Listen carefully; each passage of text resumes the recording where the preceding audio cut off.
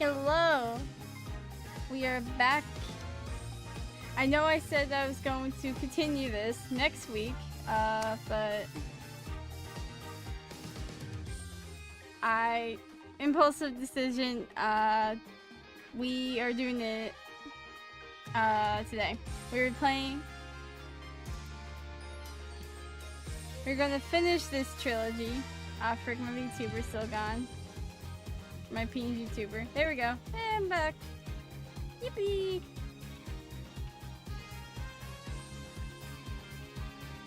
We're gonna be playing the special case.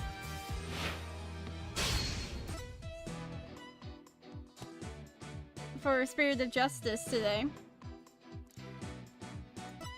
Heck yeah. Oh wait, I'm covering it. There we go. There it is.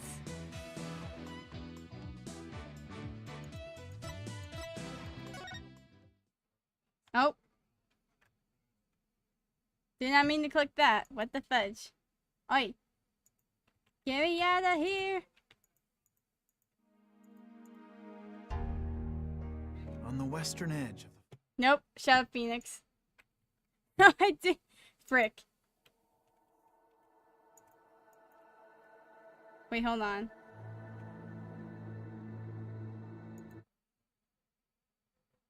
Yep, I'm finished. I'm done. I did not mean to do that.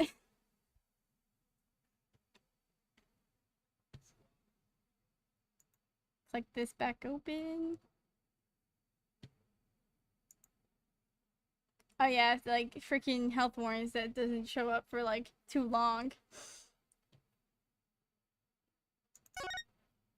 Get back in. Alright. We're going straight to it. The special case. Alright.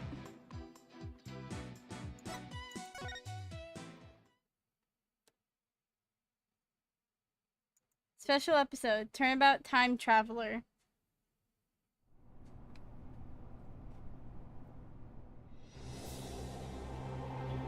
I'm not completely heartless.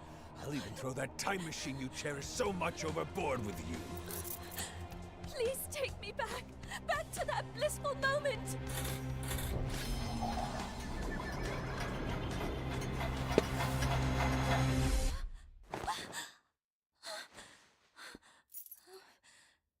It's almost time for the reception, milady.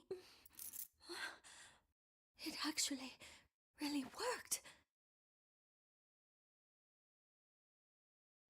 Yo, I just saw Larry. Hold on. Oh no, that's the wrong thing. Frick. Okay, yeah. Okay then. Cool. Okay, let me make sure I've got this straight. When your magic panties appear, I do a backflip into a handstand and then blow out the candle? No, Athena, you got it all wrong. You do a backflip through the ring of fire while holding the candle in your mouth. There's no way I'll ever be able to do that. Sure you can. I believe in you, Athena. Trucy, what are you and Athena up to? Athena's agreed to be a part-time performer in my magic show. I couldn't say no to some extra cash, but I probably should have thought it through first. Now it's a human cannibal this and guillotine that. It's not like I have 9 lives, you know. You made your bed, Athena. Now you've got to lie in it. No, I'm too young to be taking out a life insurance policy already. Rip, Athena. My name is Phoenix Wright. I'm the head of this law office.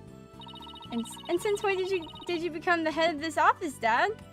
I mean, who exactly does all the cleaning, accounting, and scheduling around here, huh? You got me there, Trucy. This is Trucy Wright. She's my adopted daughter and a magician. And I'm Athena Sykes, the rising star lawyer of the Write Anything Agency. Or rather, the rising star assistant to Trucy, you mean. If I don't get back into a courtroom soon, I'm going to forget everything I've ever learned. Speaking of the courtroom, we haven't exactly had any clients lately, have we? business as slow as ever, huh, Nick? But you made more money back when you played the piano. Larry! Yo, long time no see! Larry? I haven't seen you in years. What brings you here all of a sudden? Some big news, that's what. Okay. Who's this guy, boss? This is Larry Butts. He's, well, let's just say he's an old friend of mine. So, Larry, what's so big that you had to come and tell me in person? There's somebody I want you to meet. Hey, you! Hey, you can come in now. Alright. How do you do? Hi? That dress! Is that a wedding dress? Yes, it is. My name is Ellen Wyatt. I'm a domestic servant, a maid of a Sprocket's household. Sprocket? As in Sprocket Aviation? Yes, that's the one. Wow, Mr. Wright, Sprocket Aviation is a really big airline company. You've heard of Rainbow Airlines, right? The one they call RAL for short? Yeah, that does sound familiar. Well, it's run by Sprocket Aviation. I see. But what is the Sprocket family maid doing here in a wedding dress?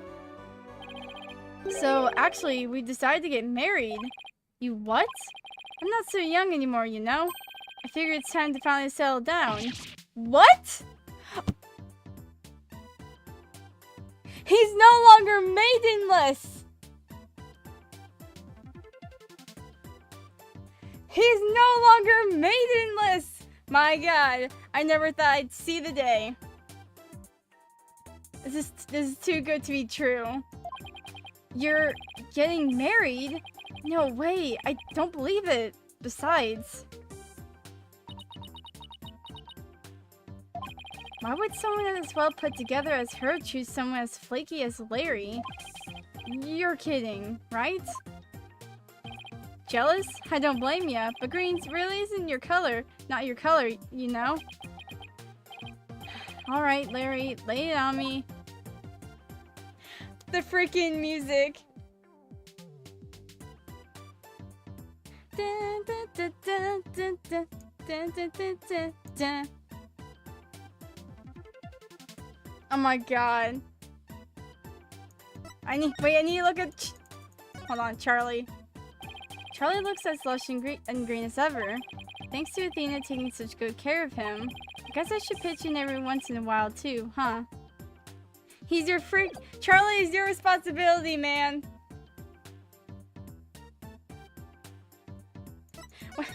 Present my badge. What are you showing me your attorney's badge for? Wait, are you saying you want me to take your badge and hit the courtroom? Absolutely not. With you as the defense, you're liable to bring the whole courthouse down. Literally. All I want is one chance to defend somebody in court. Objection! I need this screenshot. Powerful image. How's that? Pretty good, huh? Ready to let me borrow your badge now? Oh, he's doing the thing! You saw how awesome I am at pointing, right? I'm starting to think I'm a natural. I'm not lending you my badge, and that's final. Besides, pointing isn't all that a lawyer does. Aw, pretty please, what you got to lose? My reputation, for one.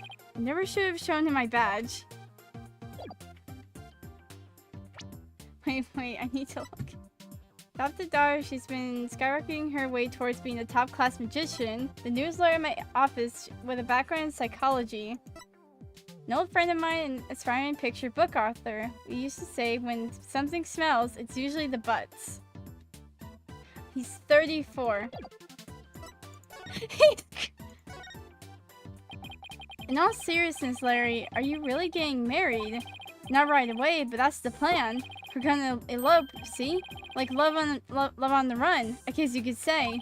Isn't that right, Ellie?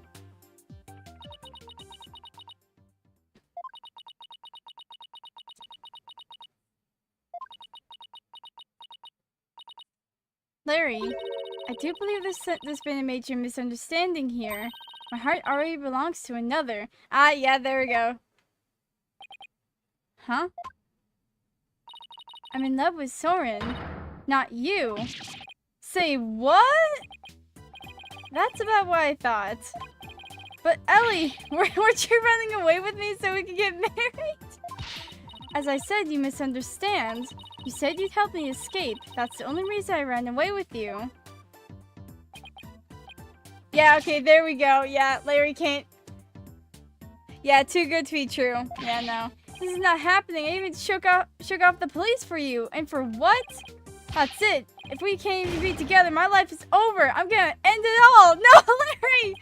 Wait, back up. Did you say you shook off the police? Yes, we had to, because we're lovers on the lam.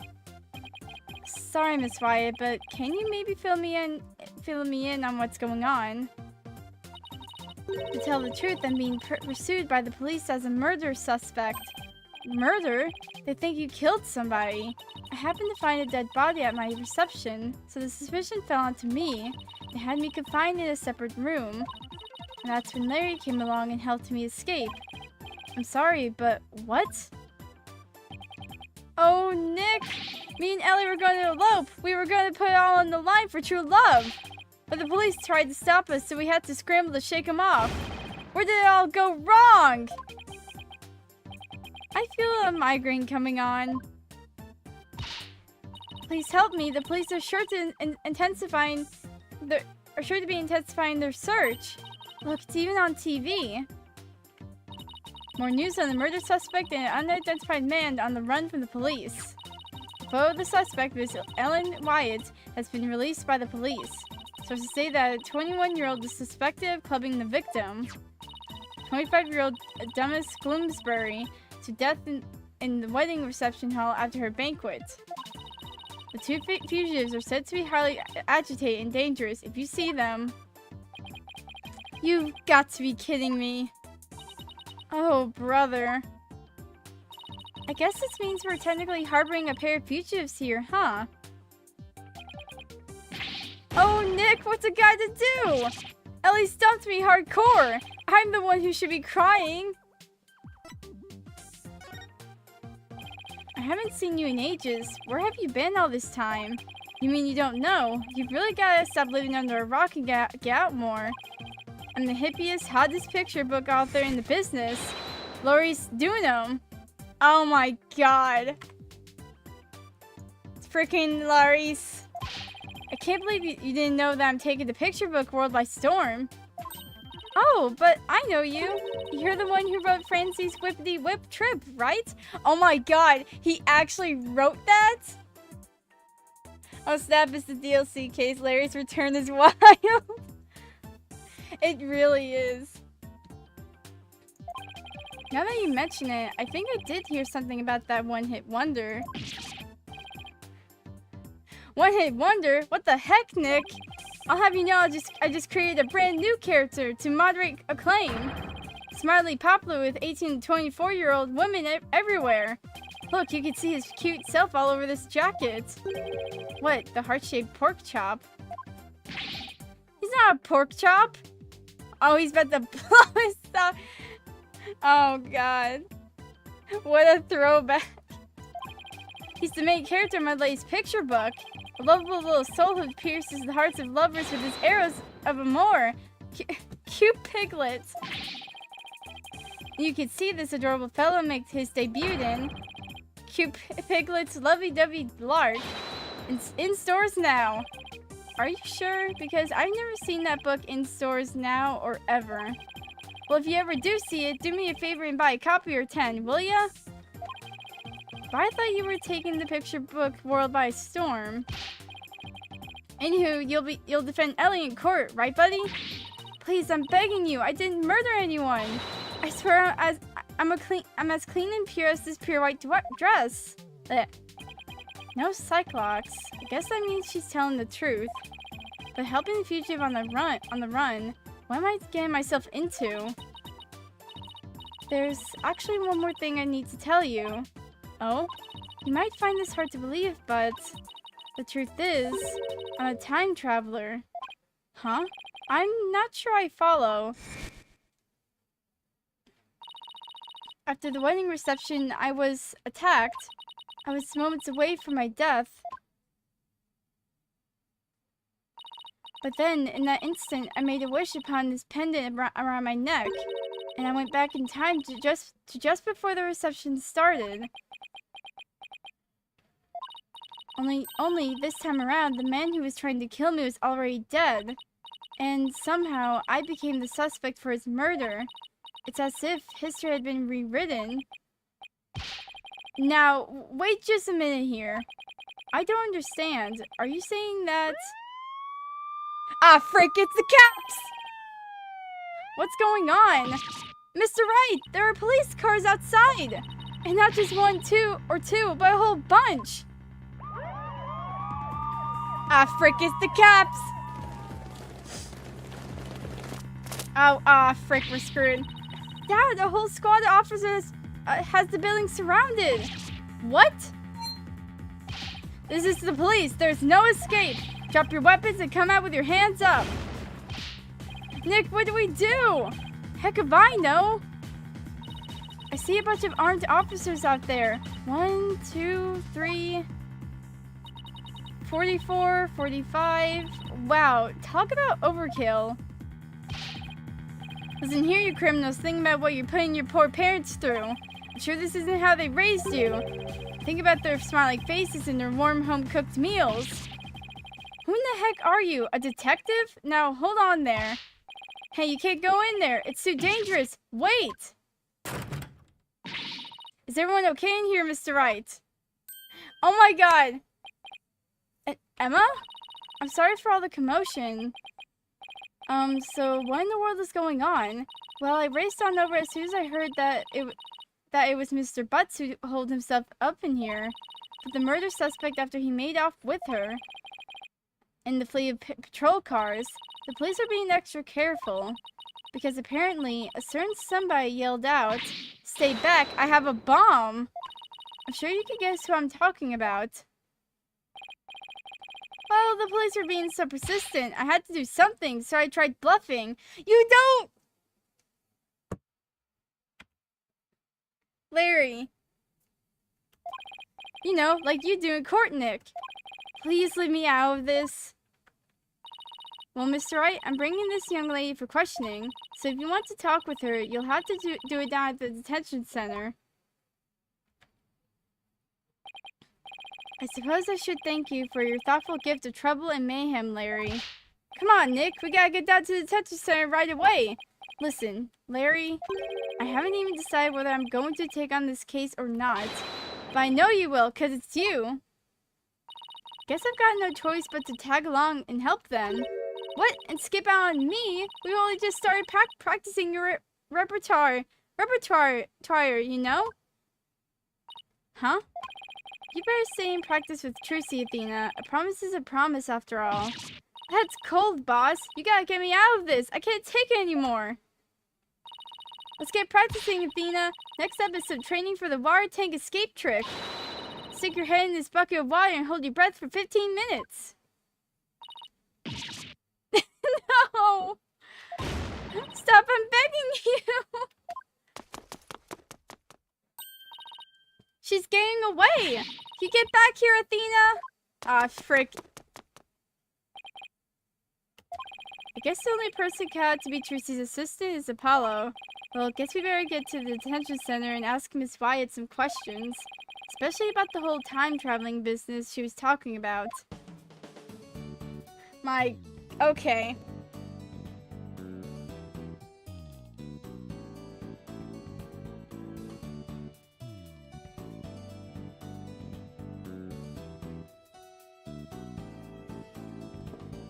Wait, is this like after like Apollo gets like... It's just in crying or wait. Why is his jacket still... Apollo's jacket, Athena's notes, and Trucy's magic props.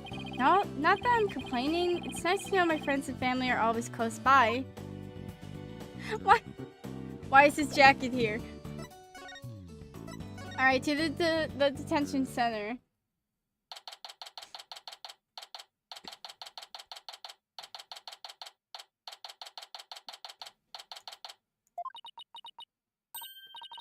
it's you, Mr. Wright. Miss Wyatt, would you mind if I ask you a few questions? Nick is going to defend you, Ellie. Isn't that great? Larry, I told you I haven't decided yet. What? What?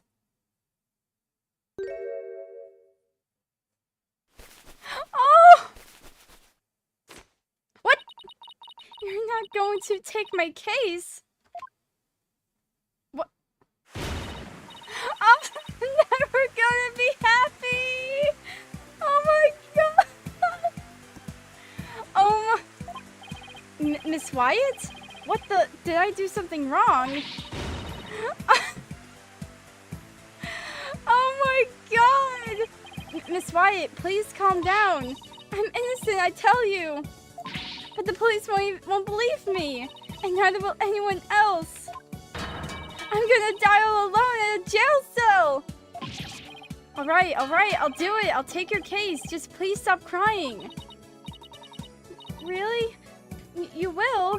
The fact that Larry was the one who brought you to me and had me a little worried, but you don't seem like a killer to me. Oh, thank you! Oh my god, this lady. Thanks, Nick. I knew you'd come through. Did I really have a choice? I guess not. In any case, it doesn't seem like Miss Wyatt killed anybody. Plus, it's not like I'm up to my ears in work at the moment. Miss Wyatt, Ellen, let's do this together. Oh, thank you, Mr. Wright. There, it's going to be okay. Now, try to pull yourself together. Alright, just give me a moment. I'm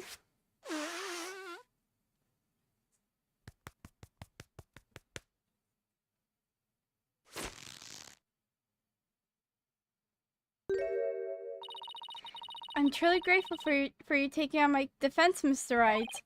Sure, no problem. Wow, she literally pulled herself together. Okay. Wait. I need to do this, like... What can you tell me about this? Oh, never mind that. What about Soren? Oh, Soren. Do you suppose he hates me now? I really couldn't say.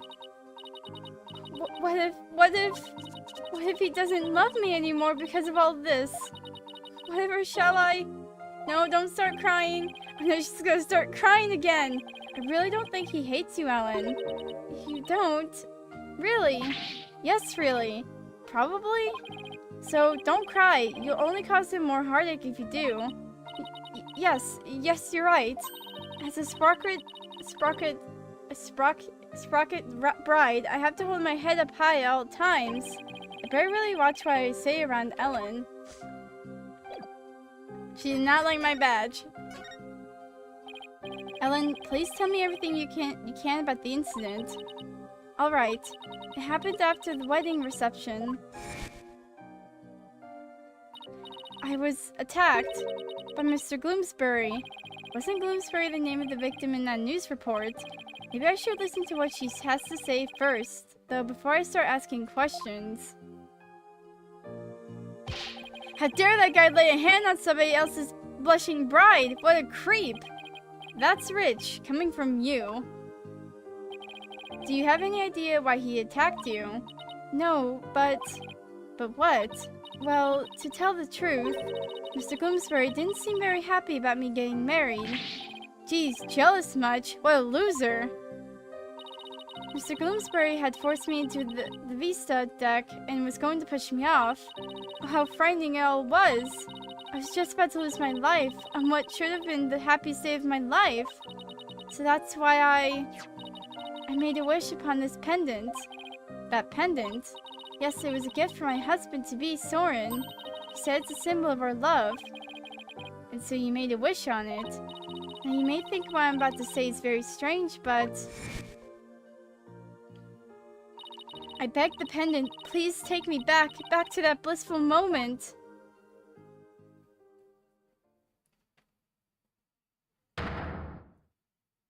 And Do you know what? It worked. It brought me back to just before the reception started. So that's the time traveling thing you mentioned back at my office. I'm sorry, but I have to say, it's pretty unbelievable. Unbelievable? No, don't start crying. I knew you'd never believe me. Nick, Ellie here is an honest to good time traveler. Don't you believe her? Don't you believe in your own client? The magic of that pendant sent her back in time before the creep could kill her. Sure, Larry, sure. But it's really true, I tell you. This pendant is an important part of the time machine Sword made. I begged it for help, and it really did send me back in time. Is she listening to herself? I even experienced the reception again, even though we'd already held it once before. And during it, everyone there acted as if nothing unusual was happening at all. Could you not cook while we're talking, please? Alright, so when and how did you come under suspicion of murder? Well, after the reception ended, the second reception, I went back to the reception hall and started cleaning up the place by myself. Hold on. Cleaning? Why are you cleaning on your own wedding day? For my last task as a servant of the Sprocket household, I offered to take on the preparation and cleanup for the reception banquet. I see. I started to move one of the decorative lanterns in the room, but it was so heavy I lost control of it, causing it to topple over and break open. That's when I saw Mr. Gloomsbury dead. Gloomsbury's dead body inside the lantern. So you simply happened to be the first to discover the body, right? That's right. I just came across it by accident. I became confused and I didn't know what to do. That's when some of my in-laws saw me and jumped to the conclusion that I had killed him. So this Gloomsbury guy tried to kill Ellen, but then wound up dead himself after Ellen traveled back in time. A time machine and a magic pendant. How can any of this be possible?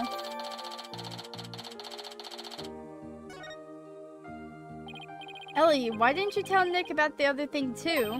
About that shadowy figure you saw when you were being attacked?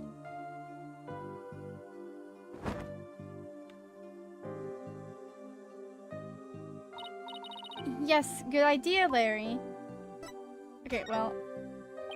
So you and Larry here were never planning on getting married, right? That's right. We've only had a few brief interactions, so I can't say I know him all that at all. Oh, Ellie, how can you say that? You and me are bound to fate. I'm telling you, we're meant to be together. What? Oh my... You're wrong, Larry. I've never been so right. It's as plain as the goatee on my chin. Larry, don't make me send you to timeout.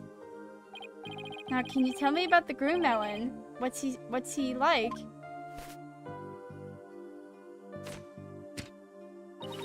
His name is Soren Sprocket. Oh, he's the most wonderful man. He is truly my destiny. Did you say Soren Sprocket? As in... That's right, the next president of Sprocket Aviation. Wait, he's in line to take over the company. He's nothing but a rich and spoiled brat. I'm clearly the better choice, clearly. Larry, you and Soren are as different as night and day. There's no comparison. Ellie, you're breaking my achy, breaky heart. Oh my god. So she's marrying into money, huh? I can't believe Soren chose me, a simple house servant. He's my knight in shining armor, my prince. Oh, my Soren. So what's this shadowy figure you saw, Ellen? It was when Mr. Gloomsbury was attacking me. After I made a wish upon this pendant, I started to pass out. But just then, just as I lost consciousness, I saw somebody strike Mr. Gloomsbury from behind. You did? Then that person must be the true culprit. Did you see who it was? I'm afraid not. Have you told anybody else about this? I told some of my in-laws, but nobody took me seriously. They said it was all just a dream. I can't exactly say I blame them. I mean, time travel. Larry, for my peace of mind, please tell me that figure wasn't you. Of course it wasn't!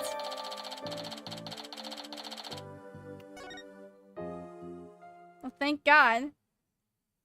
I guess I've asked her all I can for now. Spick and span, spick and span!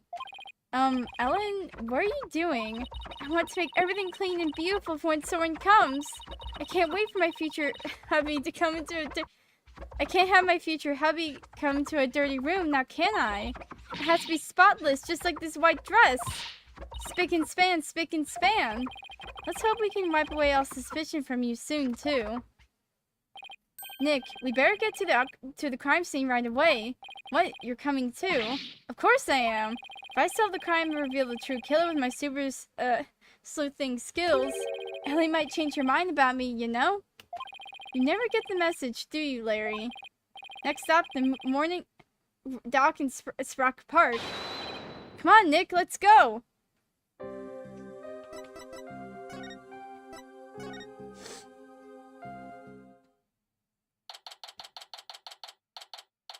Dang, So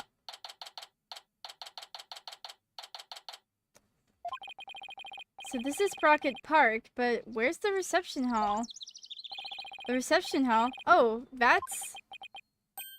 Wow, looky there! What? What is it? I just spotted a cute, mimic... Oh my god. I had to, like, read that for a second in my head. Ah, frick. I had to read that for a second in my head. I'm like... Larry! Larry, for God's sake! Hold on, where's the reception hall? Sorry, Nick, a man's gotta stop and smell the roses when they appear. I'm an artist after all. Oh, miss, you! I thought he was going to take me to the crime scene. Well, I'm sure he'll come slinking back when he inevitably gets rejected. Just take a quick look around until then. My God, Larry, you're freaking ridiculous. What the fudge? So this bench hit that sign, huh? Hopefully it didn't hit a person, too. That would be a catastrophe. Guess from now on, whenever I'm walking around outside, I'd better be on the lookout for unidentified furniture, too. Wow, that airship is huge! Didn't mean to say that out loud. I've only ever seen airships like this up in the sky, but I've gotta say, they're mighty impressive when you can see them up close like this. That huge airship is moored to just this skinny little tower. I know it's tied down and all, but it looks like a good breeze could send it flying. Anything else?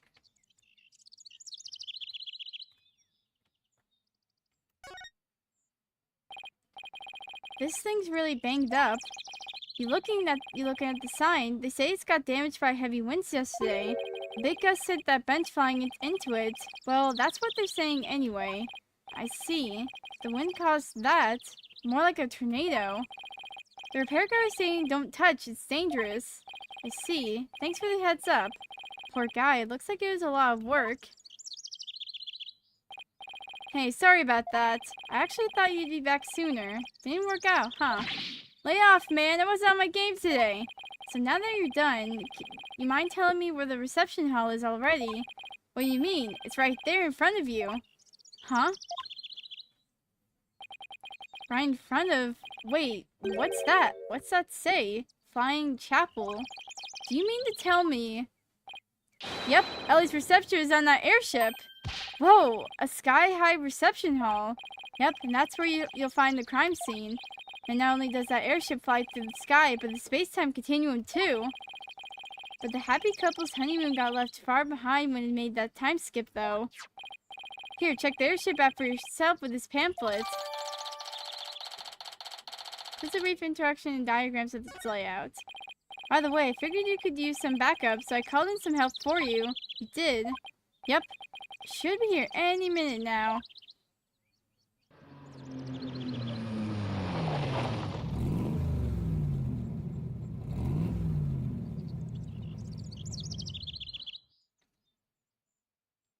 Oh, that red sports car.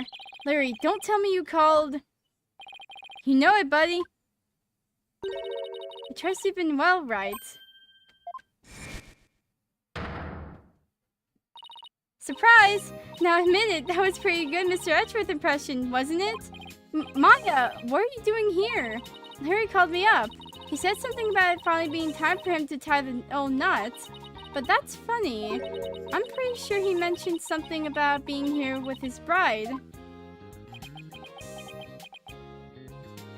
Larry, I swear to God. Maya, I know this is sudden, but please marry me. Nick, what's Larry talking about? He was stumped by his bride. Well, by his imaginary bride anyway. Wow, poor Larry. That's a new low, even for him. But hey, I imagine your girlfriend's never hurt anyone, right? More power to him. Maya. This is Maya Fey. She's been abroad for her training as a spirit medium, but now that her training is over, she's back home here in the States. That's right, the new and improved Maya Fey is on the scene. Spirit and girl power at the ready. Look at you, Maya, all grown up and as cute as ever. You know what? I just realized something. If I ever got married, I'd miss out on all the fun of always meeting somebody new. I see you haven't changed a bit, Larry. Oh, there's Edgeworth. Edgeworth, I figured that car belonged to you. When did you become Maya's chauffeur? It's nothing like that. I just happened to run into her en route and picked her up. And by run into her, I mean she jumped out in front of my car. Nearly ran her down. What the fudge, Maya? What the?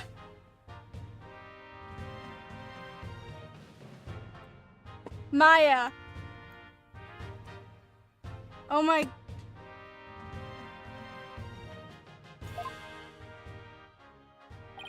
This is Miles Edgeworth.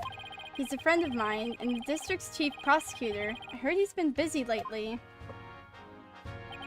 So what brings you here? Wait, don't tell me Larry called you up too. He did. However, I have business of my own here at the crime scene. Business? What kind of business? Well, first off, there doesn't seem to be any rust in that badge. But can the same be said of its owner? Of course, I'm practically rust-proof. Let's hope you stay that way. No, wait, I need to...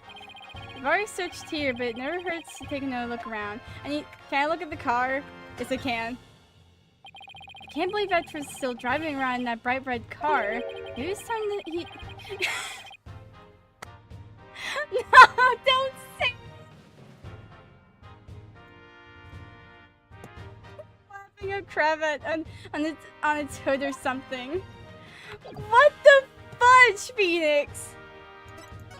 Okay, first off, for some reason this is backwards. So how's it going, Mr. Chief Prosecutor? Busy as always, I presume. Of course, unlike somebody who has too few clients and too much time on his hands.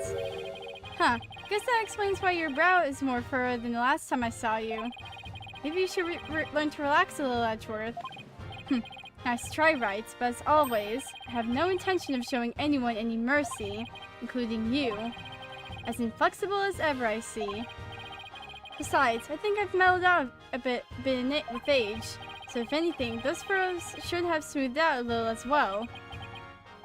Honestly, Edgeworth, are you really that blind to yourself? Excuse me? He's really self-conscious about those lines, isn't he? Just so you know, Wright, I'm the lead prosecutor on this case. What? You? Yes. It appears we'll be standing on opposite ends in the battlefield this time around. So I'll be up against Edgeworth tomorrow. Great. But I don't get it, Edgeworth. What about this case warrants the personal attention of the district's chief prosecutor? It's a bit complicated, to say the least. In what way? The groom is a member of the Sprockets, a family with immense influence. If his bride were to stand trial in court, it would sully the Sprocket name, so they tried to apply some pressure on the prosecutor's office. Pressure to settle it Wait, what? Amicably right? Whatever. What do you mean sell it? You know, whatever. It means that they're trying to sweep this whole thing under the rug. Wow, Sprocket Aviation really has that much clout. Yes, they have especially strong ties with both the politician and judicial worlds, to the point where no one dares to oppose them. Don't tell me that includes you. Don't be ridiculous, Wright. It's quite the opposite. The prosecutor's office is filled with cowards, as I found out. Every last one of my subordinates was loath to prosecute a Sprocket. So that's why you decided to take on the case yourself, right? That's right. I will personally see it to that justice is served. I always prosecute to the utmost of my abilities, regardless of who I'm up against. For that is a part of my creed. Nothing and no one can sway me from that, not even the almighty Sprockets. Right. If they think they can use their influence to spin the truth, they have another thing coming. You know, I almost feel sorry for them. They were only trying to protect their interests, but all they got instead was you. Edgy, come on, man! How can you prosecute my poor sweet Ellie? What kind of heartless jerk are you? I'm simply doing my job. And I'm warning you, Wright. I won't hold back, not for you or anyone else. Thanks for the warning, your righteousness. Edgeworth, about this incident, don't forget, Wright, I'm the prosecutor for this case. Need I remind you that I'm not in the habit of sharing information with any adversaries. No. I guess we are adversaries now. And you, Larry. Me? I'd like you to come with me. You have a lot to answer for after that little stunt you pulled with the suspect. Veggie, we're old pals, aren't we? Personal appeals won't work on me, Larry. Now come along. Nick, help me out here! Nah. Scruff. He's kidnapping Larry!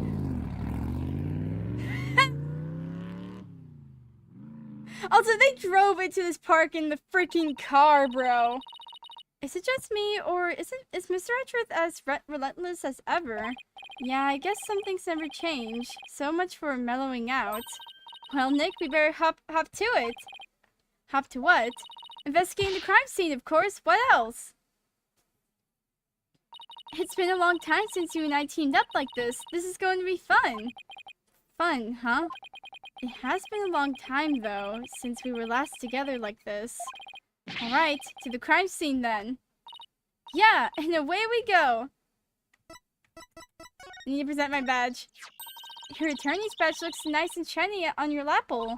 It's so cool, like the mark of a true hero. If I could be a hero to my clients, that's good enough for me. In that case, I'll be the commander that controls the hero from behind the scenes. Wait, are you saying you've been manipulating me all this time? Robo Wright to the crime scene. I guess that makes me a robo lawyer.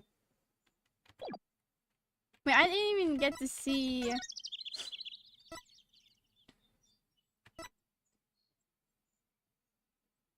Oh my god. Okay.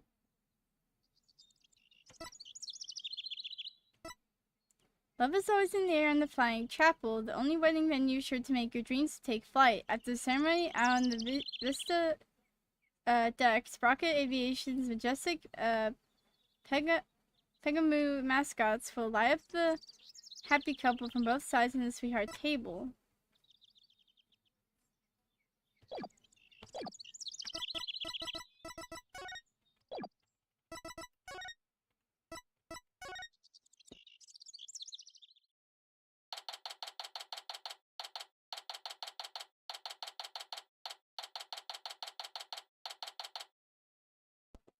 Oh dang, alright. So this is the reception hall. According to the pamphlet, we're right here. Yikes, we're pretty high up, but at least we're indoors, so it doesn't seem so bad. Oh, look, Nick, it's Emma! Hey, Emma, over here! Mr. Wright, Maya, does this mean you've taken the case? Yeah, that's how things kind of turned out. So, do you mind if we take a look around? Be my guest. We're pretty much wrapped up our investigation, so go right ahead. Now's a good chance to find out more about the case from Emma too. Okay.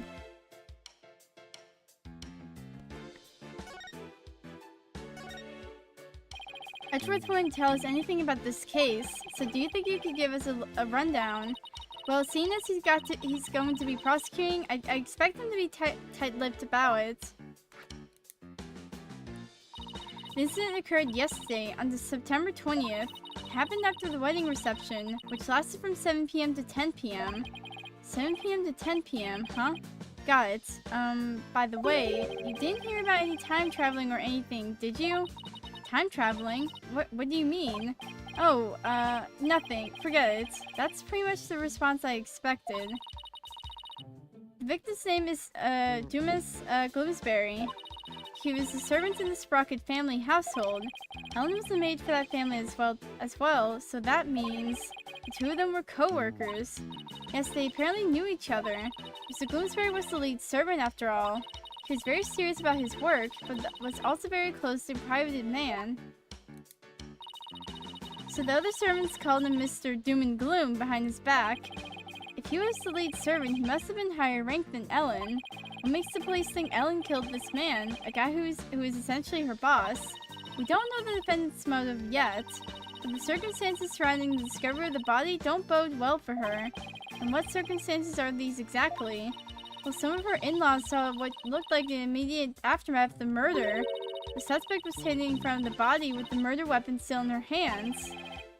But why would a bride who was just about to start a happy new life kill someone? Do the police have any explanation for that? Yeah, about that. They believe the victim attacked the suspect and was killed when she fought back. But why did he attack her to begin with? Well, a mere servant girl was going to suddenly be the wife of the future president. Mr. Gloomsbury must have been more than just a little jealous of her. So this Mr. Doom and Gloom attacked Ellen first, but if she was only trying to protect herself, wouldn't that count as justified self-defense on her part, Nick? It would. There's a good chance she'd be acquitted if we could prove that, but I wonder what Edgeworth will have up his sleeve to counter that claim. But wow, a servant girl marrying the future president of such a huge company. It sounds like a modern-day fairy tale. It does, doesn't it? Thing is, not everyone was on board with their union apparently. So what was the murder weapon, Emma? This clock with a secret mechanism built into it. It was on display here in the reception hall. The suspect was holding it when the murder was discovered. So the victim was clubbed to death with this, huh? But that's funny. There's no blood on it as far as I can tell. Maybe it was wiped off in an attempt to tamper with the evidence. But there's definitely a luminal reaction. And it matches up with the shape of the injury, so it's gotta be the murder weapon. What a funny looking clock. They call it the timekeeper. The idea is that it's a time machine. Every time the couple sees it, it'll bring them back to the memory of their wedding day. A time machine, huh? Come to think of it, Ellen said her pendant was part of that time machine. I wonder how the secret mechanism in this thing works.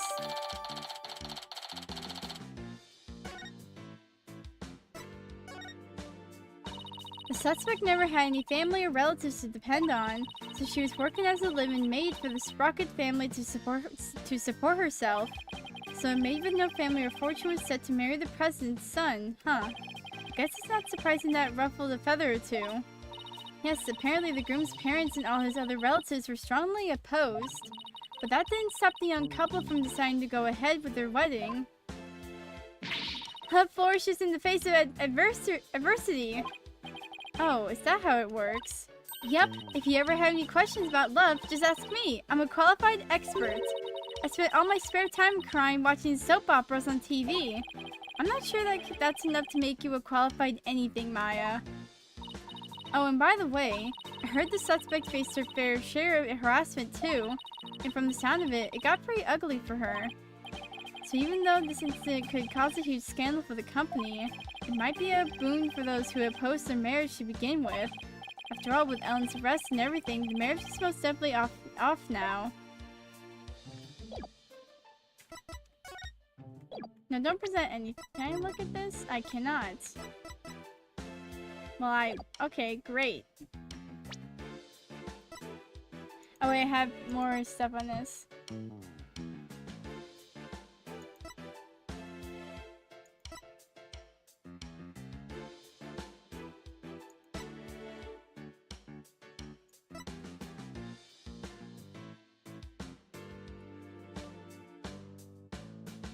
Yeah,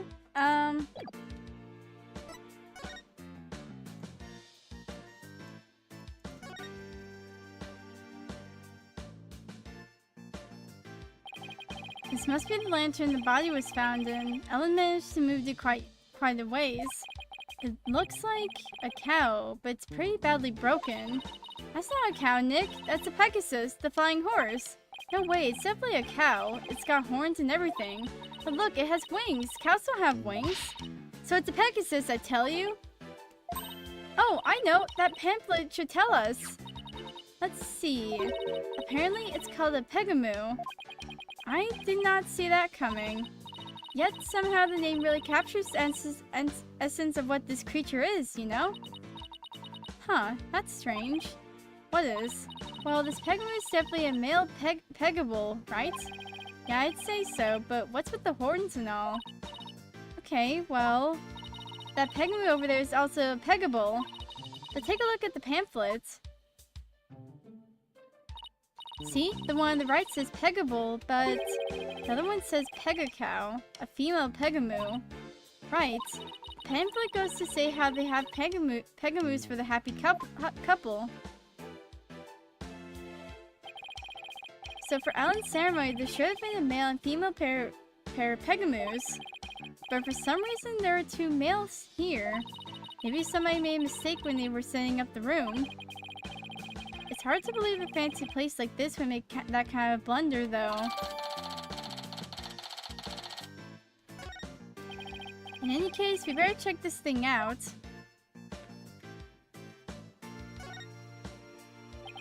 this is where the body was found.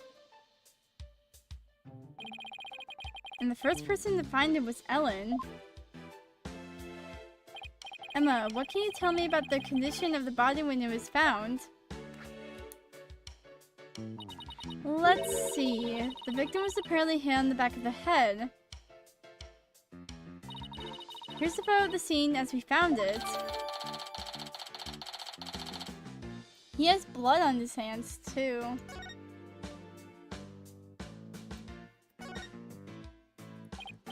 What do you think this is, Maya? It looks like a flower petal to me. What an unusual shape for a flower petal. Do you suppose it's from one of the flowers here in the reception hall? No, I don't see a single flower like this at any of the tables. I wonder where it came from.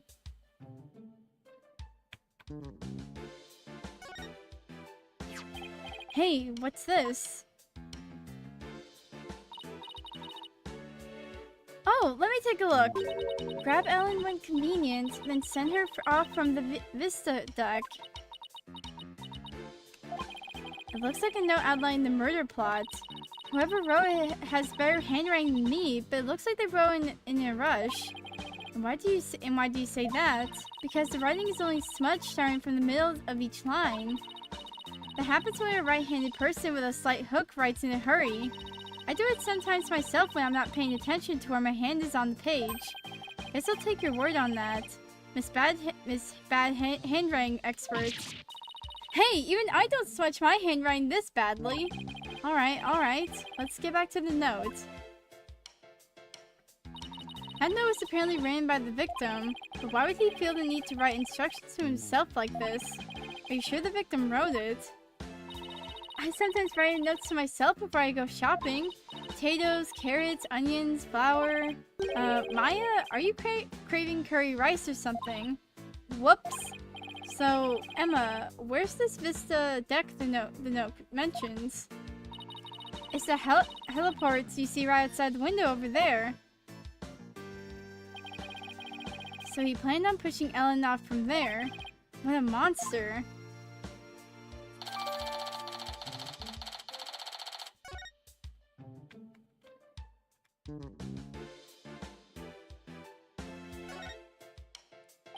Did this come from the lantern? It's covered in blood. Maybe it's gone there when the killer was putting the body in the lantern. Can you imagine going to open the door and finding the knob covered in blood? That'd be bloody awful, to say the least. I guess that about does it for this lantern. Why is there two?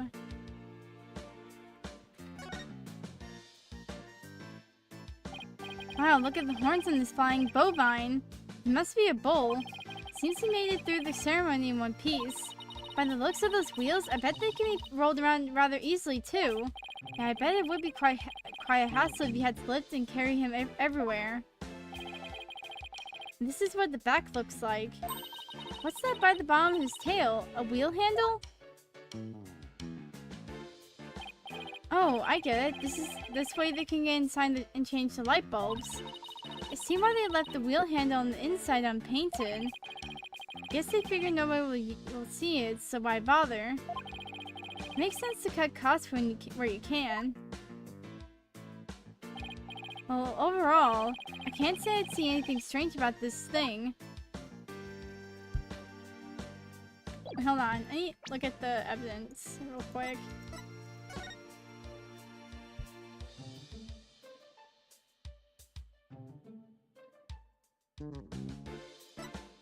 The victim's body was found collapsed inside of one of the pegs of a lantern. Scattered around his body were flower petals. No broken parts of the lantern.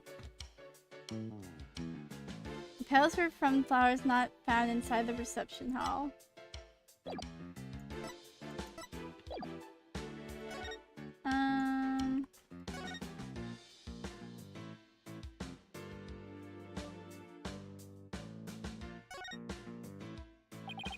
So that's the Vista deck out there. I bet the view is amazing. But I guess it must look kind of freak you out, huh, Nick? Yeah, kind of. Mostly because there's no surviving a fall from way up here. This is the sweetheart table where the bride and groom sit. Where they gorge themselves on the wedding feast, you mean? I believe I'd be too nervous sitting in front of a bunch of guests like this, though. They say that newlyweds are usually really busy during the reception, you know. You have to greet and talk with all the guests that came to give their blessings. You don't actually get all that much time to enjoy their dinner. Aw, I wouldn't be able to stand that. I can't imagine having a huge feast right in front of me and not being able to eat it. They say brides tend to have an especially hard time because of their wedding dresses. With those tight corsets squeezing their waist, they can barely eat a bite. Really? Sounds like wedding receptions are absolute torture. Guess food still wins out over romance in Maya's book.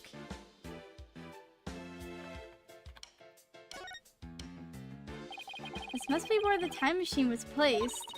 I can't believe that such a beautiful memento was used for murder. It's just awful.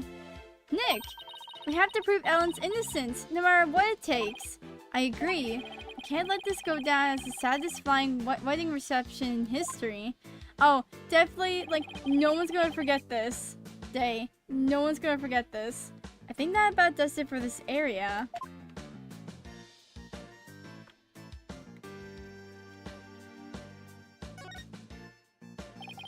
It's a hot air balloon, a symbol of humanity's ambition to take to the skies. It's kind of a romantic notion, don't you think? Yeah, but I just noticed that it doesn't seem to be tied up to the ceiling all that well. I'm sure it's fine. Please don't let it fall on my head.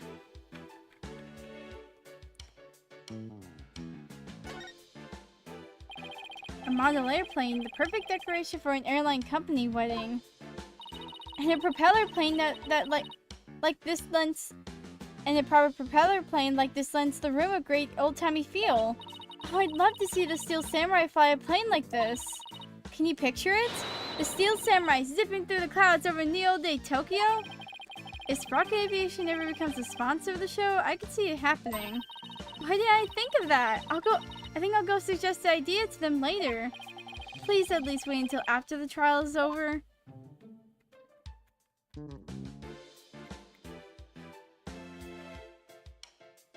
Okay, I guess, like, I have to ask. Actually, oh wait, no, I forgot. I can look around in other places.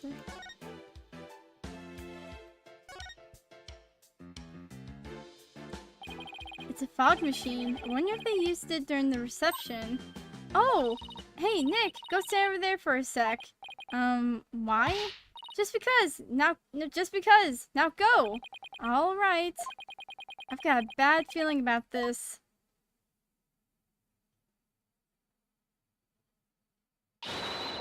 Fogmaster 9000! On!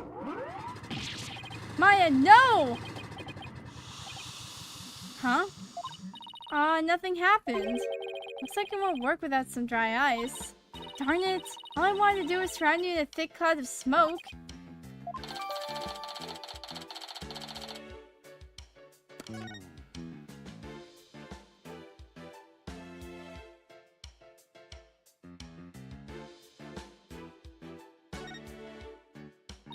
I wonder what this partition is for. I imagine people like the reception staff or entertainers use it. They probably wait behind it when they're on standby. I see. With a partition this size, I bet they could even fit an elephant back there. Not that anyone's saying would.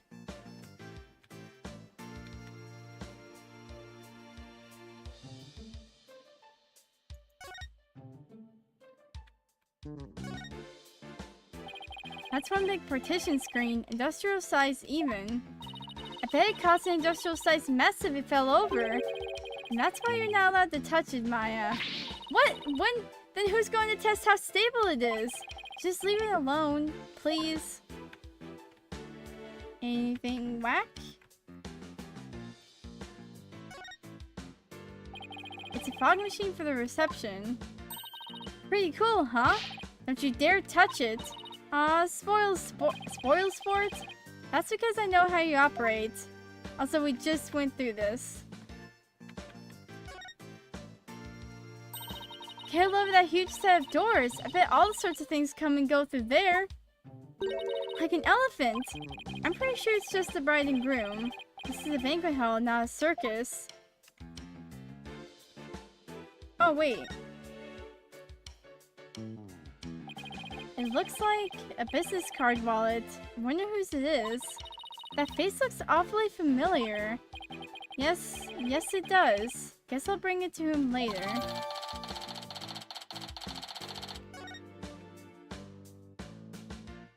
What was Larry doing here now that I think about it? Hello, Chris. Well, I guess that just about does it for the crime scene. Hey, Nick, I want to see the rest of the airship. We might as well since we're here. True, we might even run into some of the other people involved in this case. Oh.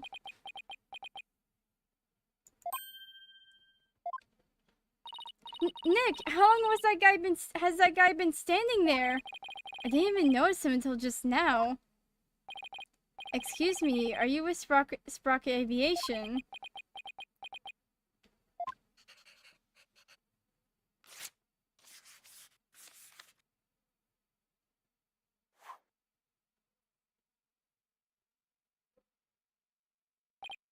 Huh?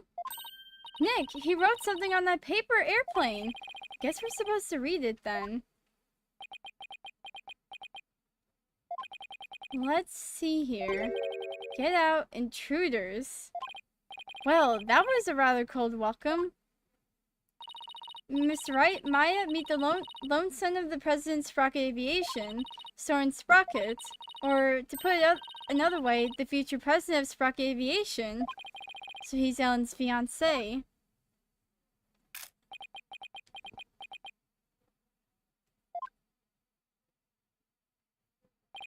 Oh, there he goes. He's kind of an eccentric. I hear he's the genius inventor behind many of Sprocket Aviation's business successes.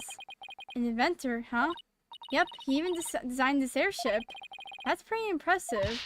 Nick, this is no time to be sitting around gawking. We have to go after him. We need to ask him some questions about Ellen.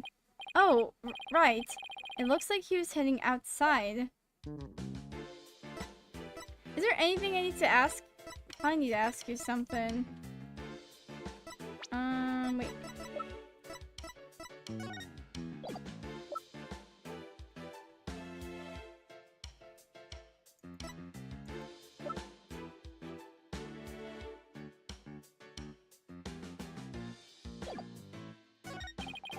No, I didn't meet. God dang it. Okay. Nope.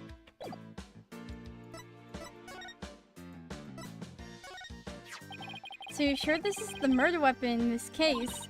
Positive.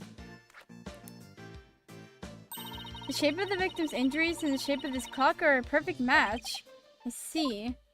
I dare say that if somebody were to get knocked over the head with this thing, it's more likely to cut off their future than send them to the past. I can't disagree with you there. That was horrible. It's absolutely unbelievable. What kind of monster would plan to commit a murder on somebody's happiest day? I take it this means you don't have any significant new leads. No, I'm afraid not. You? I've got nothing. I wish I could be more of help. Well, thanks anyway. I appreciate it. All we can do is keep on keeping on, right? It's absolutely unbelievable. Oh, okay, so you just say the same thing here.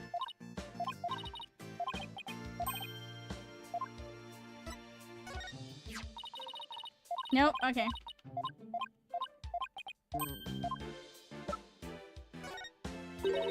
Is there something I can do to help you with that? Actually, I was hoping it would help me move my investigation along. Sorry, but that's not going to do much for you here, I'm afraid. That's too bad. Don't look so glum. You have to keep a positive outlook. Why don't you take a break with something sweet? I highly recommend Snackoos myself.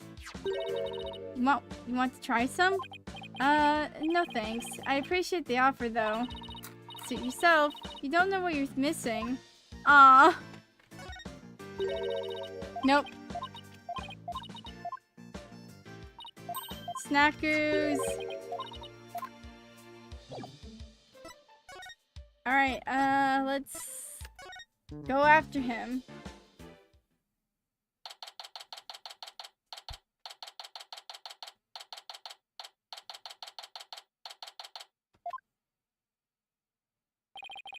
There he is. Excuse me, could we talk to you? Excuse me, do you mind if I ask what you're doing?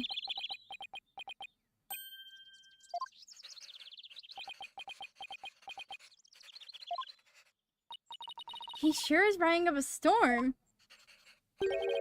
It is possible if an enormous change in mass, then theoretically matter can retain its form even as it crosses the event horizon. Let's see what he has to say about Ellen. Oh wait, that's Phoenix. Let's just see what he has to say about Ellen. I represent my badge. Nope, he does not give a heck. Does this bring anything to mind? Even some small vague detail will do.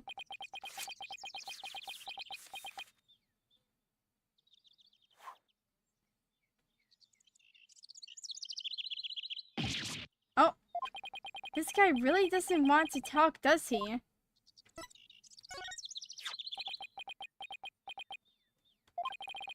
What are you showing me that for?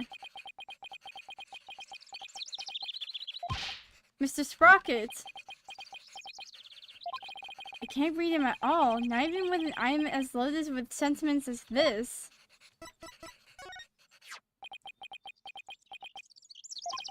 What are you showing me that for? Man, he really does not give a heck, does he? Okay.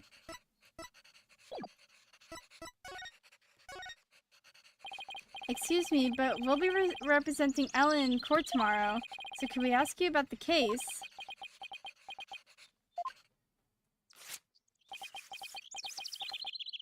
What's he gonna do this time?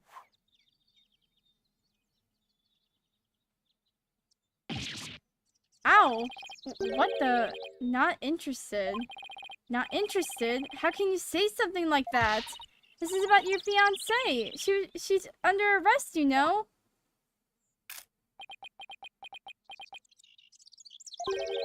The diameter of the airship is approximately 80 feet. The amount of energy necessary to move matter compares of amount of masses. He's off in his own little world. I can't believe he said he was not interested in talking about his own Bright's arrest. We'll just have to talk on his level then, with something he might be interested in.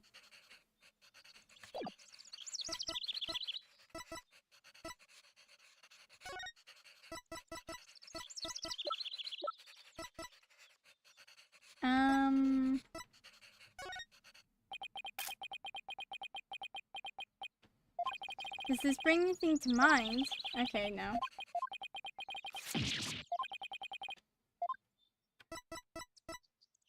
Do I try to show this now? Take a look at this. Is that Ellen's?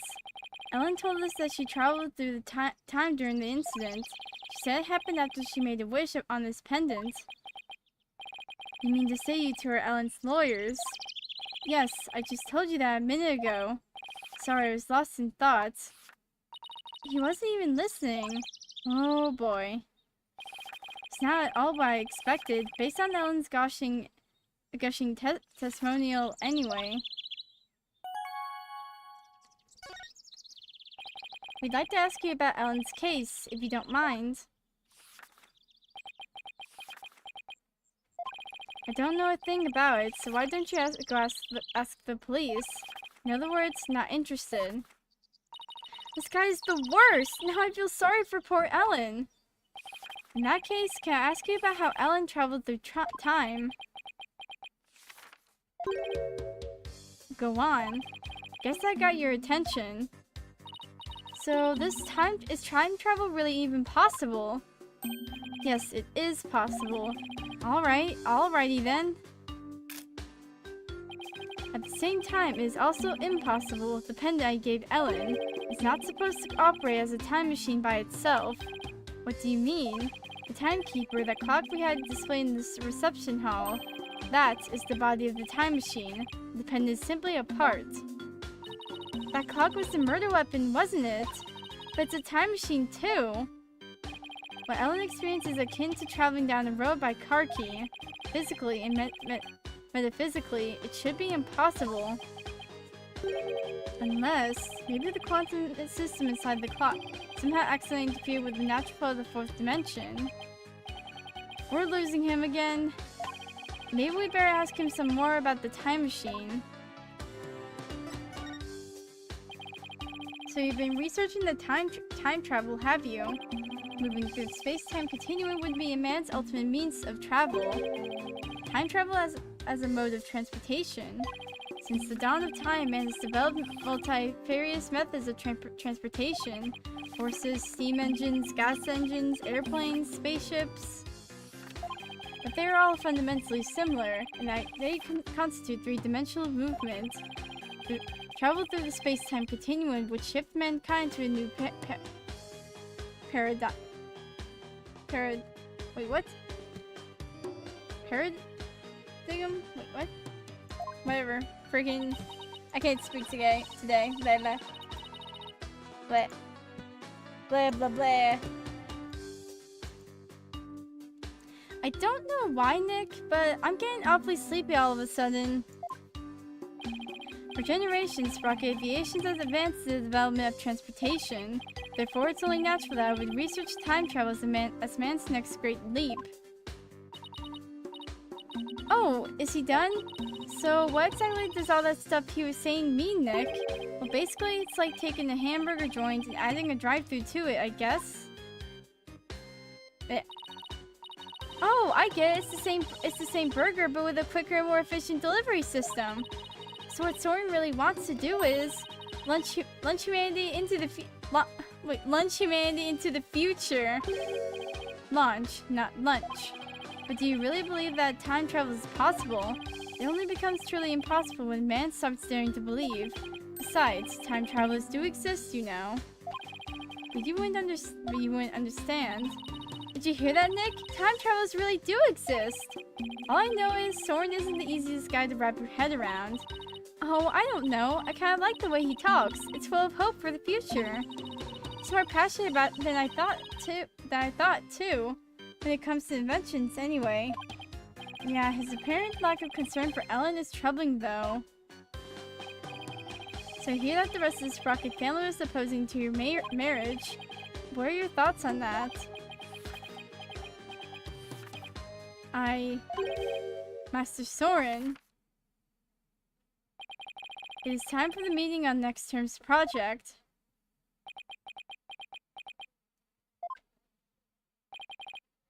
What is this? Daydreaming about your inventions again? You are the future president. You must consider the business side too. What the? It is I found Soren. Send the car over at once. I'm not interested. Oh, Master Soren, you do give me quite the headache at times.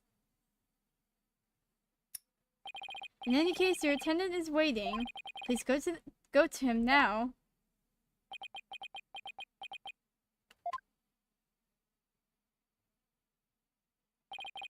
Excuse me, but who are you?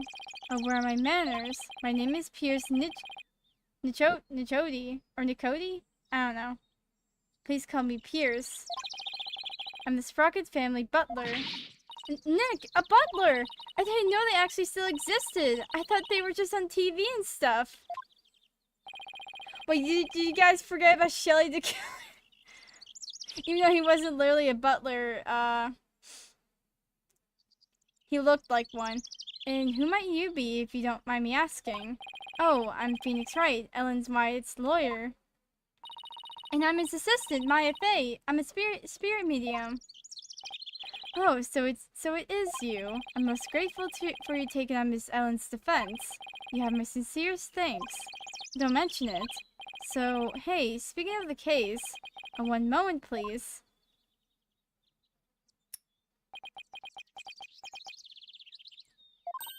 Wow, what a beautiful pocket watch! Oh, it's just a bit of a good luck charm. That's one expensive good luck charm. I guess it makes sense, knowing that time is pretty important in his line of work. So I guess that pocket watch is as important to him as my attorney's badge is to me. There's a little time before I must attend to Master Soren again. Why not come to Sprocket Manor? Huh? You mean to Soren's home? As a token of appreciation for taking on Miss Ellen's defense, I would like to serve you some delicious tea and refreshments. Refreshments. Oh boy, Nick, a fancy high society tea party with high-class snacks and everything. And what about the investigation? Are you kidding? What other place to investigate than Soren's house? I don't know. Do you really think his house is going to give us any new leads? Of course it will. I say we take the butler up on this kind offer and go to Soren's place. Alright, you win. Very good. To Sprocket Manor then. So what'd you think of the client? She's very emotional at times. Like, freaking waterfall when, like, crying. What the heck is... Okay.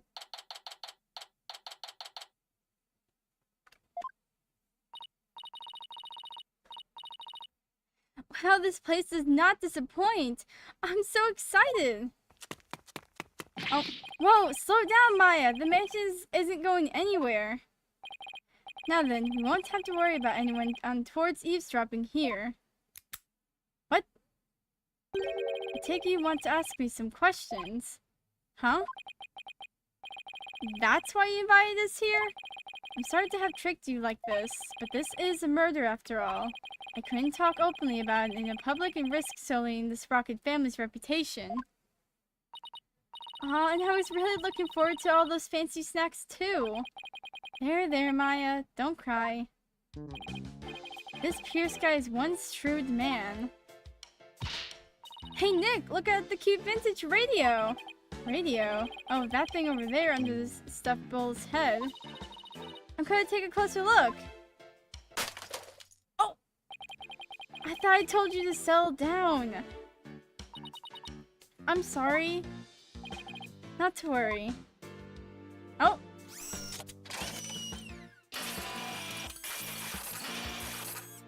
Oh!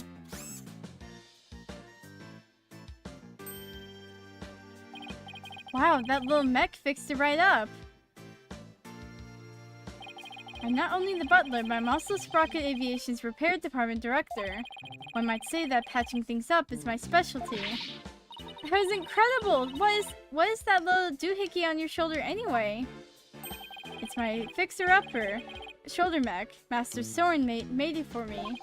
It has too many features and functions to effectively enumerate at the moment, though. That's so cool! I wish I had one of those. Fixing things is a simple matter, but fixing people is a different matter. Even the skilled physician can't. Even the skilled physician can't bring back the dead. Oh, but forgive me. I seem to have gotten sidetracked. He must be in shock over Mr. Gloomsbury's death, so I do need to ask him some questions about the case. I should take a look around and see what I can find out while I'm here too. Let's look around in case we need to ask him anything. Hey, Nick! Now here's a real lady. She looks smart. Smart as a whip, doesn't she? I wonder who she is. We didn't see her on the airship. That is Selena Sprocket, Soren's elder sister. Beautiful and capable, she was a great lady. Soren's sister. I think I see the resemblance. Maybe I'll show Pierce this photo later and ask him about her. She has the whatever watch he has.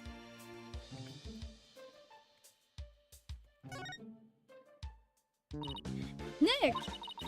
Look at that airplane propeller up there going around and around. I see they got an aviation theme going on. Makes sense for an airline family. Wonder if it doubles as a fan. Oh, what if the rest of the plane were on the other side of that wall? And the wall will open up so the plane could take off in an emergency. How cool would that be? If that's what's behind the propeller wall, then what's behind the bowl across the way? Oh, I know. Maybe it's the rest of him. That must be where the Sprocket gets their milk. Nick, first of all, that's a beef cow, and second, bulls don't make milk. Oh, right. That's what I get for trying to play along. Yeah, freaking great job. Great job, Phoenix. Oh, are those pictures of the wedding reception? Yes, I took them with my trusty camera here. Do you mind if we have a look at that photo? Be my guest. Take as long a look as you like.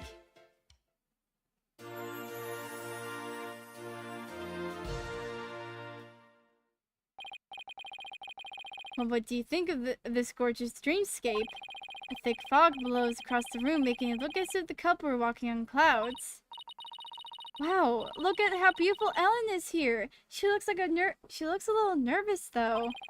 She does, doesn't she? Hey, look, there's Pierce. Really? Where? Right there, behind the sweetheart table. Hey, you're right. I bet he was there attending the happy couple the whole dinner. So what do you think, Nick? Does anything in this photo stick out to you? No, not at the moment, anyway. Hey, Nick, if Ellen really did travel back in time, do you think this photo of the second reception, you know, after the time jump? I wonder. Excuse me, sir? Yes, can I help you? Ellen told us she traveled back in time. Would you happen to know anything about that? Oh, no, I haven't had the foggiest idea what you're talking about.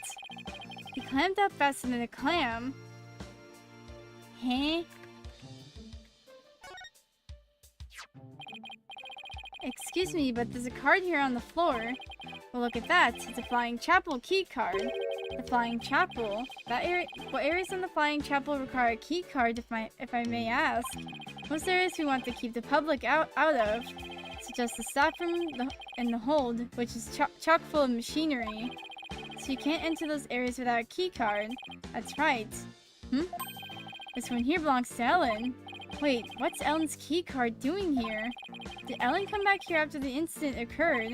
I don't believe so, and she was arrested by the police straight away this morning. Although, there was a strange man with a gaudy jacket in here earlier. Was that man wearing a beret by any chance? Yes, he was, as a matter of fact. He was also wearing sunglasses and a fake mustache. Come on, Larry. I knew it. The only question is, what was he doing here?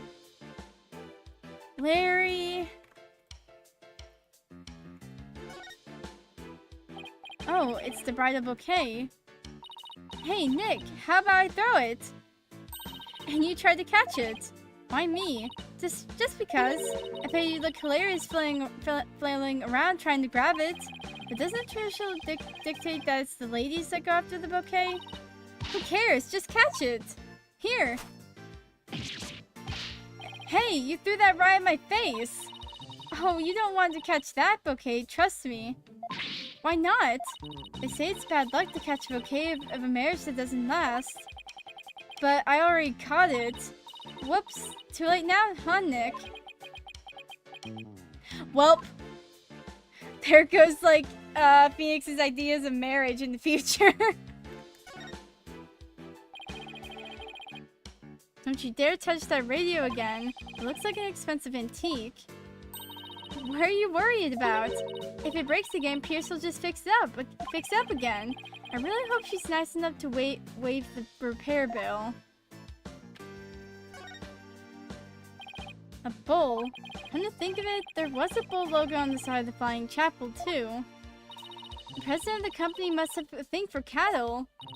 The bull is a symbol of Sprocket Aviation. To be as strong and steady as a bull. That's the company creed, you know. Probably for all the back-breaking labor they put their employees through. By the way, that bull logo on the Flying Chapel, the one with the rainbow wings, his name is Rainy the Rainbow. Get it? I get it. He's a rainbow-colored bull, so he's a rainbow, right? Memorable name, huh, Nick? Yeah, for the lameness of the pun.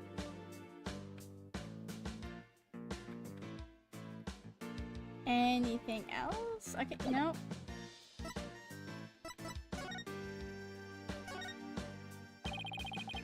About the incident Miss Ellen was arrested for. Do you think she did it? Well, I can't prove it yet, but no, I don't think she could have done it. Guess you could call it a gut feeling.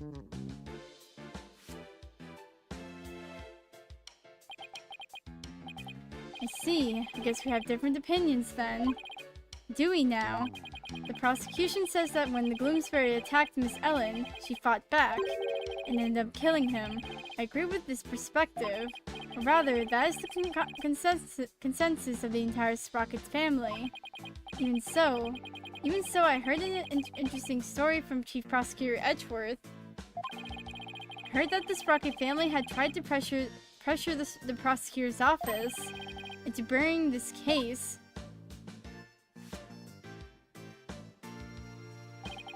I feared you were mistaken. All we sought was merely a legal consolation. Besides, none of it matters now, as she is no longer a part of this family. Fortunately for us, they had yet to get their marriage license before holding the banquet. So basically, once they realized they couldn't sway the prosecution, they cut her loose. I realize how callous I must sound. My duty is to protect the Sprocket family, and more specifically, Sprocket Aviation's future and Master Soren, whose genius is essential to the company. I will do anything to achieve that goal. That is my job as the Sprocket family butler.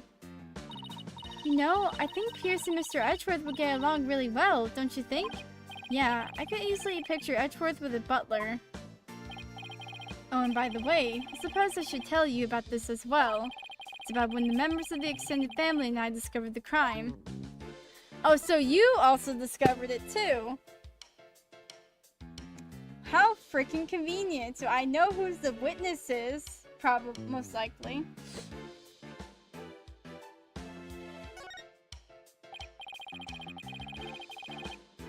Did Ellen say anything to you about traveling through time?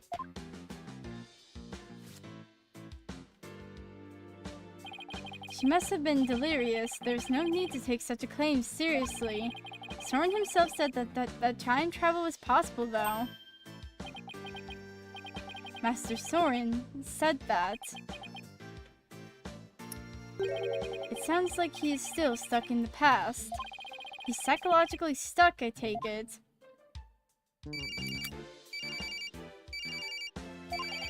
Excuse me. You don't trust the butler? The last one turned out to be Shelly the killer. Yeah, can't trust butlers these days. What is it? I see. I believe I told you the madam will be having milk tea. Still have lemon slices at the ready just in case.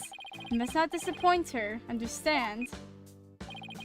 You sure are busy, all in the day's work. Still, we really do need Master Soren to start focusing on the business side of things soon. Could you tell us about that thing you mentioned about Soren's past? There's something in Master Soren's past that he wishes he could change.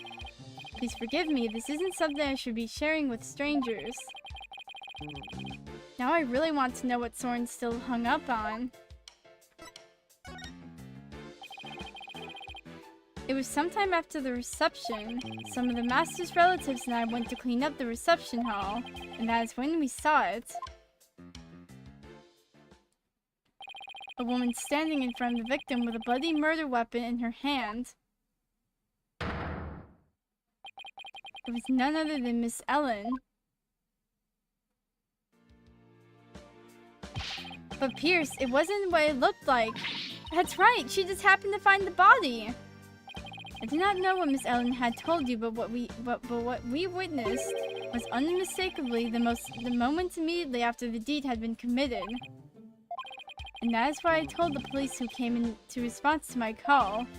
I see. So Pierce was the one who reported it to the police, huh? Okay, time to present this. Pierce, the woman in this photo is Soren's older sister, Selena, right? I don't think we've met her yet. Yes, about that. Seems hesitant all of a sudden. If you wouldn't mind, could you tell us about her? Alright. Very well. She's a big part of Master Soren's past, after all.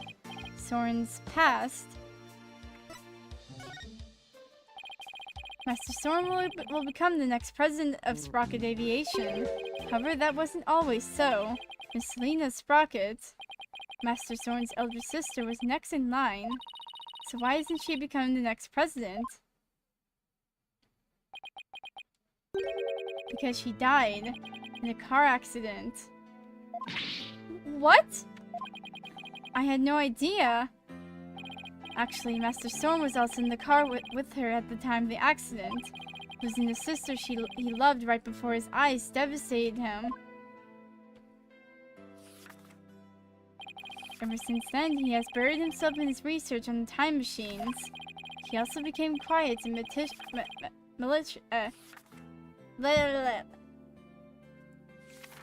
whatever, freaking, I can't speak today. Almost compulsive. Note taker around then. He seems so stiff and robotic. I had no idea he was carrying all that around inside him. Master Soren has abandoned the company business and spends all his time on inventions. As the family butler, I'm truly concerned. I believe it is high time he let go of the past. Hey Nick, what are you doing here? Ah, there you are, freaking Larry's. Larry? Oh man, Edgy gave me a heck of a hard time. Larry, what are you doing here? I came to promote my new character, Cute Piglet. I was hoping Sprock Aviation could do some kind of tie-in with me for it. Wow, I didn't know Larry was such an aggressive businessman. You could learn a thing or two from him, Nick. Why don't you promote your agency to them? Now it's not exactly the time for that, in case you haven't noticed. See? And this is why you'll never be rich. Actually, Larry, I've been meaning to ask you something. You were there on the Flying Chapel yesterday, right? Huh? Was I? What are you doing here? Doing there? What were you doing there? Bleh. Nothing? Wherever it was, I bet it wasn't anything to be proud of, but never mind that. Did you see anything that had to do with the case? Scratch that. Let's just start with, you weren't involved in this case, were you? Larry? What the? Hey, he took off! I just knew it. When something smells, it's usually the butts. Come on, Maya, after him! Oh, are you leaving so soon? We, have to run. Thank you for making time for us. I know you have to investigate, but please try to spare the family's feelings as you do. Yes, of course. Well, I need to present my badge. And what is this? Just wondering if there's anything you can tell me about it. I'm afraid not. I see. Time is money, as they say, so perhaps you should learn to spend it more wisely. Right.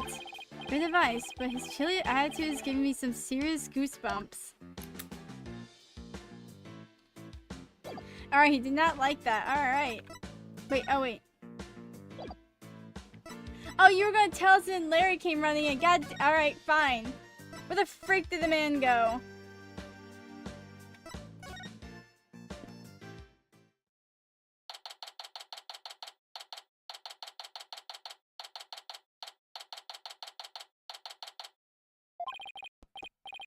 There he is. Hey, Larry!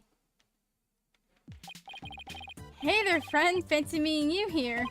There's nothing fancy about it. All we did was follow you. So tell me, Larry, why did you run away like that? Huh? Me? I don't know what you're talking about. A bolt of inspiration for my new picture book hit me and I had to run is all. It was like a cute epiphany, you dig? Right. He's just going to keep on playing dumb, isn't he, Nick? For goodness sakes, man. Come on, Larry. I know you were on that airship, so what did you see? I didn't see anything. I didn't see anything because I was never on that stupid airship. Larry! I already have freaking evidence that you were on that airship. Your freaking thing was, whatever wallet was there. Cyclops, you say something? The spiritual power of this Magatama allows me to see these mystical locks that appear when someone is trying to hide something from me. They're called Cyclops, and when I see them, I simply present the Magatama to try my hand at breaking them. If I can unlock them, I'm sure to finally get a straight answer out of him. Alright, time for the song and dance. Yippee! Chasing after the butts. Take that! My God, Larry. This is no time for games, Larry. I will find out what you're hiding. I'm telling you, Nick, you've got it all wrong. I've got nothing to do with this case whatsoever. Oh, come on, Larry. Even a baby could see through such a blatant and obvious lie. Nothing whatsoever, huh? If you weren't involved, Larry, then you wouldn't have been involved with this person. Take that!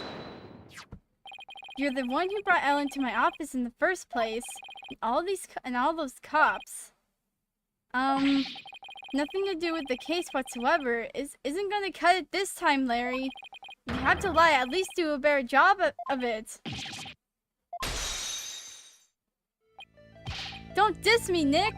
If you're so convinced I'm lying, then let me ask you this. What makes you think I was on that stupid old airship anyway? Let me see some proof if you got anything. Doubling down, are you? Fine. You want proof, Larry? Here's proof that you were on that airship. Take that! Uh-oh. This is your business card wallet, isn't it, Larry? I found it in the reception hall. Time to come clean, Larry Butts. What exactly are you hiding? Alright, fine, you got me. I'll tell you everything. Alright.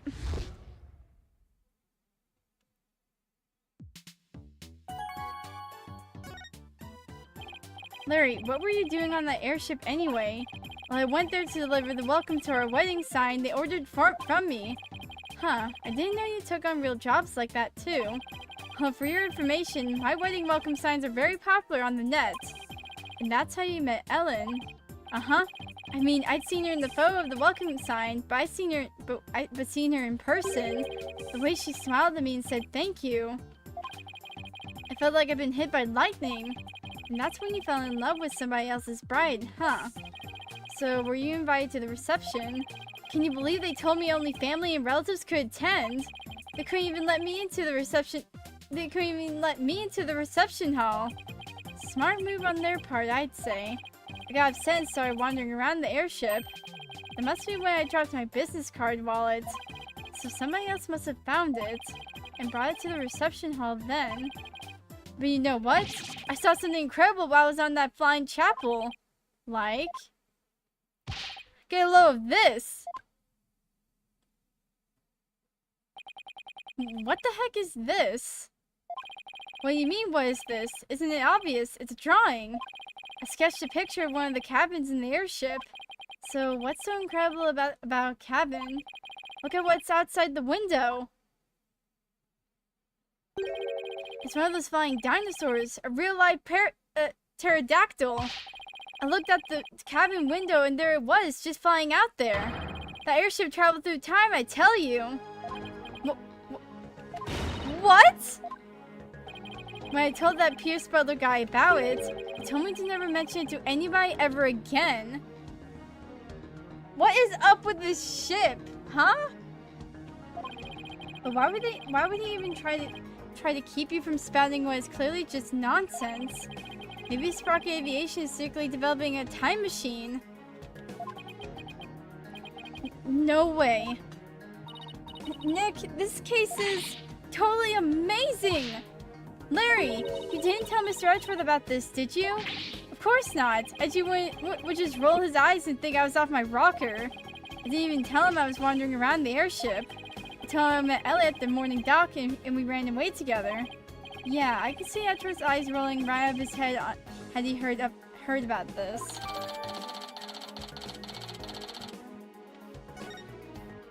Oh, I know what... I looked over to the right of, like, to my right, and I just see the freaking poster. Larry. So Larry also experienced the time slip somehow. How is that possible? Hey, Nick, I'll be taking my card wallet back now if you don't mind. Swiped back by Larry. Oh yeah, this is for you. What is it? It's a picture of the hold. I took it when I was wandering around on the airship. See? There's Ellie right there in the middle. The hold. Yeah, see? It's right here on the diagram.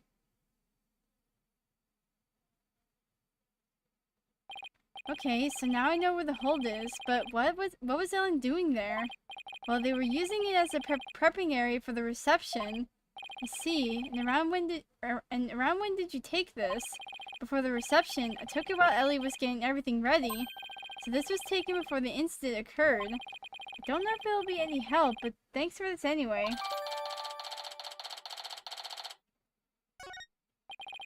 By the way, Larry, I heard that the door to the hold is controlled by a security system.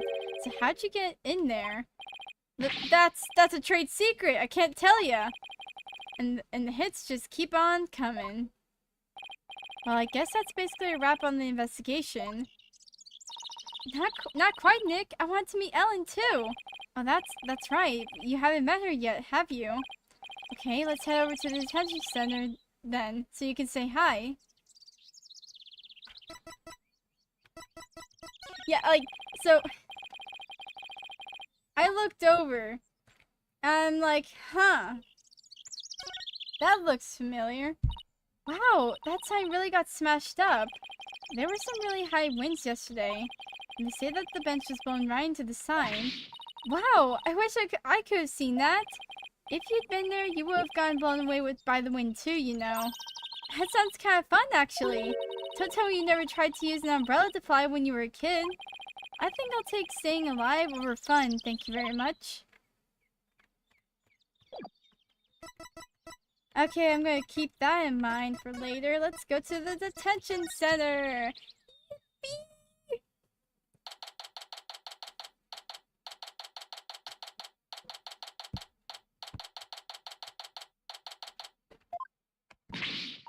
No, why? Please understand that this is in Master Soren's best interest. Sounds like Ellen's busy talking with someone. The next president cannot be married to a criminal. It would disgrace Sprocket Aviation. Miss Ellen, I need you to forget about this marriage. Pardon us. If it isn't Mr. Wright. So their marriage is definitely off.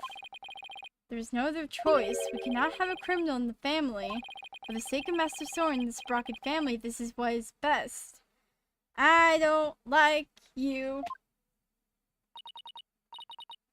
Oh, poor Ellen.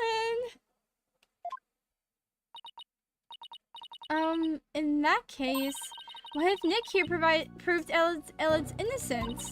Then you wouldn't have a criminal in the family, right? I suppose you are right, but I'm afraid that would be impossible. That's not true. Not for Nick. He may look like a nobody, but he can do some pretty amazing things. I don't take cases on lightly, so rest assured I will prove her innocence.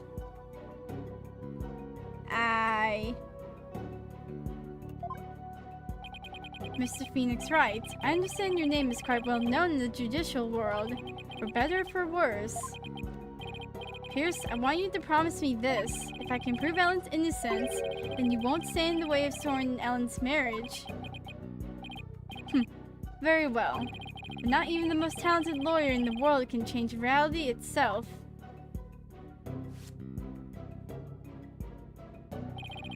That reality is, Miss Ellen is guilty beyond a shadow of a doubt. I believe that's where you're wrong, Pierce. I'm clean, I swear I am! Obsessively, compulsively clean! She's as clean as pure as this pure white dress! This poor... oh my god. Fine, you have my word, but you will be one to regret this promise. Now, if you will excuse me... Screw off. Now I have all the more reason to win this case. Like, after that whole thing, like, alright, now we're gonna get serious. Ellen, if we finished our investigation and we'd like to talk to you about what we found.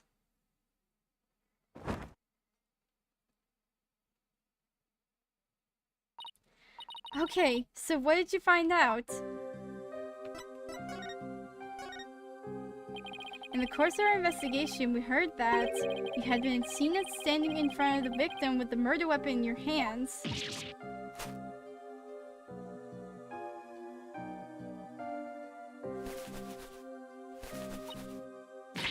It wasn't what it looked like. It's true I was holding the murder weapon. When I found him, he was already dead. I panicked. And I was hoping I could go back in time again like I had done earlier. So I picked up the timekeeper from the pedestal and brought it over without thinking. You were so desperate you were ready to try anything, huh? Unfortunately, that sort of behavior makes you an easy target for the prosecution. No. And as for your little trip through time, none of your in-laws could confirm your story, I'm afraid. I see. The only exception is Larry. He said he saw something. Really? What did he see? I can't say I quite believe it myself, but Larry claims he saw something incredible. He claims he saw a pterodactyl flying outside the airship. What? Oh. Not only that, but apparently Pierce... Wait, I just realized her eyes! Oh my god! Not only that, but apparently Pierce, Chody, I don't know, told Larry to keep quiet about it. Why would Pierce do such a thing? There's theories that Sprocket Aviation is developing something in secret. A time machine to be exact. Do you think that's why nobody would confirm my story? Because it's a secret? I really don't know. But speaking of your in-laws, we did manage to find your key card at the Sprocket Manor. One of your in-laws said he kept an eye on it for you. Oh, thank goodness! I lost it while I was getting things ready for the reception. I looked everywhere for it. I'm so glad you found it! At least there are tears of joy this time for a change. Well, Nick, it looks like you'll have to prove the existence of time travel in court tomorrow. That's right, I swear that while Mr. Gloomsbury was being killed, I was busy traveling back through time! Great, with stodgy skeptic Edgeworth at the helm of the prosecution tomorrow. Ah, great. We're really gonna have our work cut out for us. It's gonna be great. We're gonna be fine.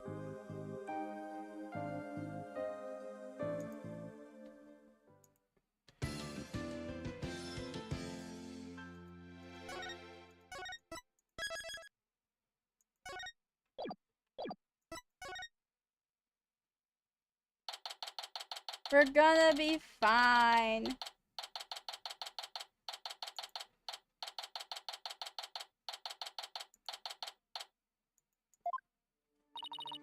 Good morning, Mr. Wright. Good morning, Ellen. I see you're still wearing your wedding gown, and I will continue to wear it until our marriage is saved. Oh, Soren!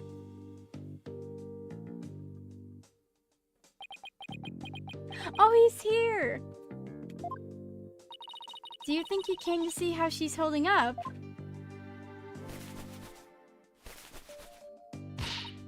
Soren, my love, you came all the way to the chorus just to see me. Oh, Soren, I don't know what to say. Blueprints. Huh? The engine blueprints, I can't find them. Do you know where they are? Oh, they're in your room. Third shelf from the bottom on the right-hand side. Let's see. What? He's leaving already? Don't tell me he came just to ask about some stupid blueprints. Is he really that cold of a person, or is that just how he comes off? I wonder. What about me, Soren?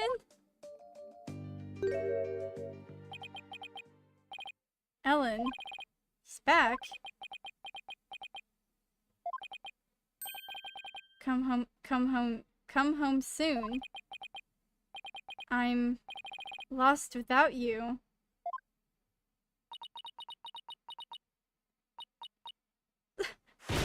Soren! Oh my god! Later. Looks like showing your vulnerabilities is the fastest way to capturing a woman's heart. You should take notes on this, Nick. Please leave me out of this. Anyway, it looks like Soren isn't big on words, but it's clear that he cares about Ellen. Knowing that, I actually feel kind of relieved. It's gonna be alright, Ellen. You're gonna be fine. You're in good hands.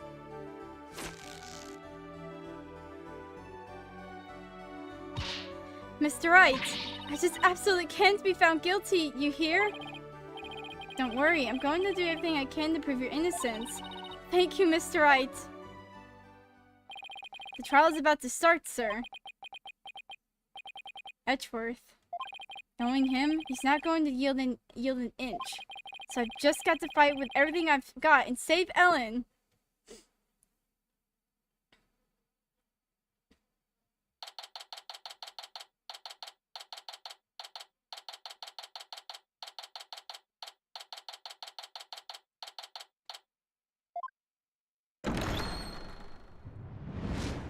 Court is now in session. All rise. Court is now in session for the trial of Ellen Wyatt. The defense is ready, Your Honor. The prosecution has been ready for a while, Your Honor. Seeing so many familiar faces gathered together like this, I feel as though I'm at a grand reunion.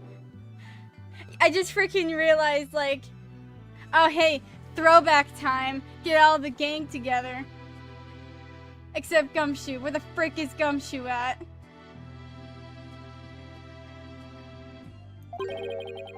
It makes me want to go out for dinner and a drink and reminisce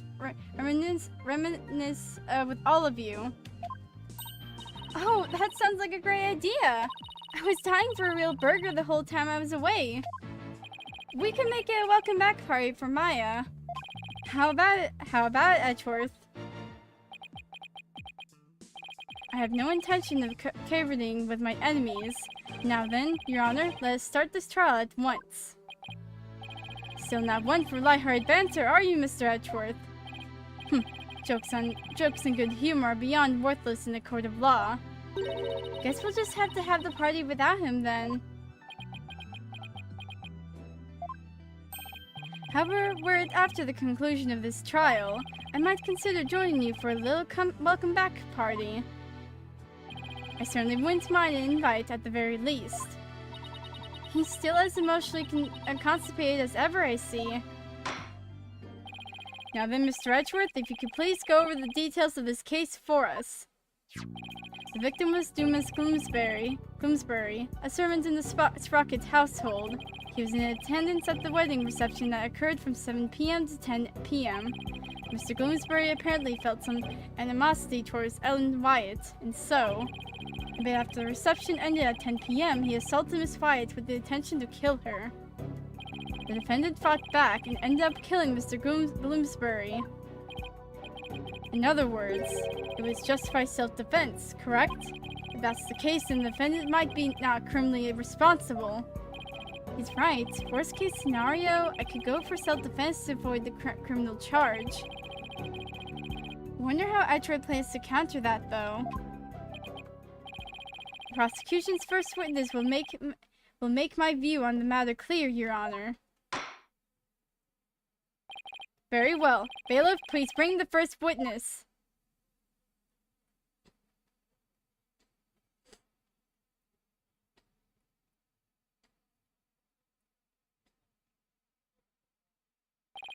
Please state your name and occupation, witness. Emma Skye, forensic investigator. And I'd just like to say, sir, that being in the same courtroom as you is a great honor. Oh my god. No, Emma, not with the fangirling again! Oh, that's right. You're a fan of Edgeworth's, aren't you, Emma? We're good friends and all, Mr. Wright. But just this once, I intend to faithfully and fully testify for the prosecution.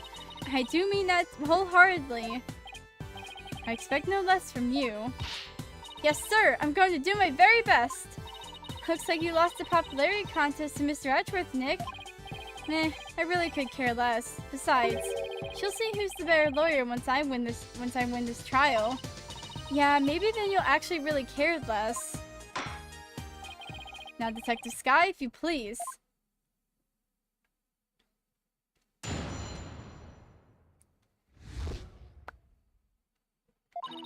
The murder weapon was a clock called the Timekeeper. The victim was hit with it from behind, and he fell over right into the lantern.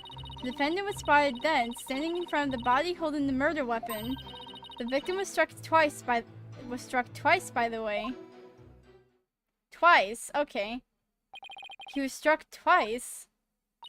That's right. There was no mistake about it. The first blow was to the back of the victim's head. It was hard enough to knock him unconscious. Yet despite the fact that he had been immobilized by the first blow, the defendant delivered a second, fatal blow to the side of the victim's head. Which means, what exactly? I figured it would go right over your head. Let's put it this way, by striking the victim a second time, the defendant killed her last chance to escape from any criminal wrongdoing. She did, but how, Mr. Edgeworth? The defendant may have been fighting back because she was being attacked. However, she She then went to deliver a fatal blow to a man who was already fully unconscious. Nick, is he saying what I think he is? I don't feel so well. And thus, Mr. Wright has justified self-defense been removed from the table. The prosecution intends to prove that the defendant killed the victim with murderous intent. Allow me to belatedly submit the victim's autopsy report. Oh God! So that's why he was acting all smug. Well, more smug than usual. It's fine, right? It's not like we're going to plead self-defense anyway, right? Right, but now the judge has a negative impression of Ellen.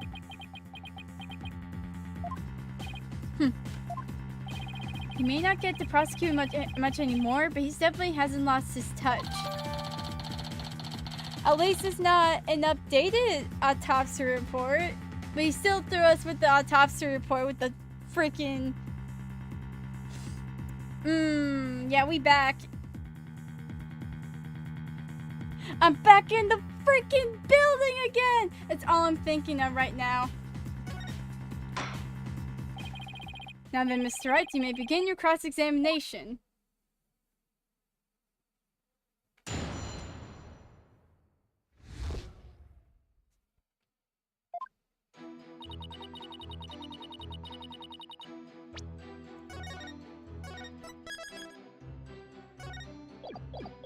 Hold it! Are you completely sure that the murder weapon was the timekeeper? Yes, completely. The shape of the injury on the victim's head matches up with that of the timekeeper. It's definitely heavy enough to kill someone with. But would the defendant have been able to pick up and swing something so heavy? I tried it myself and I was able to lift it up just fine. Maybe you're just freakishly strong. Excuse me, Mr. Wright. I'll have you know that people on the force know me as the dainty forensic investigator. Sorry, but really, you're hardly a delicate flower. Mr. Wright, this is a court of law. Save your antics for after the trial if you know how. Yes, sir. It won't happen again, sir. Why are you all over? Dude, we barely started and you're just like, yeah, freaking. I've submitted defeat. Ah, frick. Wait.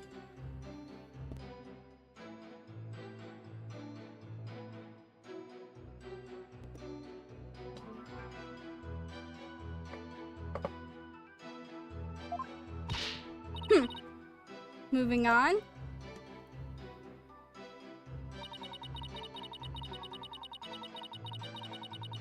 Hold it!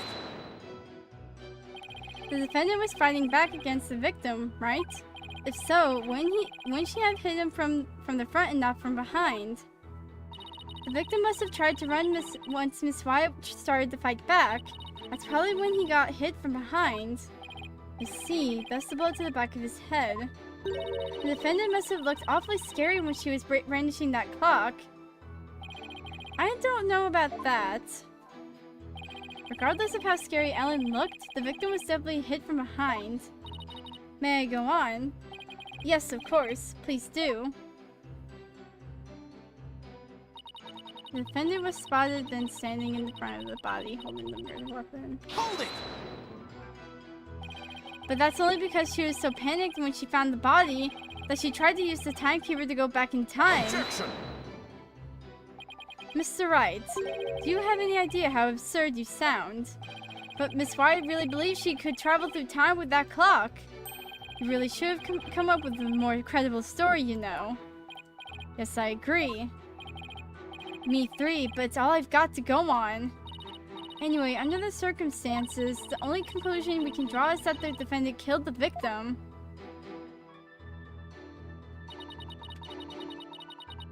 Hold it! Miss Wyatt must have had a chance to escape after she struck the victim the first time, so why would she stick around and hit him with such a heavy object again? Well, about that, allow me to explain. Why did she strike him again, indeed? To finish out the victim, of course. This very act clearly shows that she had every intention of killing Mr. Gloomsbury. But Miss Wright would never do a thing like that. Then let's see some evidence that disproves my theory. Are you going to just stand there and take that from him, Nick? I can't refute his claim head on, so I'll have to approach it from a different angle. Well, it looks like we won't be going anywhere until we can refute Edgeworth's claim. This is so exciting! We haven't taken on Mr. Edgeworth in ages! Yeah. Okay, Nick, now go get him! No need to rush me, Maya. Alright, I'd better start by comparing Emma's testimony with the evidence we have, and look for any glaring inconsistencies. Rare weapon? Okay.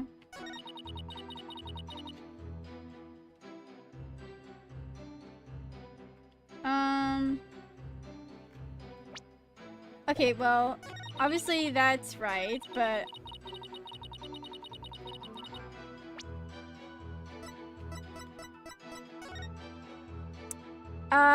wait a second. Objection! Yeah, okay, there we go. Detective Sky, I'm afraid I have to apologize in advance. For what? For embarrassing you in front of your idol. What do you mean? If you take a look at this photo of the crime scene, you'll see that the victim is lying on his back, but if the victim had been hit from behind as you claim, then he should have fallen over into the lantern face down. It's not enough to simply take on someone's side, Detective Sky, even if it's Mr. Edgeworth's. There does appear to be a flaw in Detective Sky's testimony. Mr. Wright, if you think I'm going to just back right down, then you're sadly mistaken. Emma's unusually fired up today. Don't forget, she's in front of her hero, Nick. If the Steel Samurai came to watch this trial, I'd want to do my absolute best too. Listen, Mr. Wright. It's entirely possible that the defendant moved the victim's body after he fell over. In that case, there wouldn't be any contradiction, right? Indeed. That was an excellent counter-argument, Detective. You can count on me, sir. So what do you have to say to that, Mr. Wright? Is it possible that the victim's body was moved after he fell into the lantern?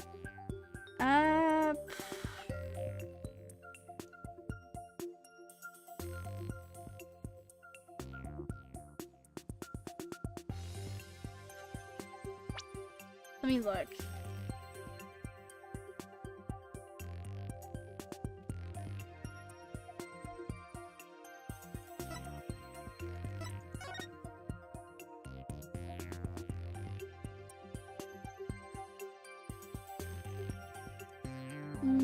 I don't think so.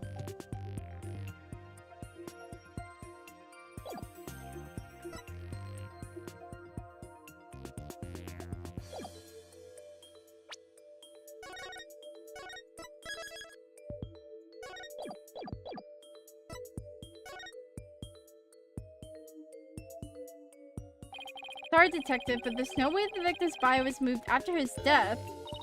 Oh, really? And what makes you so sure? One look at this here and it should become obvious. What proves...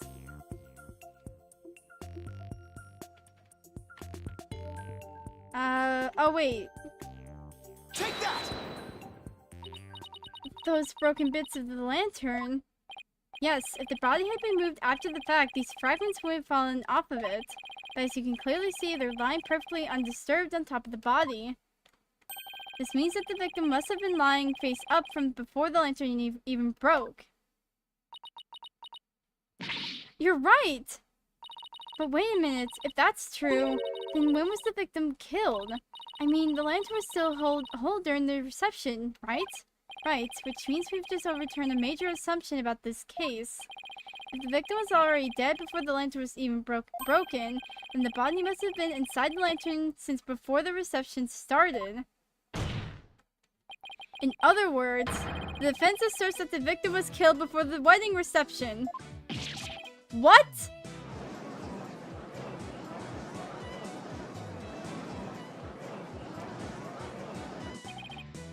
In short, When Miss Wyatt was seen standing in front of the body after the reception, it wasn't the moment just after the murder was committed.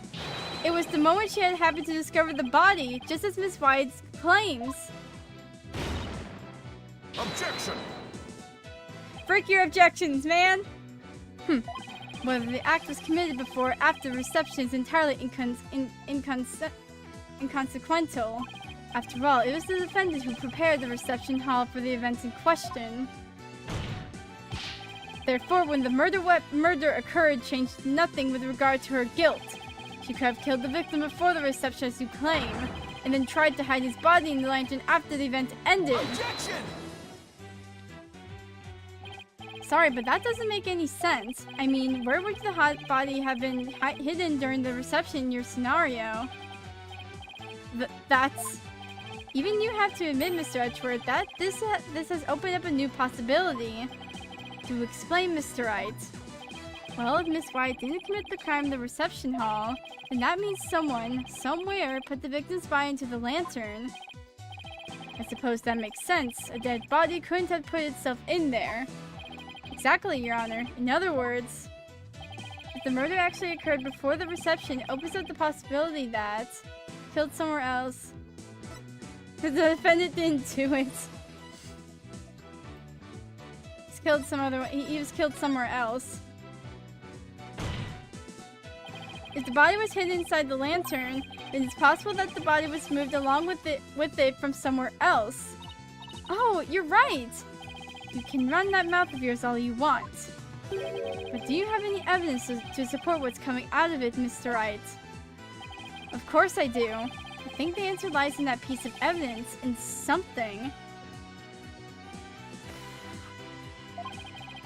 That was left at the crime scene that points us to where the victim was really killed. Wait, hold on. Ah, frick, wait, it's the pedals. Where is that? Oh! Oh!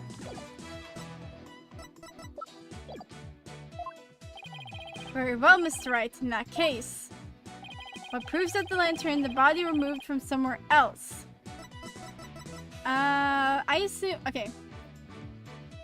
I don't think I can put this in. That's just random pictures, so I have to correlate the two pictures together so we know like where he was killed. Take that! The photo of the victim again. Yes. I'd like the court to focus on this thing right here. I have to be very precise or else I'm gonna frick it up. Flower petals, Mr. Wright.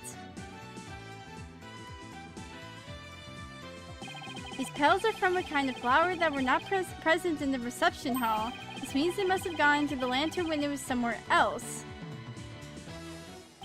And just where do you propose this somewhere else to be, Mr. Wright? I propose that this piece of evidence will tell us where the flower petals came from. Where is...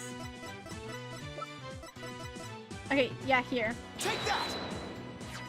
Please take a look at the flowers in this picture of the hold.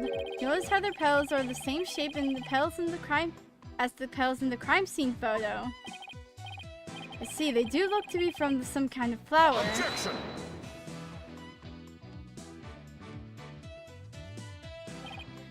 Is that really all you've got? A flower is a flower is a flower. They're all the same. I would hardly call that what you presented compelling evidence. I'm afraid I couldn't disagree with you more, Mr. Edgeworth. I gave a flower to this type to my lovely wife once we were young, so I can assure you that this is a very meaningful and compelling evidence indeed.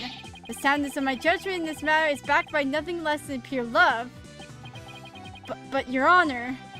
Let it go, Mr. Edgeworth. It's clear you don't know much about flowers. It's not like you have anyone who actually give any to after all. Jesus Christ, man! That's so mean! Jeez, but maybe you should study up on them, just in case the opportunity presents itself.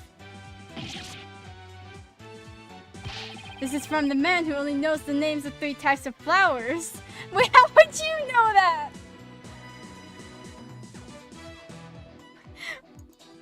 Wait, what? Wait, why would you know that?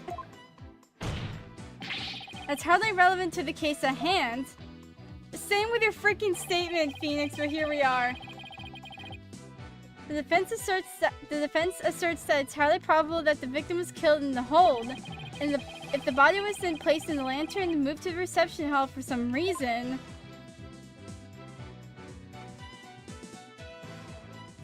it would completely destroy the prosecution's case. And you mean the body was... Yes, the victim's body was inside the lantern during the entire beautiful wedding reception. I've had to like specify like in the entire beautiful wedding reception, while the defendant and her betrothed were celebrating their love. What?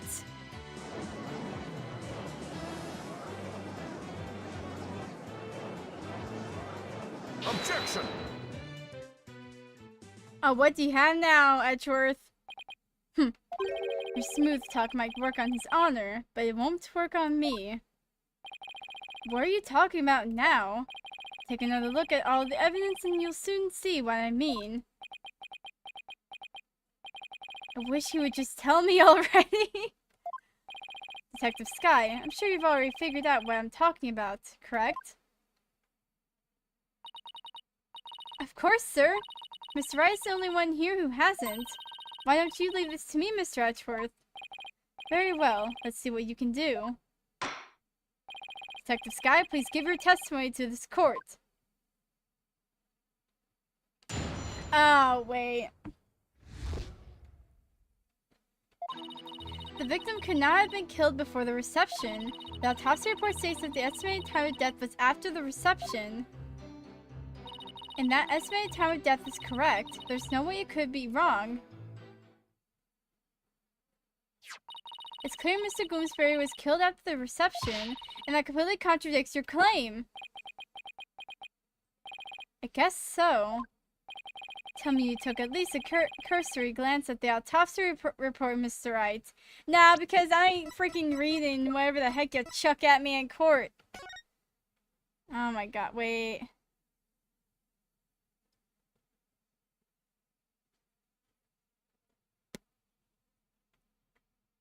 Why does it say 10 p.m. to... Oh, wait, frick.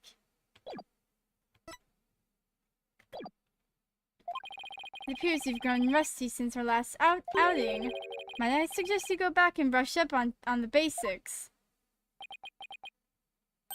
Sure, though I must say, you're as cocky as ever, Mr. Edgeworth. I beg your pardon. What are you trying to say, Mr. Wright? I'm just saying that I'll go back to basics if that's what Mr. Edgeworth wants. I'll prove how badly he's underestimating me with a good old-fashioned cross-examination. Very well, let's see you put your money where your mouth is, Mr. Wright.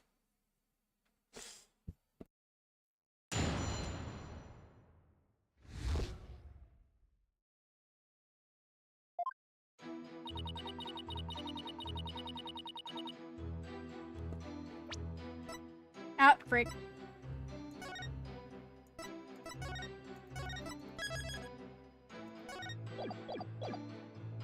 Hold it! You sound pretty certain. You must have some solid grounds for making that claim, right? Of course I do. And you're going to feel silly when I show you what they are. Ready? Feast your eyes on this.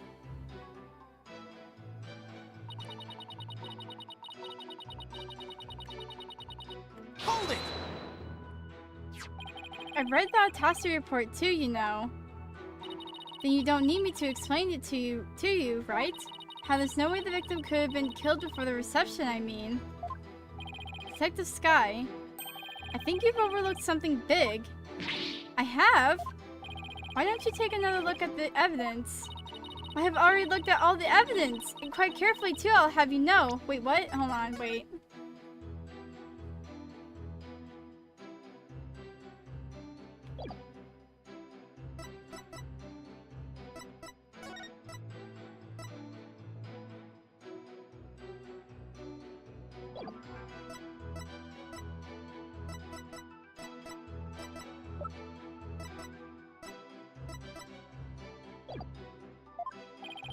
Detective Sky. Do not be taken in by his verbal antics. He's simply bluffing as always. Right, sir.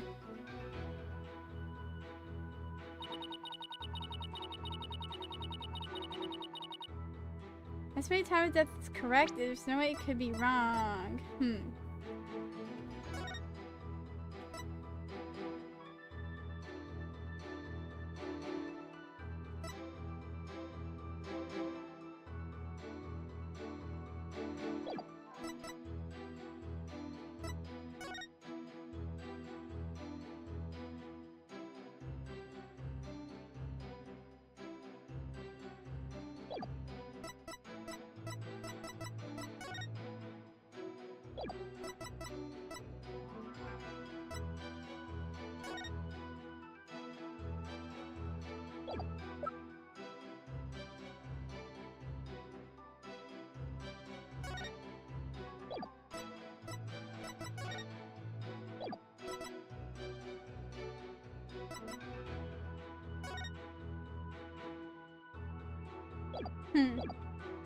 Hold it!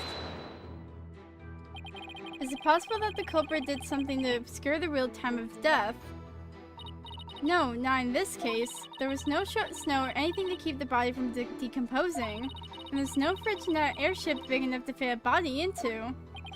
So you've already checked into that, I see. It all comes down to the estimated time of death, doesn't it? Couldn't the killer mess with the victim's time of death by keeping the body on ice? I was thinking, I'm like, about, wherever the heck, where do they keep the dry ice? Yeah, if they had the means to. Prosecution is treating the estimated time of death as an absolute. But is it really?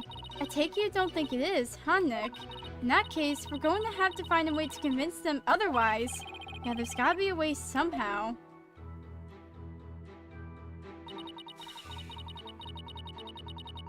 Oh my, yeah, okay. Yeah, I know where it is, yeah. Where's the fog machine? Where is it? Objection! Frick this. I admit that the estimated time of death does contradict my theory. Finally, and that means your theory that the victim was killed before the reception is still entirely plausible. Huh? What makes you think that? The killer could have falsified the time of death by using a certain item in the reception hall. Let's take a look at this. And what is that contraption, Mr. Wright? It's a fog machine, Your Honor, used to create a special romantic atmosphere in the hall. And this machine could have been used to falsify the time of death. Yes, Your Honor, because this machine uses dry ice to perform its magic. Dry ice? Why, yes, the super cold stuff commonly used to make theoretical fog, right? I see, so your claim is that this dry ice was used to keep the body cold. Oh! In that case, I guess the victim could have been killed before the reception.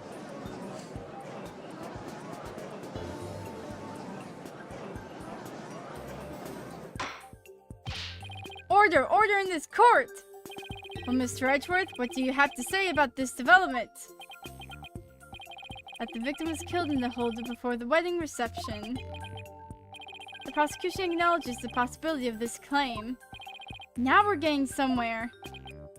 The prosecution would also like to thank you, Mr. Wright. Huh? For what? I didn't know how a certain piece of evidence fit into this case. And now, thanks to you, I do. What piece of evidence? To get into the hold, one needs a key card like this one. And here we have a record of those who entered the hold with such key cards. The times aren't specified, but these are the last 3 entries on the day of the murder. And as you can see, the last person to enter the hold that day was the defendant. What? So the one who moved the body out of the hold must have been... That's right, it was none other than the defendant. Come on! Okay. Hey Nick, take a look at this entry record. There are a couple other names on here besides Ellen's. Hey, you're right. According to the entry record, Mr. Edgeworth, Pierce Nicody had also gone into the hold. Isn't it possible that he could have been the culprit? Objection! Ow, my hand. What the fudge? Sorry, but Mr. Nicody was escorting a few of the guests at the time. I'm sure they would be happy to testify that fact if you'd like. Think me cocky all you'd like, Mr. Wright, but my confidence is rarely misplaced. You got you there, man. I have to wrap this thing around my hand now. Now then, it's probably safe to assume that after killing the victim in the hold, the defendant moved his body to the hall in order to dispose of it discreetly. What do you mean by discreetly? The defendant volunteered to take care of the reception's cleanup personally. It means she would have had the chance to dispose of anything in any way she wanted, including taking the lantern off the airship without raising any suspicion. Don't tell me you didn't know about Miss Wright volunteering for cleanup duty, Mr. Wright. For my last task as a servant of the Spock Rocket household, I offered to take on the preparations for cleanup of the reception banquet. I see.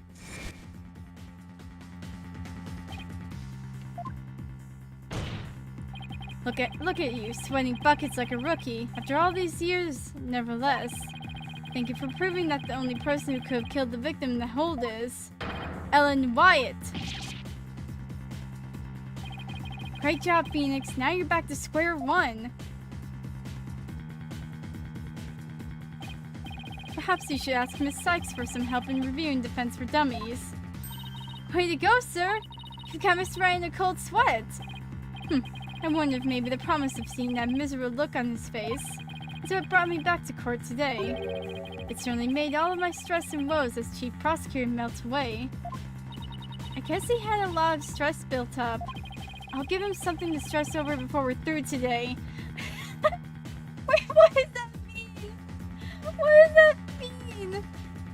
I'll give him something to stress over before we're through today.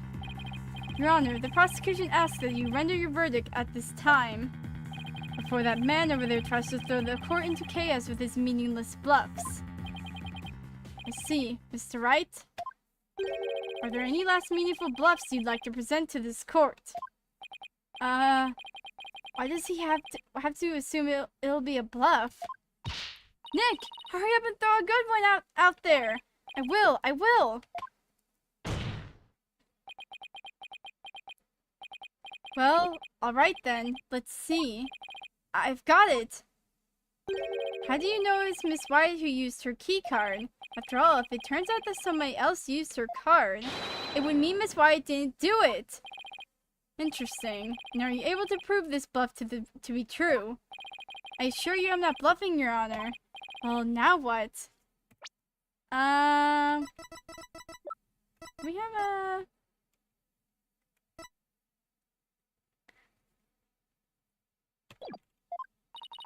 Wait a minute, Nick. I can think of a certain somebody who might have used Ellen's key card. We can. Remember? The one who was sneaking around the hold, and despite of not being a family member. Oh, that's right.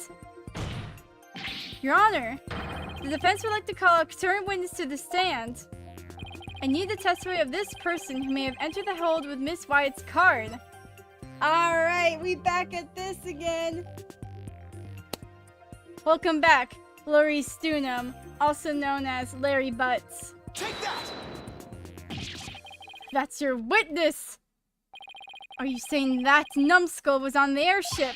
He never breathed a word about that to me. That's not surprising because Mr.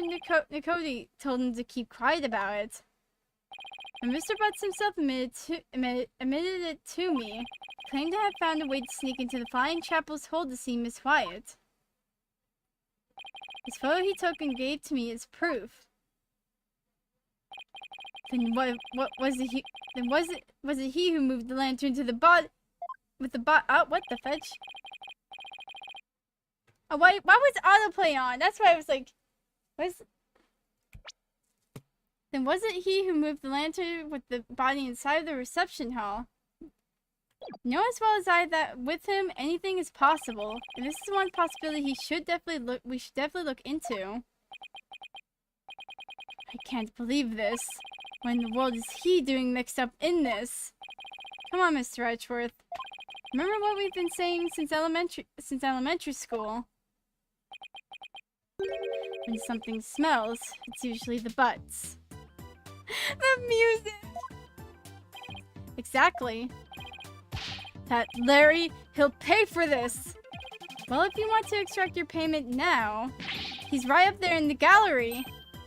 Yikes! Bailiff, seize the witness before he makes a run for it! No! Why does this stuff always keep happening to me?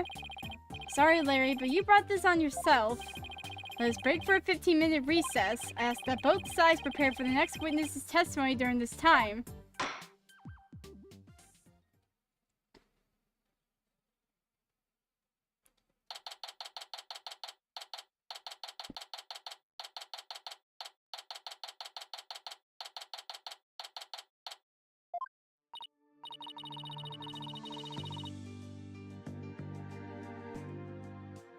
Wow, it's been a while since I've had this much fun and excitement. I faced up against Mr. Edgeworth, a harrowing tightrope walk for the defense. I'm exhausted already. Boss! Oh, Athena! I'm here for moral support. Athena, are you all done practicing for Trucy's magic show? Well, to be perfectly honest, I sort of ran away. But that's because she was putting my life in danger, I tell you. I see. I think I'll need to have a one-on-one with her. You're really athletic and fit, Athena, so Trucy probably thinks she can run you ragged. That may be true, which is why not even Trucy can keep up with me when I run at full speed. Looks like you spoke too soon, Athena. Never underestimate the resourcefulness of a great magician. Huh? Magical girl Trucy Wright is on the scene! Oh my god.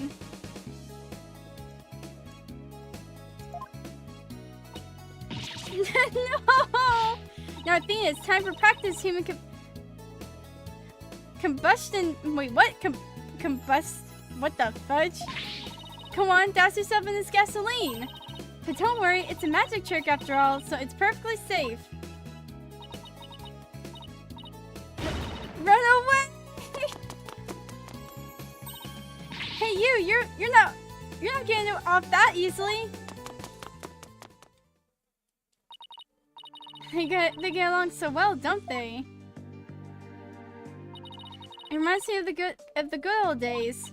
You, me, and Pearly. Oh, and Detective Gumshoe. I can't forget him. We had all kinds of fun at the crime scenes back then, remember? Leaving me to do all the serious investigating, as I recall. Court will soon be back in session, Mr. Wright. Right, thank you.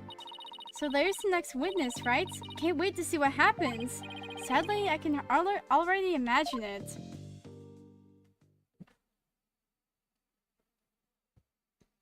How dare they mention Gumshoe when we haven't seen him since Investigations 2. Where is Gumshoe? Where is he? Where the frick is that man? Court will now reconvene. God dang it, Larry. Nick, Edgy! The two of you are gonna hang me out to dry, aren't you? No, not the both of us. Just Mr. Wright. Nick, how could you? I don't really think he did it, of course, but I've got to use whatever leads I can. Mr. Butts, there's a possibility to move the lantern that had the dead body in it, so if you want to clear yourself of any suspicion, all you have to do is testify.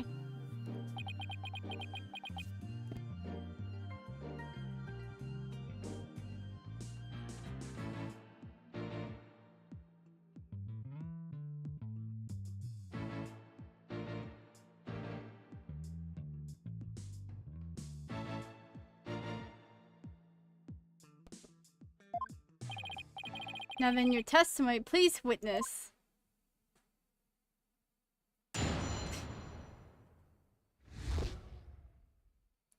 Nick is a jerk face! Nick, you big fat stinking jerk! How can you doubt your best bud? We've known each other since elementary school. Well, get this, pal. Our friendship is over. Yeah, some testimony there. Love that.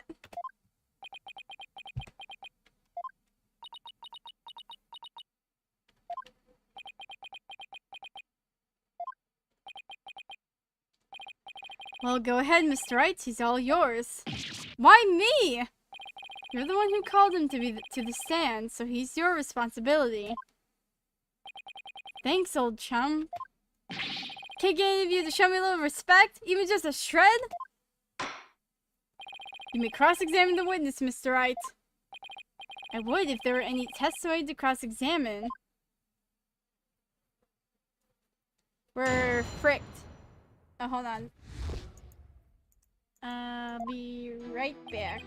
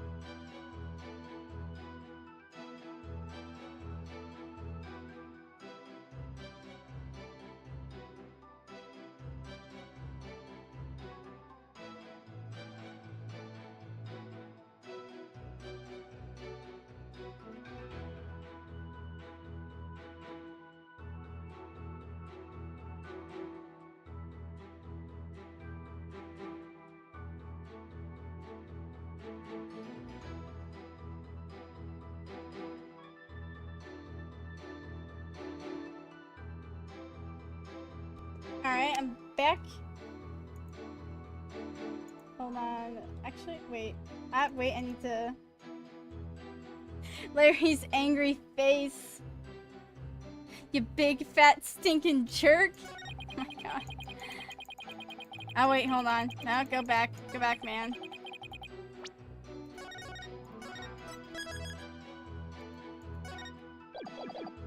Hold it!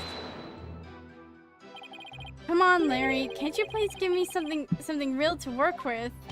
Something I don't know about your tricks. If I say something careless, you're gonna shove me some evidence that I mean with a loud objection. It's a super smug look on your face. Yeah, well, that is my job. If I get found guilty, how are you gonna take responsibility for what you've done? Why should I take responsibility for just doing my job? You heartless jerk, you don't have any compassion for me. Hold it! I'm sorry, Mr. Butts, but if it wasn't Miss White that entered the hold with that card, then you're the most likely suspect. Nick, are you seriously doubting the innocence of your old childhood friend? Well, technically, yes. But it isn't personal, I assure you. A true friend would believe in me no matter what. Can't you see my tears? Don't they mean anything to you? Nick, Nick! You don't really think you can cry your way out of this, do you? Okay, fine. In that case...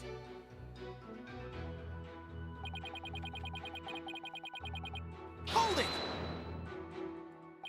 Larry, listen to me. Shut up! I'm not talking to you anymore! This is getting us nowhere. Come off it, Larry. If you don't quit fooling around and start testifying, Miss Wright will be found guilty. For real? What do you think we're here for, Larry? Freaking ice cream?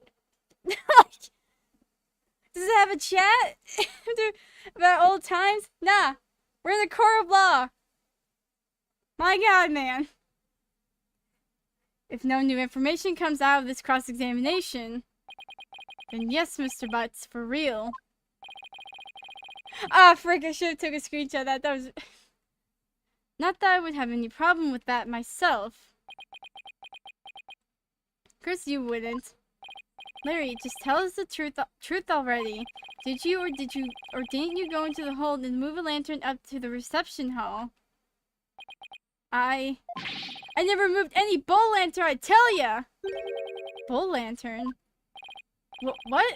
Did I say something weird? You told me that you didn't attend the wedding reception.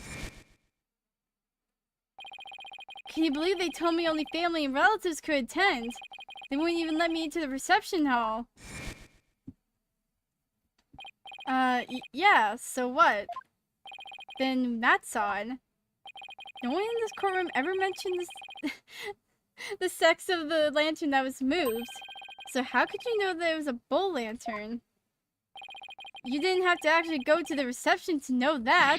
Anyone could tell there was two Pegables by looking at the Flying Chapel's pamphlet. All I can tell right now is that there's a strong sense of bull in the air in here. They really weren't backing down with this case. Please add that last statement to your testimony, Mr. Butts.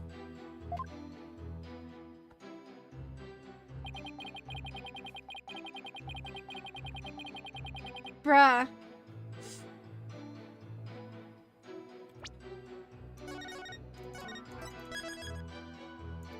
Now I just have to cross-examine everything, just like... Seriously, Larry, if you're hiding something, you'd better fess up now. I'm telling ya, I don't know nothing! Why'd you have to doubt me so much? Why? Because you're you, and that's why! Edgy, you think Nick's being awful to me, don't you? So you tell Nick what a big meanie he is. I would, if I thought he was if I thought he was being one. Not you too, why does anybody ever take my side? I wish I didn't have to doubt him, but something about what he just said doesn't add up. You finally got a decent statement out of him, huh, Nick? Yeah, finally. Sure it took a lot of work, though. Hope all of this leads somewhere. Okay, well.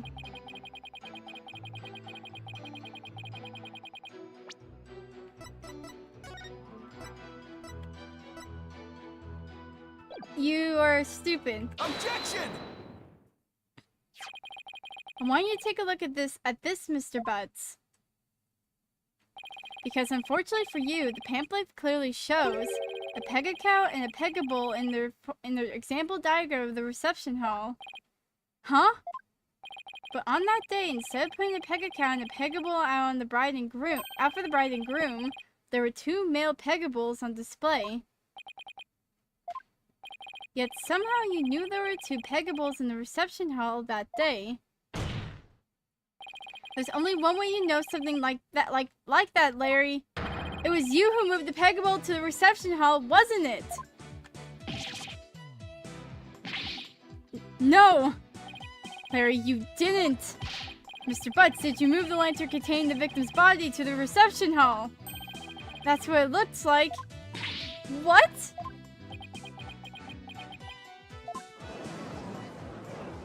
Oh my God, man. But wait, Nick! You don't think I'm the murderer, do ya? Maybe you and Mr. Gooseberry were fighting over Miss Wright and ended up killing him. Maya, not you too! Look, I did sneak into the reception, but that's as far as it went. You know me, I wouldn't hurt a fly. You snuck into the reception. Yeah, sure, but some of the Sprocket men caught and locked me up in one of those cabins. It's pretty awful, actually. But that's when I made that drawing of the pterodactyl I showed you, Nick. Ixnay on the Ectrodactyl Tay Larry.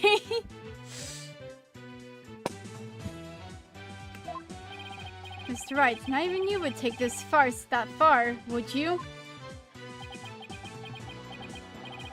We are talking about Larry. What do I do? Do I accuse Larry of being the true culprit? No, of course not. We are not doing that to Larry. No, you're right, Mr. Edgeworth. Mr. Butts didn't have a reason to kill Mr. Gloomsbury. He might have had an imaginary reason to kill Soren Sprocket, sure, but not Mr. Gloomsbury. After all, he did steal Mr. Sprocket's bride and tried to elope with her. Just because I tried to steal somebody's bride doesn't make me a murderer. I believe you, Larry, and I don't think you killed anybody either. You would never do anything like that. Nick, old buddy, old pal, I knew you'd come through for me. Funny that, considering you sworn testimony just now that we were through. I should have taken a screenshot. That would have been so out of context. Like, no context. Freaking, we are through. Mr. Butts, it's time you told the court the whole truth. Understood.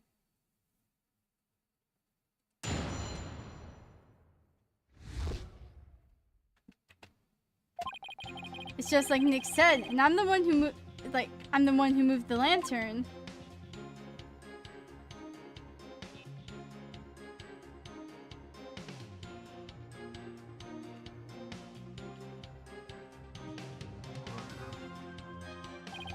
I was poking around the reception hall before the main event and saw a lantern was broken. There was a note on it that said, exchange with the one in the hold, Ellen. So I decided to do Ellie a favor. So you switched the lanterns before the reception, did you? And that means the victim really was killed before the reception.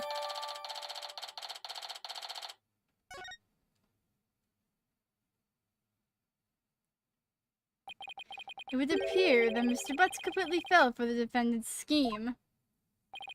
Scheme? What scheme? This note from the defendant, exchanged with the one in the hold, Ellen. Mr. Butts moved the lantern with the body in it up to the reception hall because of this note, and thus he had become a suspect in Mr. Gloomsbury's murder. That second lantern did feel pretty heavy.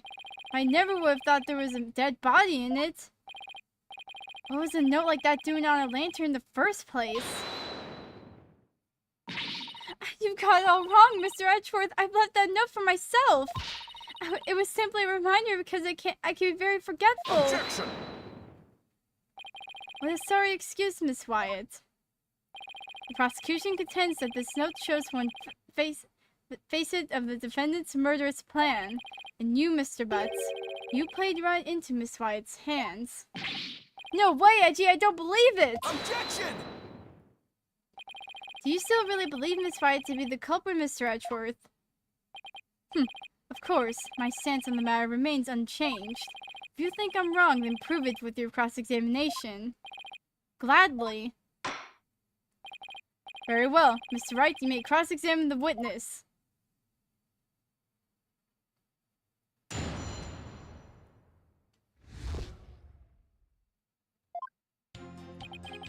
Just like Nick said, I'm the one who moved the lantern.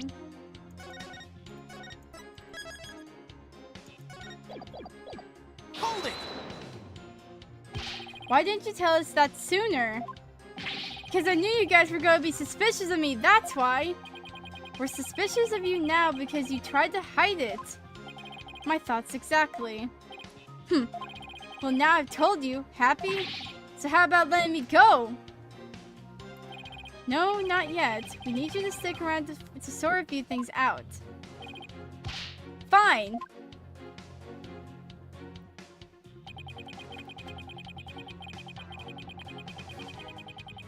Hold it! The lantern you swapped out was a female Pegamoo, a Pegacow, right? Yeah, I guess. Why did you replace the female lantern with a male one? Because I was too busy trying not to get caught. Didn't have time to check for little details like that. If you didn't want to get caught, you could have just left well enough alone. Alone, you know. Whatever. Anyway, when I took a look at the broken lantern I saw...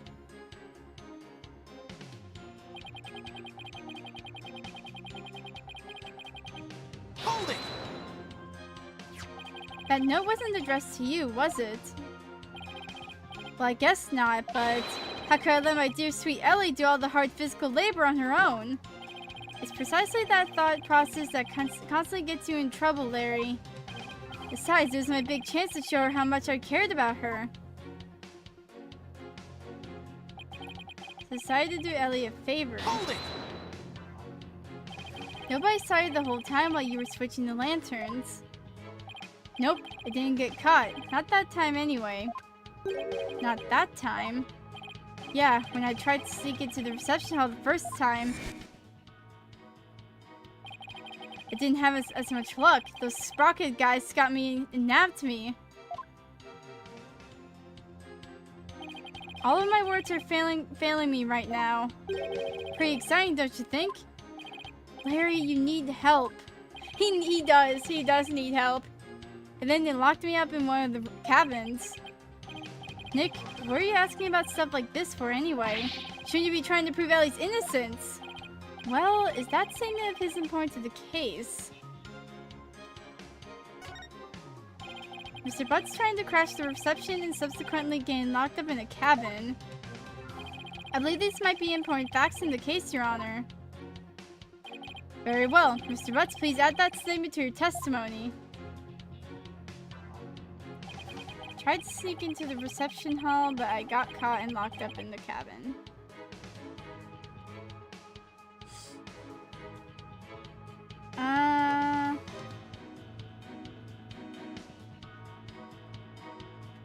Hold it! So you got locked up, then what happened? I broke out. Then I started looking for Ellie and wandered into the reception hall again. That's when I saw the broken lantern and replaced it. Even after they caught you and locked you up, you still went looking for Miss Wyatt. But hold on a minute. What is it, Nick? Maya, doesn't something seem weird to you? Larry's saying he replaced the lantern after he broke out of the cabin. That's right. Oh, wait. Huh? You're right. It doesn't make much sense, does it? Miss Wright, have you found an inconsistency in the witness's statements?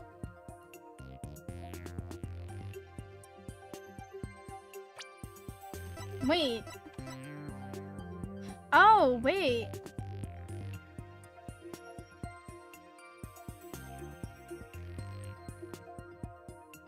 But this one's broken, though.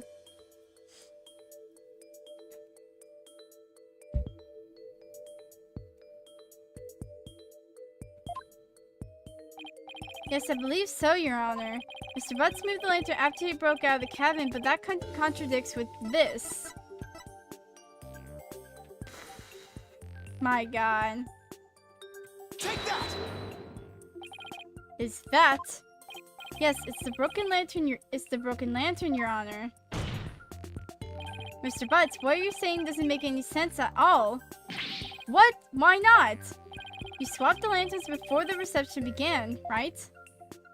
Yeah, that's what I said, isn't it? But you also just said that you swapped the lanterns after you got locked up in a cabin for trying to sneak into the reception. In other words, you're saying you swapped the lanterns both before the reception and after the reception took place. That certainly doesn't make any sense, does it? Mr. Butts, did you swap the lanterns before or after the reception?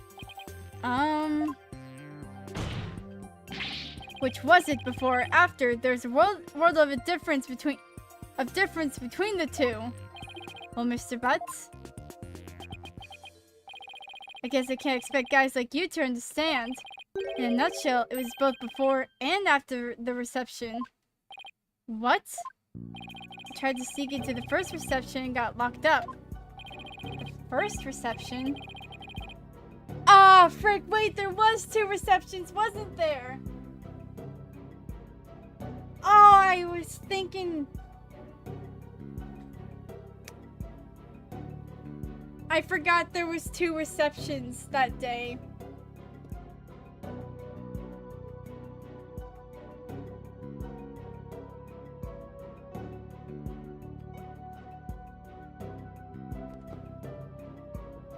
I don't like where this is going. Then, through the Power Valley's pendant, time got rewound, and we went back to the time before the reception. It was after that when I replaced the lantern. So it's both before the reception and after the reception. Get it? Went back in time to before the reception. So of course the reception would take place one more time after that, right? That's why I said to make perfect sense. Mr. Wright, what in the world is the witness talking about? Has he developed some sort of intellectual ailment I'm not aware of since I saw him last? Well... None of the Spock rockets seem to remember the time skip, but I do. And Ellie remembers it too. I think the power of our love for each other made that miracle happen. Mr. Wright, I'm sorry, but could you please translate this man's gibberish so the rest of us can understand? So now I have to be the one to explain about the whole time travel thing? Yeah, this is great. Go on, Nick. I know you can do it. Looks like you don't have much of a choice, Nick. To heck with it. I can't lose any more of my dignity today anyway. Literally, he cannot.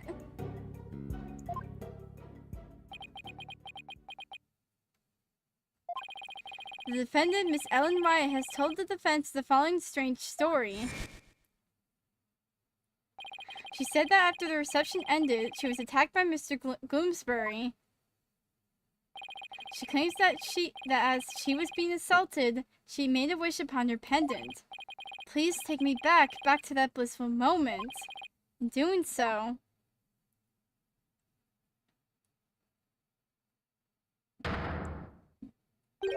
time apparently rewound itself to just before the reception began.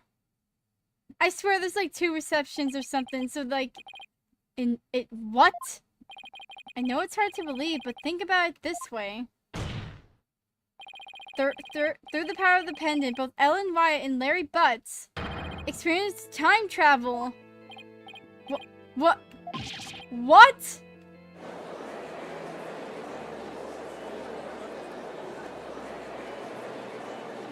Objection! What absolute rubbish! Mr. Wright, I've heard my fair share of your nonsense over the years, but this takes the cake. Have you thoroughly lost your mind? Objection! He's lost it a long time ago. But this is simply the conclusion I came to, using that logic ability you love so much. What? The truth of the matter is, the future president of Sprocket Aviation, Soren Sprocket, has been researching time machines. So what if a time machine has already been successfully created? And what if that's one of Sprocket's Aviation's top secret inventions? A time machine? Yeah, I even saw something while we were time traveling. I saw a pterodactyl flying through the sky. Maybe the airship was set to time travel through time for their honeymoon trip. What? A pterodactyl? Objection! You can't possibly have any evidence to back up your ridiculous time travel story. Well,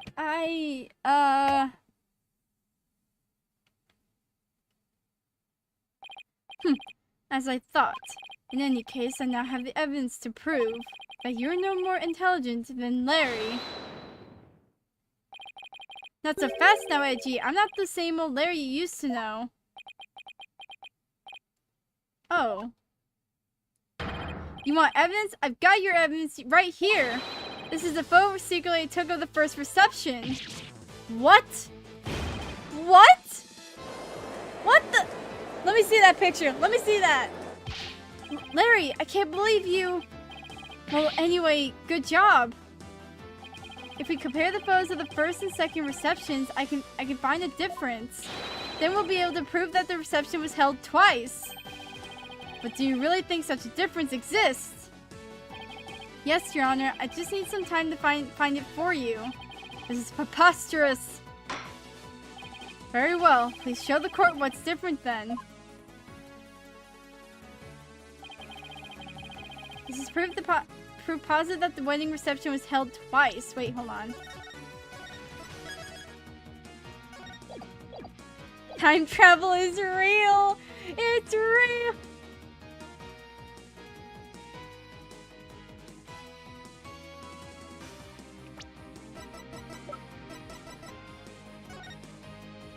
Oh! Wait, the flowers are different. Wait.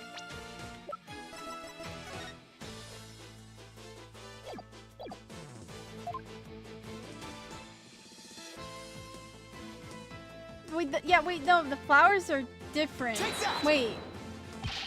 Please direct your attention to Miss Wyatt's bouquet of flowers. In the photo one of her in-laws took, the defendant is holding a yellow bouquet. But in the photo Mr. Butts took, she's holding a red bouquet. You're right. That's impossible! What does this mean? It means that the defendant really did experience 2 wedding receptions. And she did that when she traveled back through time. What? Time travel's real, for God's sake. Nick, you did it. You proved Ellen's time travel story to be true.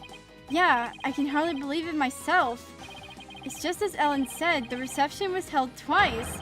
This turns every assumption we based this trial on upside down. Objection!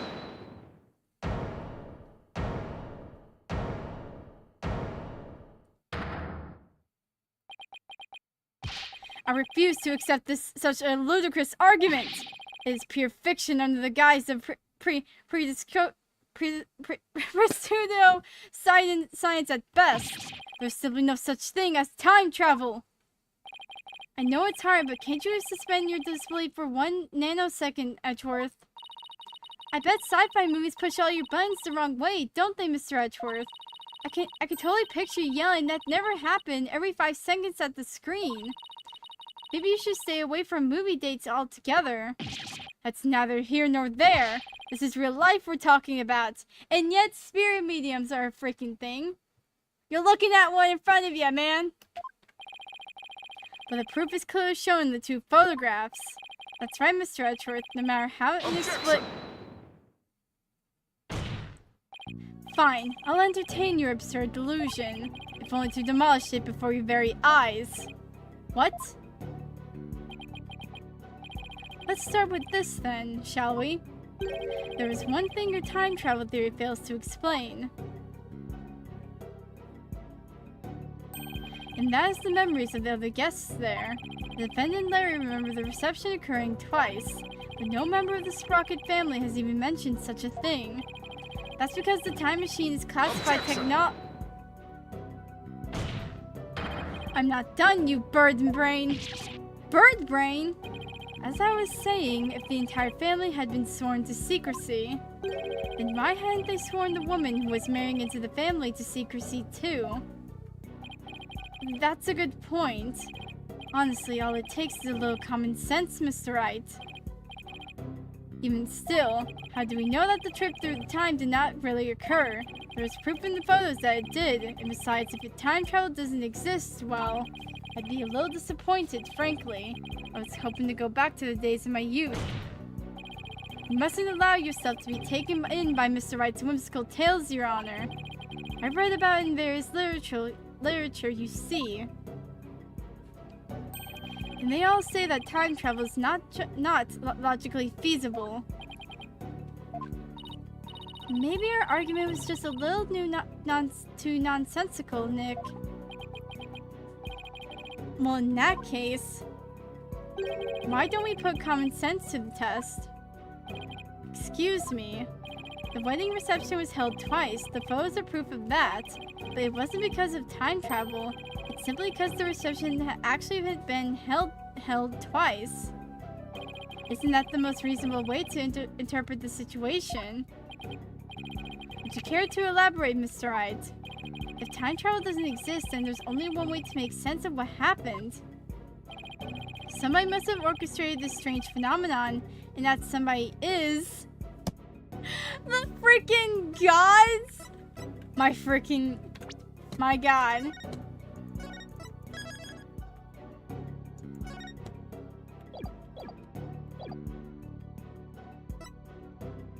Why would they... What if all the guests at the reception conspired together to hold the reception twice and keep secret about it? What? And for what purpose would they conspire to do such a thing? Well, a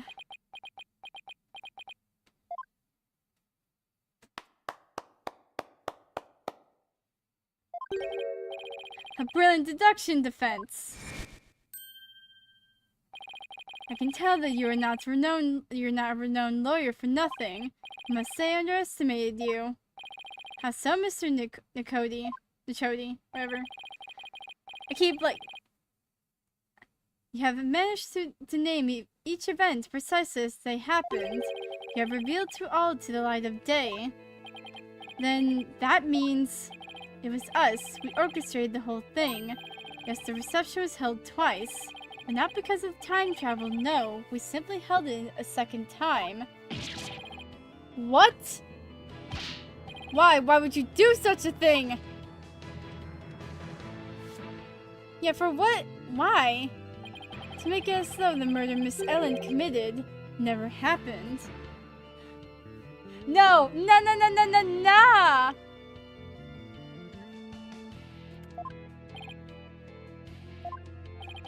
Master Soren figured that Miss Ellen, who'd killed Bloomsbury after the first reception, experienced the reception one more time. She would think it was all a dream. It was he who ordered us to make it happen. However, only a few, myself included, knew of Miss Ellen's crime. Are you saying most of the guests intended to reception without knowing why? Indeed, they needed no reason. Master Soren told them to do it. And do it they did. That is the Sprocket's way. Then who hid the body in the lantern? We did. We did not anticipate the pedals finding their way in, nor the actions of Mr. Butts. And that's how you intended to cover the whole situation up. There's just one thing everyone here is wrong. The real scene of the murder was not the hold, it was the Vista deck. What? Then Miss Wright's recollection of the events must be correct. I admit we tried to cover this incident up, but the fact that Miss Ellen killed Bloomsbury is undeniable. This is quite a turn of events.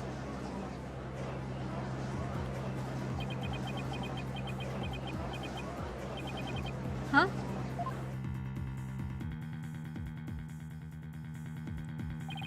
And so it appears we have arrived at the truth at last. Now. Please do feel free to travel back in time, Mr. Wright, and attempt to do this trial over again. Go on. Let's not get hasty, Edgeworth. I bet you can't do it. I bet I can't either. Your Honor, we will have to hold a separate trial for the cover-up conspiracy later. But as far as this case goes, I believe we are ready for your ruling. Objection! Just before the defendant lost consciousness during her attack, she said she saw someone strike the victim. It's possible that this third party is the true culprit. Objection! You still want us to believe the defendant's words. Perhaps you've lost more than you touched during your time abroad. This third person nonsense is nothing but rubbish, and you know it. Objection!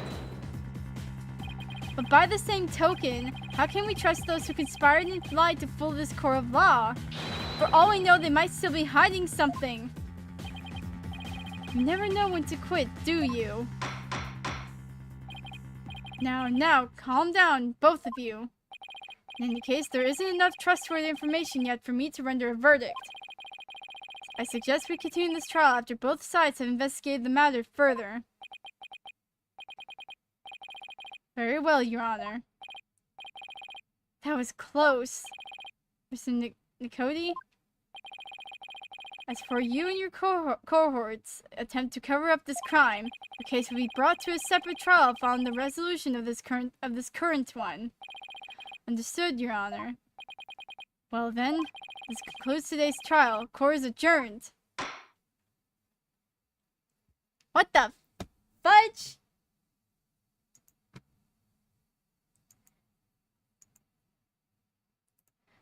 Honestly, anything at this point can be real. Even though that this isn't, like, time travel ain't real, I would believe that it is real, like, just for the sake, because of spirit mediums and everything else. What? So the whole time traveling thing was just a ruse put on by the guests at the reception? Looks like it. I knew there had to be some kind of trick to it. Wow, 2 wedding receptions. Can you imagine? I wonder how much that must have cost them. I have no idea. But if you have to ask, you're not rich enough to want to know. Still, if you got the money, it's a pretty good way to cover things up if you ask me. You got that right. I'm sure I would have been completely fooled. Hi, I'm back. Hey Maya, are you all set to go? Yep, ready when you are. So what should we start with? Let's start with reviewing what we learned at the trial. What Ellen thought was time travel was really just a performance put on by the sprockets. Other than that, it seems that Ellen told us was actually all true. So what really matters right now is the identity of the mystery person Ellen said she saw while she was being attacked. So who is this mystery person? That's the $1,000,000 question, I'm afraid. If we want to clear Ellen of any suspicion, then figuring out who they are is key. I think I'll take toilets for $200 instead, Mr. Wright. Well, at least there are only so many people on that airship that night. So we know who the mastermind of the whole cover-up plot was, too, so that's good. You mean the grooms, Spore and Sprocket, right? Exactly. You might know of something that could help us out. So then what am I doing here? I'm a very busy man, you know. Well, all the other people involved are Sporn's family members, so I thought I'd better start by interviewing you, even if I probably shouldn't trust a word out of your mouth. Oh man, I have a really tight schedule, but heck, what are friends for, right? Okay, pal, go ahead, ask me anything. You do remember it was you who came to me for help in the first place, right? So you kinda owe us, Larry. I want to go over exactly what happened when before I step outside this office again. Since you were there, Larry, do you think you could help me get all straight in my head? If I gotta. Okay, so the first reception was held at 7 p.m. the day of the incident. That's the one you tried to crash, right? Huh? Oh yeah, that's right. And then they locked me up in a cabin. It was awful, I tell you. Too bad we're not here to focus on you, Larry.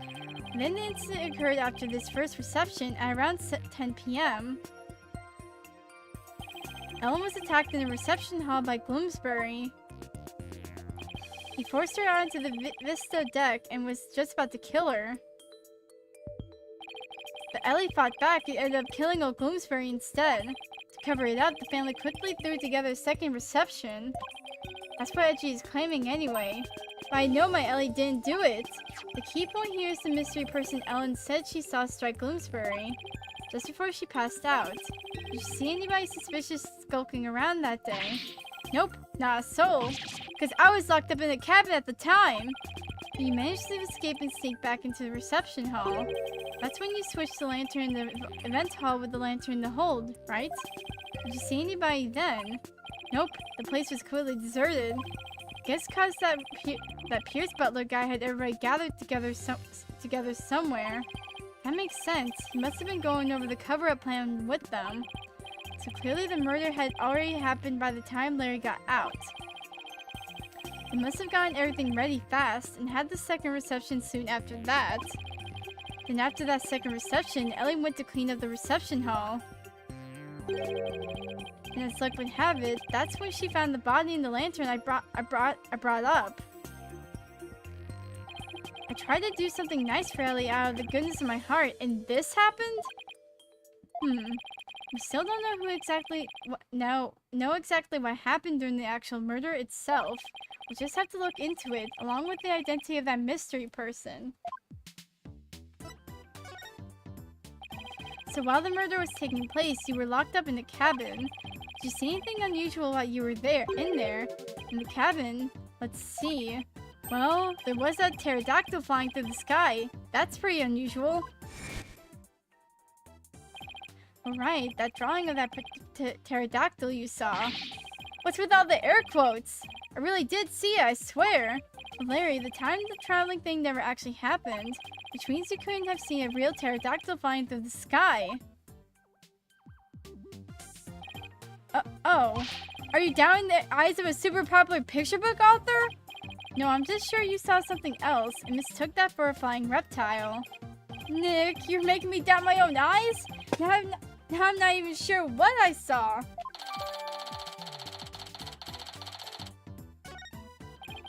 Either way, you have no idea what actually happened at the real scene of the murder. That's right, and I can say that with every confidence. Wow, would you look at the time? Better go, I have a book signing to get to. A book signing? Whose book? Whose do you think? It's mine, of course. It's a Laurie student book signing. Bet you went around begging a bunch of bookstores to let you do one. Of course not. They're the ones coming around to beg me. Looks like I guessed right. Anyway, I have to go. I'll send you 10 copies of my new book that just got released the other day, alright? 10? That's very generous of you. What are you talking about? I'm gonna send you the bill too, of course. Just put them down and as office expenses or something. See ya. Wait, Larry, we don't need... He's gone. I'll take a copy, boss. Oh, and make sure it's signed. Oh boy. Sure she's not gonna like this office expense. Here goes our first lead. What do you want to tackle next, Nick? Right, we should really hit the streets now, huh? How about we go see Ellen? Sounds good, boss. I bet I can cheer her up. I thought you were going to help Tracy with her magic show again today, Athena. Weren't you supposed to go meet her right about now? Tracy said she was going to practice her new trick on you, if I recall. On me? Really? Tracy's show is an important source of income for our agency, you know. You can leave the case to us, so you go ahead and run along now. But, boss! Off you go, Athena. No, I don't want to die! We better get going too, Maya. Okay.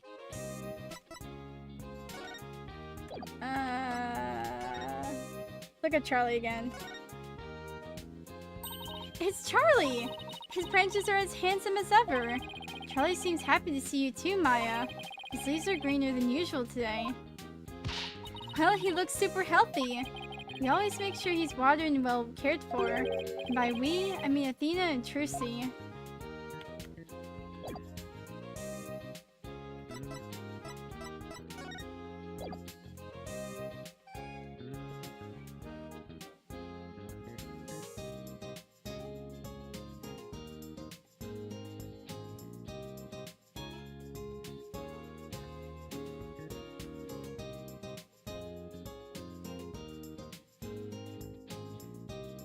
Okay, oh, frick.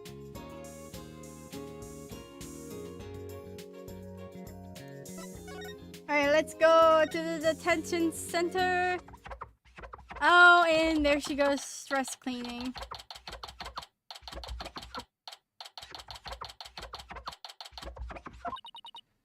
Oh, my poor sweet Soren. I wonder how he's getting along without me. Hello, Ellen.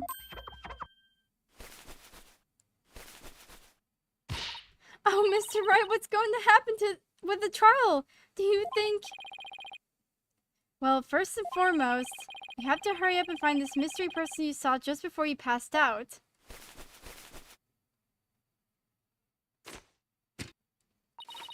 Do you think that person could be the real killer?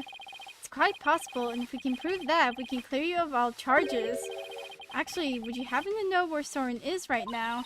He's usually busy with meetings all afternoon, but he should be home by evening. I think I better go have a chat with him later then. What? Her eyes!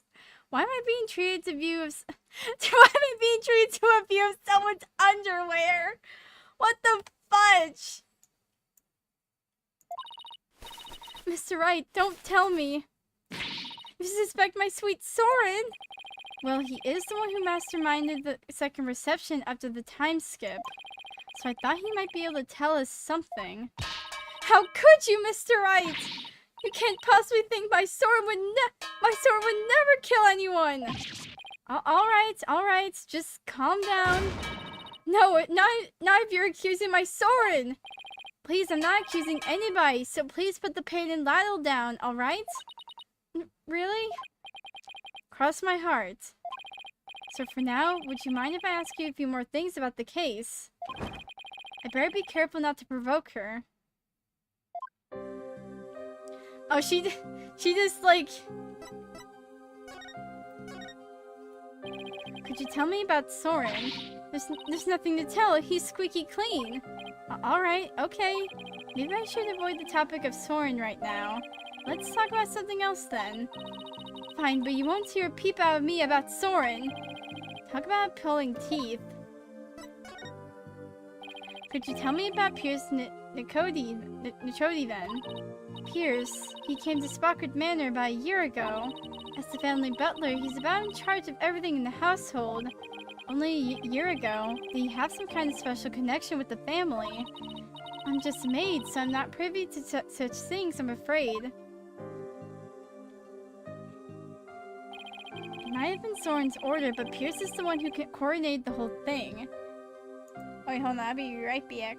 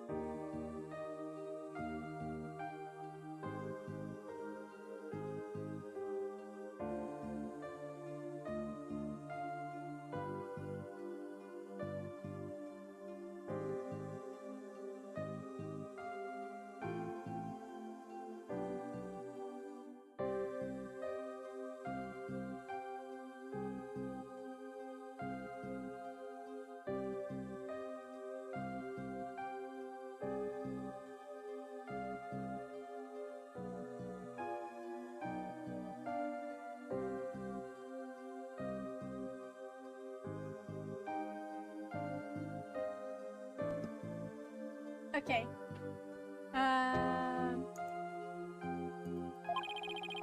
He's the one who really orchestrated the grand time travel farce.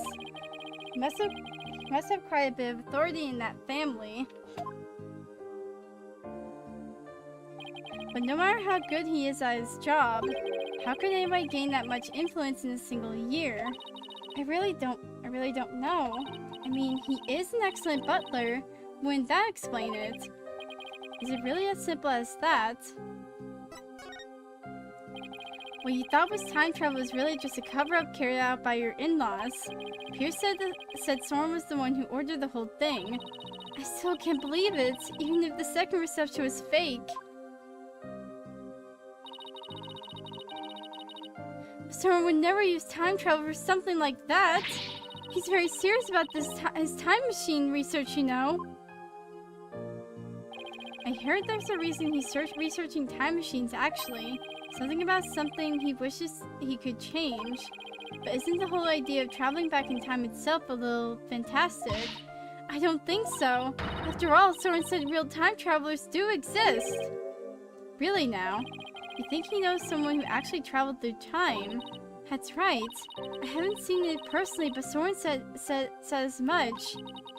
So I believe it. Somebody who actually traveled through time, huh? It's pretty hard to believe. Thank you, Ellen. You're going out to do your investigation now, aren't you? Yes, that's right. Please make sure you don't cause Soren any trouble, okay? I'm afraid I can't promise you that. What?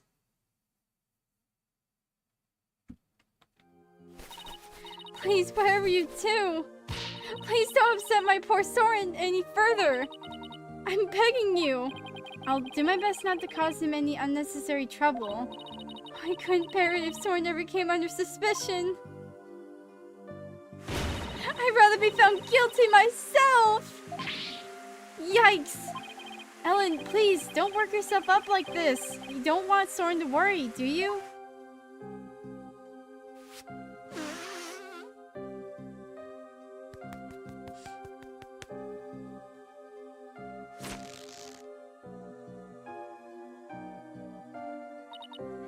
No, you're right. And the flood waters recede once more. So what do we do now, Nick? Well, Ellen said Soren is usually in meetings until the evening, so let's save our house call until then. Why don't we go to the morning dock and figure out our next move from there? Roger, Nick!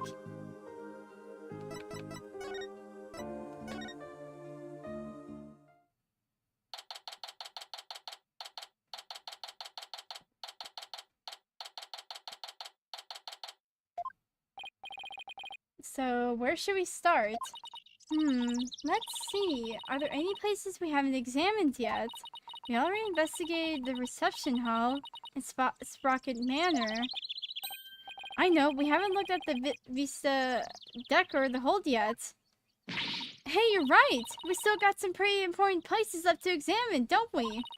The Vista deck is the actual scene of the murder, right? And the lantern with the body in it was stored in the hold. I think there's a good chance we'll find some important clues in those locations. Do we know how to get to the hold? Good question. I think it was labeled in that diagram of the airship in this pamphlet. There it is! Well, what are we waiting for? Let's go!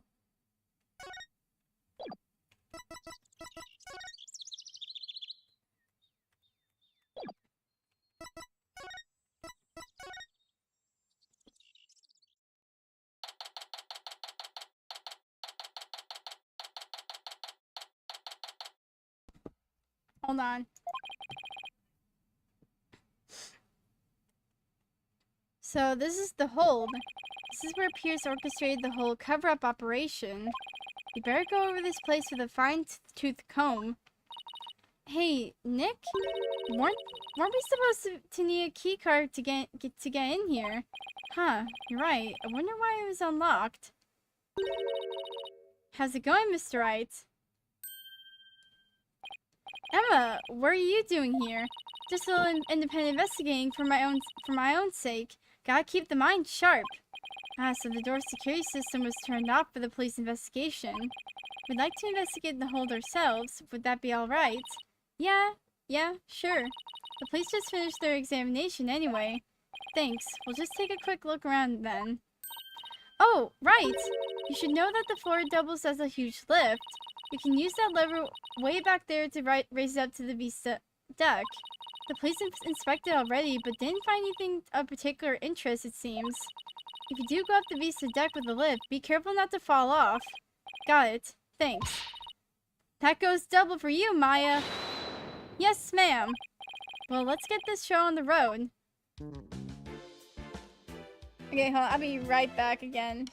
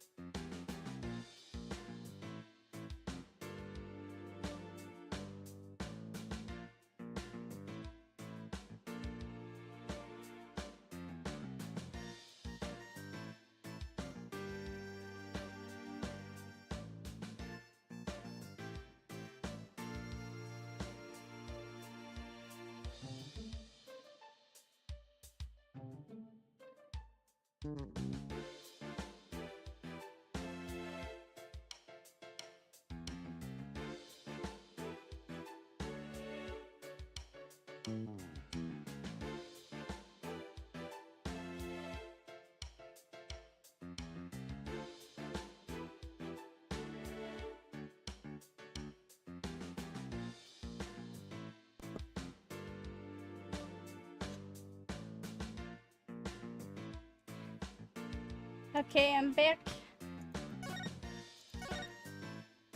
Any progress with your investigation? Nothing conclusive yet, I'm afraid. Almost everybody was involved with the cover-up, so it's hard to know who or what to believe. I know what you mean. Unless you have some compelling evidence, I'm afraid it's going to be a tough trial for you. You're telling me. There isn't much time left, so I've just got to make do and see what I can turn up.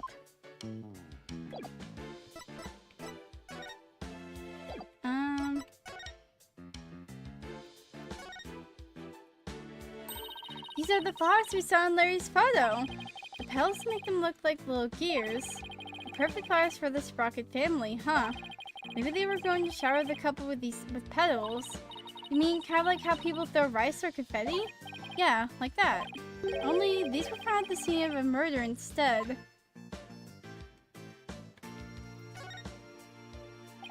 These must be dishes and glasses they use for receptions. Very fancy. Bet we'd be in big trouble if we broke any of them. Oh, I want to see Nick. You young lady need to stay far, far away from them. Nick, you think I'm going to break them, don't you? Let's just say your rap sheet for breaking things doesn't help your case. So this is the airship's engine. It's pretty impressive.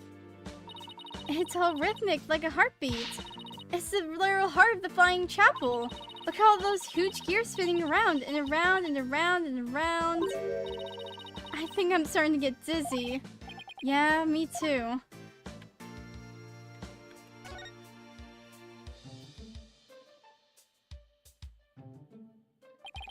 So there are two male peggable lanterns in the reception hall. That must mean these two are female Pega-Cow lanterns. Larry got their sexes mixed up when he replaced the one in the reception hall, huh? Didn't he see the horns? The difference is pretty glaring if you ask me. And yet he managed not to notice. That's what makes Larry Larry. And Larry being Larry is why I've seen more than my fair share of the trouble for a lifetime. Oh, Mr. Wright? You know that lantern the victim was found inside of the reception hall? I'm just about to go piece it back together so the police can examine it. Oh, okay. We'll stop by for a look too, once you're done fixing it.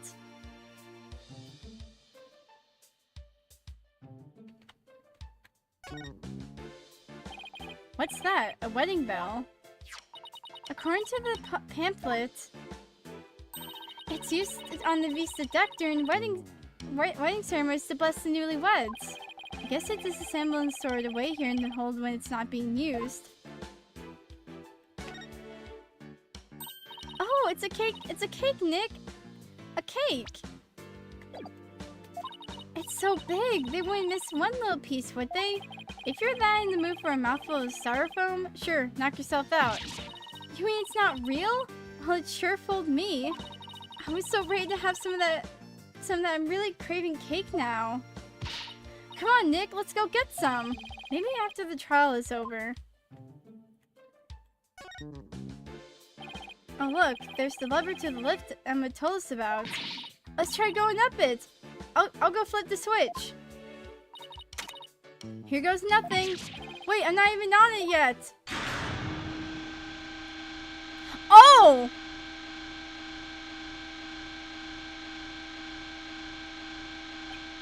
Hey, Maya, stop the lift! Whoops, sorry, I got a little carried away. Never mind that, move over a little. Okay. Is that blood? Blood? Let me see. Could it be Mr. Gloomsbury's blood? Well, this lift goes up to the Vista deck where the murder took place, so I think that's the most logical conclusion. But I thought the victim was clubbed to death and that there wasn't much blood. Something tells me I better take a picture of this.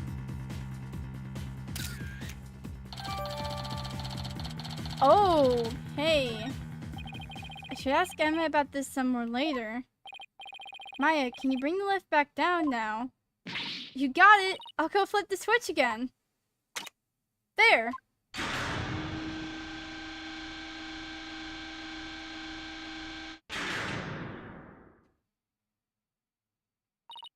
Done! I want to find out some more about that blood stain, but for now I guess we should go out to the Vista deck and take a look around the actual crime scene for ourselves. The view must be great from up there. I bet it'd be awesome.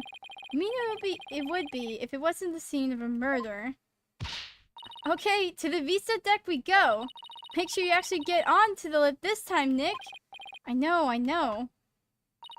Okay, I'll just flip the switch again, and away we go. That's freaking messed up, the freaking blood, bro.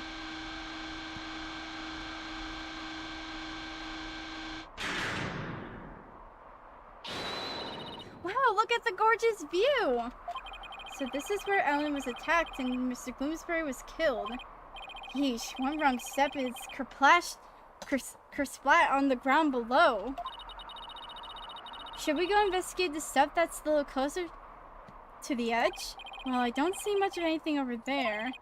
The police investigation didn't turn up any clues either, so maybe we don't need to. Oh, I get it. You're scared, aren't you, Nick?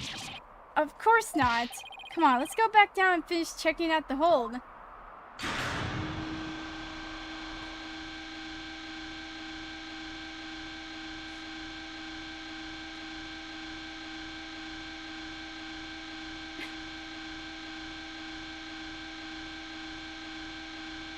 Okay.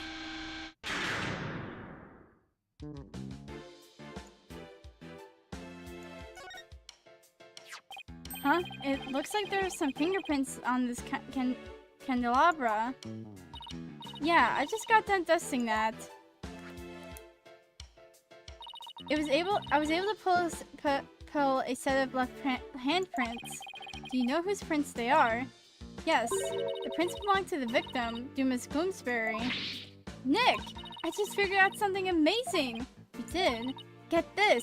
If the fingerprints on the candelabra were from his left hand, then Mr. Doom and Gloom must have been left-handed.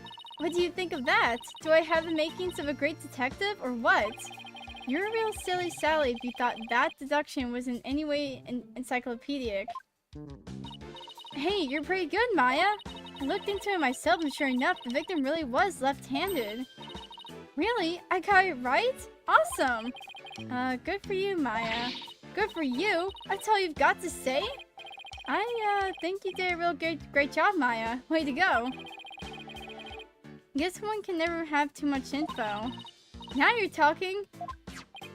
But come to think of it, this candelabra isn't in the photo Larry took of the hold, is it?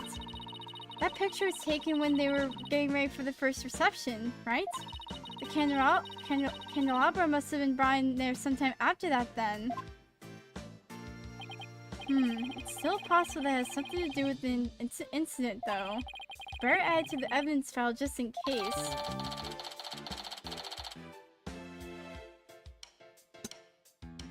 Wait! Oh, by the way, Mr. Wright, you can have this fingerprint powder if you like. You're giving this to us. Sure. I have 4 other sets. Thanks. I feel like there's something more to the candelabra, but I can't put my finger on it.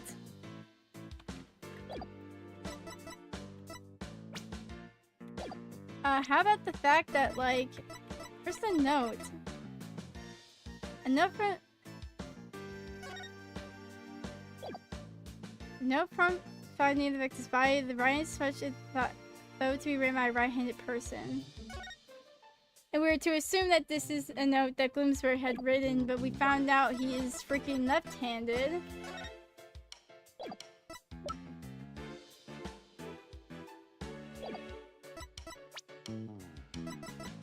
What if I were to present this? Like, hey, is there something I can do to help you with that? Actually, I was hoping it would help me move my investigation along. Okay, well. No, we need snackies, and I'm sorry.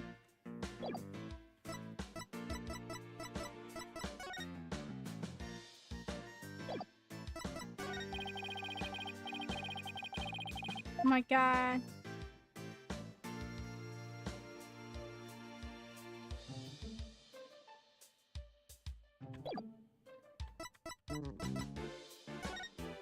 Wait, okay, wait, actually, wait, who's Bloodstain?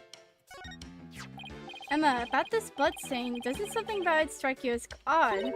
What's so odd about the victim's blood? That's not exactly... There's just something about it that bothers me. Now that you mention it, I can't say I necessarily disagree with you. Maybe I should talk about this some more with her. Emma, can we check out this candelabra a little more? A little more? What do you... Oh! What happened? I almost dropped the candelabra, and the candle slipped off. Well, let's be careful with that. It might be important evidence. Wait a minute. Now what? One of the pins that hold the candle is broken. What? There's definitely something fishy about this candelabra. There is. What makes you say that? Call it forensics investigator's intuition. We already tested this for prints earlier, so let's test it with Luminal this time. Knowing Emma, she'd use every test she has at the same time she could. Just hang on, this will only take a second. Hope this turns up a new lead somehow. Well, Emma, did you find anything? Take a look at this, Mr. Wright. What is all that blood doing on there? Maybe somebody got hurt while they were setting up for the reception. These prints are pretty sharp. But if one of the pins is broken, it means there is some force involved. Do you think maybe somebody got stabbed? But nobody reported anything like that. That's quite a bit of blood. Wonder whose it is. If I have anything that might shed some light on that, I should probably show it to Emma.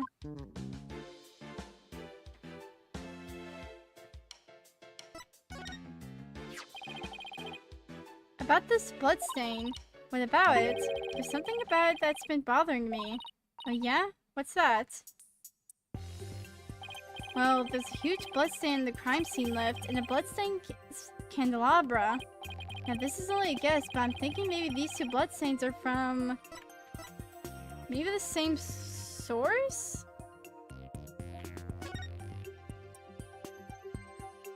I'm thinking maybe these two bloodstains are from the same source. I guess that is a possibility. Can we compare the two bloodstains? Would that take a lot of time? Are you kidding? Don't underestimate the power of science. It'll be done in a jiffy. And the results are in. That didn't take long now, did it?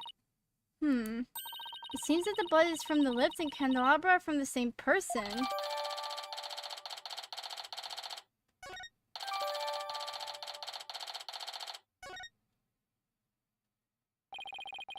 Well, the victim was clubbed to death and there wasn't all that much blood. But if this isn't Mr. Gloomsbury's blood... Well, this is just a guess, but... what if Mr. Gloomsbury stabbed somebody with the candelabra pin? That would explain the both huge bloodstain on the lift and the blood on the candelabra. Oh my goodness! If that's true, then that means there was somebody else present at the scene of the murder! It does, doesn't it? This just might substantiate Ellen's statement about a third person. Emma, could you have this blood analyzed? Sure thing! A mysterious blood stain on a candelabra with the victim's prints on it. This just might be the thing to back up Ellen's memory of seeing a third person. Next up, the reception hall. Might be worth taking another look around in there. The reception hall? The forensics team is in there investigating right now. Well, they are. Well, we don't have time to just sit around, so let's go check out something else. Good idea. We can go question some people, especially Soren. I have quite a few questions for that guy. Sounds good, Nick. I'll have to do some legwork then. Yep. I thought we'd head to Soren's house for starters. He was accompanying the police on their investigation here earlier, but he's probably home by now. Great. Thanks. Later, Emma.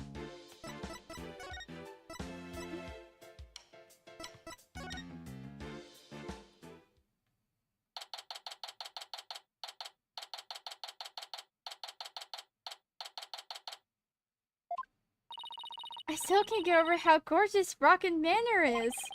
Just don't touch anything. I wasn't going to. She was definitely going to. I was told I had guests. Thank you for seeing us, Soren. We know you're busy. We'd like to ask you a few questions about the case if you wouldn't mind. Soren. You're Ellen's lawyer, right? Huh? Yes, that's right. Don't tell me he doesn't remember me. Will Ellen be found guilty? We're doing everything we can to prevent that. That's why we're here investigating.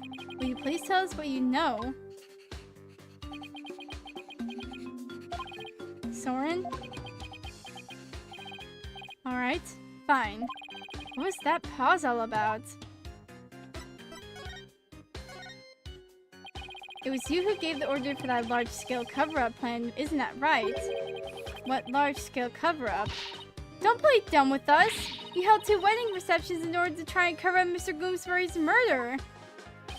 Ellen thought that, throughout the power of the timekeeper you built, through, she traveled back in time.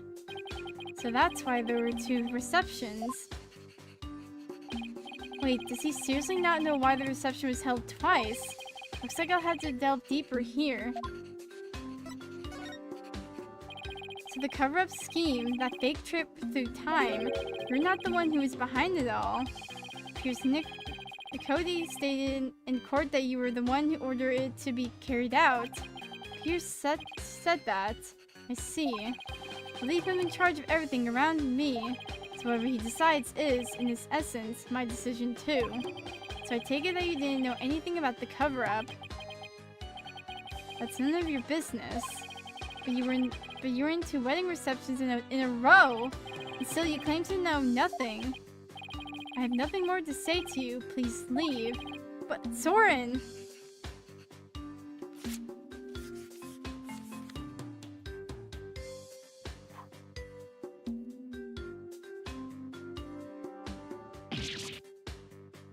Ow! Oh, there's something written on this paper airplane. Let's see. Go away! It doesn't get clearer than that, huh? He's looking especially uncooperative, but maybe I can grab his attention somehow. There's still that one piece of evidence I don't know much about. It's worth a try.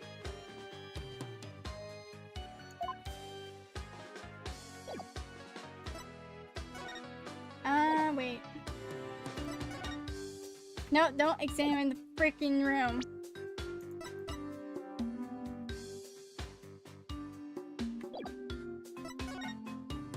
Is it... Oh wait, is it this? Soren, have you ever seen this before? That's... Soren, what is it? Nothing. Why did his whole demeanor change all of a sudden? He's gone pale as a ghost, too. Soren! Nick, look at his stomach! He's bleeding! Somebody help! Soren's collapsed! Master Soren! Get him to the hospital! Quickly now!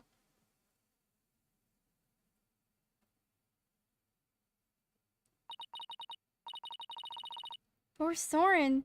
There must be one serious wound. What is it, Nick? Well, when I showed him the candelabra, his whole demeanor changed. So I was just thinking that maybe his injury is... Huh? What's this? It's Soren's notebook. He must have dropped it in the rush to get him to the hospital.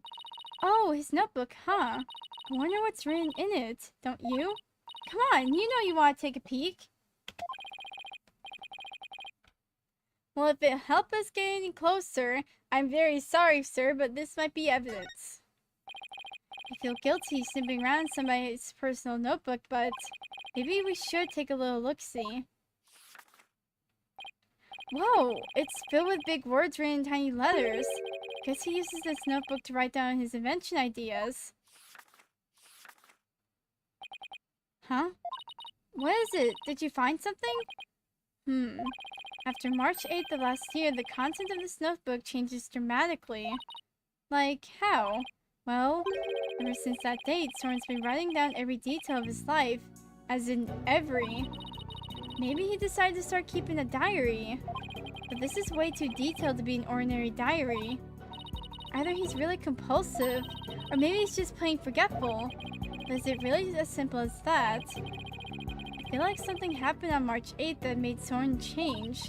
Oh, why don't you let me take a look at that and I'll tell you. Hey, Maya, let go or we'll rip it!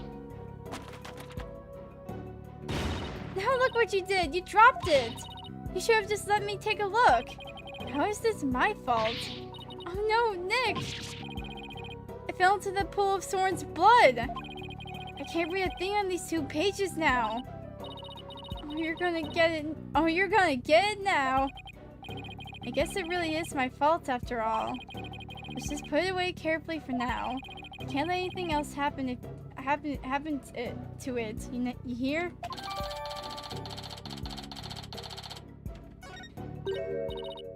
Huh? Hey look, there's something sticking out of the notebook. It looks like a newspaper article. Let's see. It's about the car accident Soren's sister died in. It happened on March 8th. That's the day Soren's notebook completely changed. Wow! What else does it say? It says the driver at the time of the accident was Dumas Gloomsbury. It says Soren was in the car too, and that he had sustained severe injuries. It's just like Pierce said, Soren completely changed after the accident. Oh! So Gloomsbury was driving the car when they got into that accident. That opens up the distinct possibility of Soren holding a grudge against Gloomsbury. You think Soren could have... I don't know. It's not like I have any proof. We should talk to Pierce about this when he returns Soren's notebook to him. But he doesn't seem to be here right now. Maybe he's at the Flying Chapel.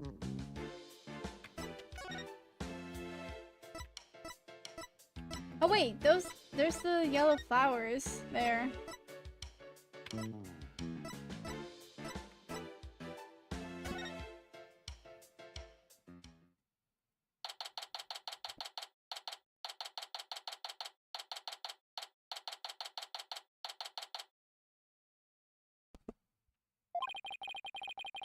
I sure hope Pierce is around here somewhere. Mr. Wright and Miss Fay. Hello, Pierce. We were just looking for you. I'm sorry for Master Soren's sudden departure earlier. You have my sincerest apologies. It's totally understandable, really, but shouldn't you be at his side right now? It's fine. The other servants are with him, and I'm in constant contact with them.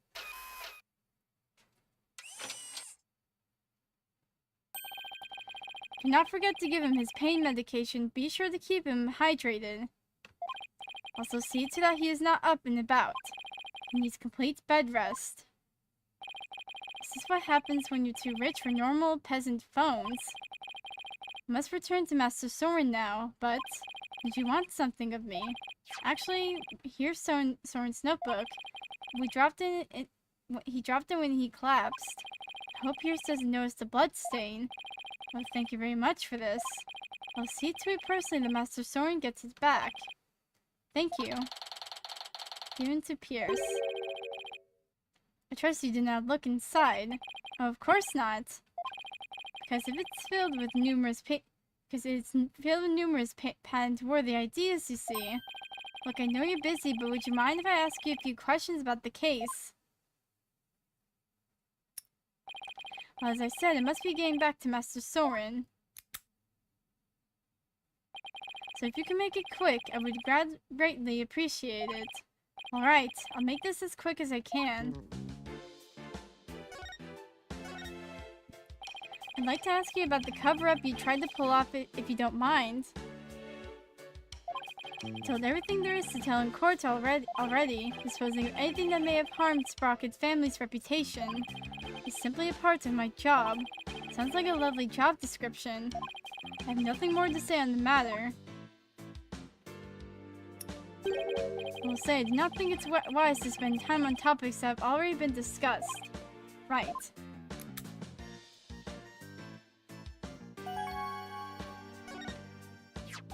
Pierce, could you tell us more about this accident? Where did you find that? And did I not already tell you about that accident? You did, but you conveniently left out one crucial detail. The fact that Dumas Gloomsbury was driving the car at the time.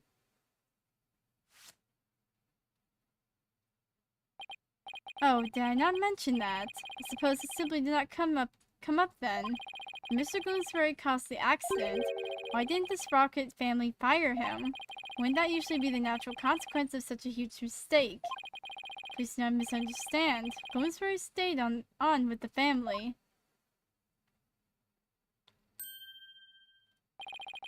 On Master Soren's request. What? That's the type of person Master Soren is. Okay, so that rules out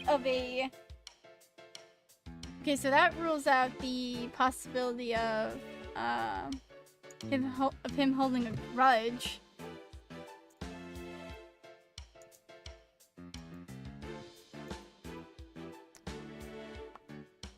Well.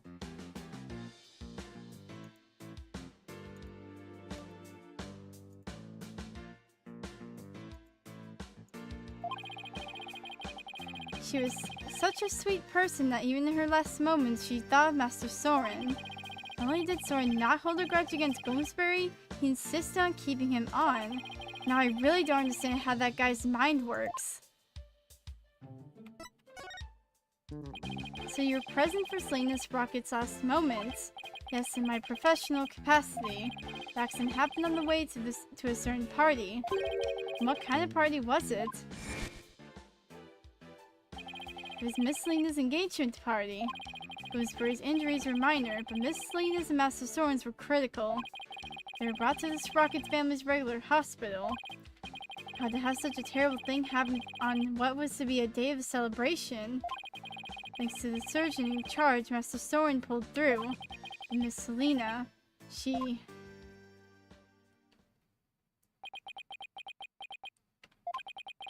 last words Miss Selena said to me were,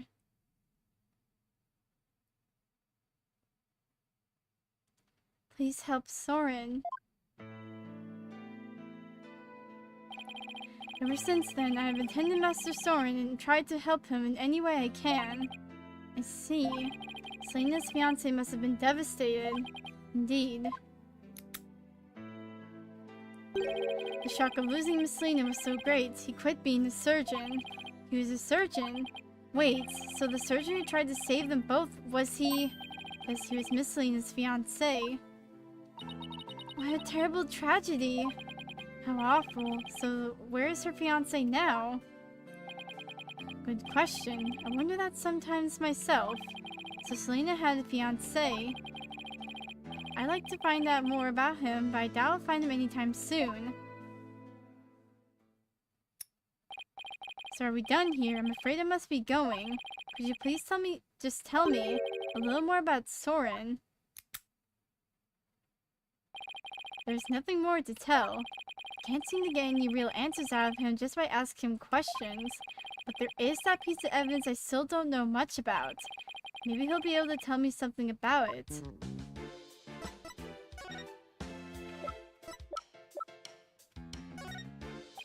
Pierce, have you ever seen this candelabra before? No, I do not know anything about it. Oh, come on! Bruh! When Magatama reacted, Pierce must be trying to hide something from me. I have to break those psych locks and find out what. Take that! Pierce.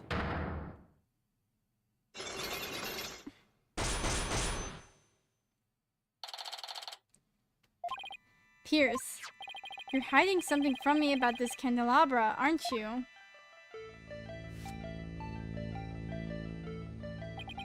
This is one of the candelabras from the Flying Chapel, is it not? Is there something special about it? Actually, yes, there's some blood on it, you see. I think the blood might belong to this person. Take that! Soren has a rather nasty wound on his body, doesn't he? That broke quick. Yes, Master Soren is indeed injured. Are any of the other people involved with this case injured? Now, as far as I know. Let's see. Let me ask you this, Pierce. Do you suppose Soren could have been more directly involved than you're letting on? What in the world would make you think that? Well, I've got my reasons. Mr. Gloomsbury's fingerprints were found on the candelabra's stem, which leads me to believe that Mr. Gloomsbury stabbed Soren with it. I cannot possibly think Master Soren is one responsible for the murder. I don't have any conclusive evidence of that at the moment. I do think he had a motive. This proves that Soren had a motive to kill Mr. Gloomsbury.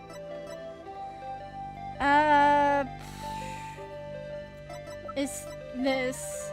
Take that! Even though it was an accident, Mr. Gloomsbury was the man responsible for taking Soren's sister away.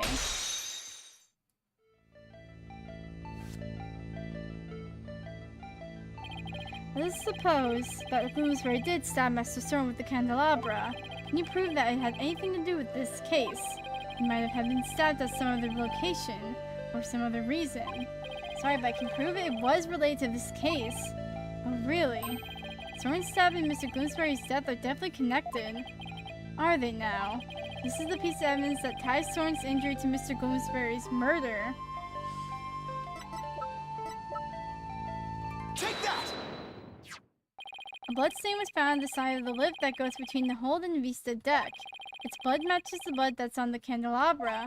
I obtained the results straight from the police, so I can assure you this information is correct. This bloodstain on the lift indicates an important fact. It shows us that... Where was the reception hall? Soren was there during... he was there during the crime. Soren's blood is on the lift, which can only mean one thing. He was there, wasn't he? Soren was at the scene of the crime. You're very astute, Mr. Wright. It appears I cannot hide this from you any longer. Very well.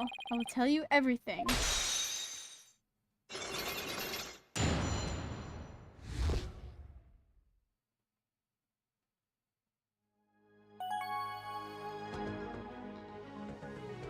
I'll be right back.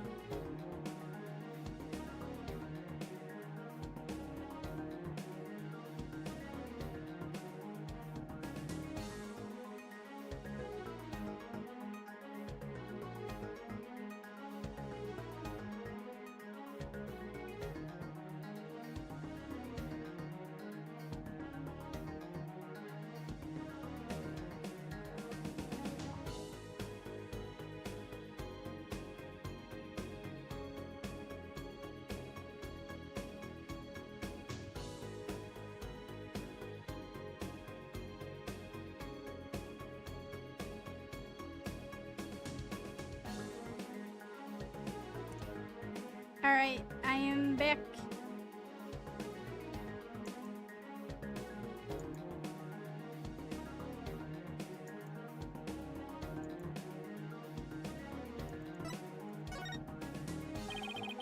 Okay.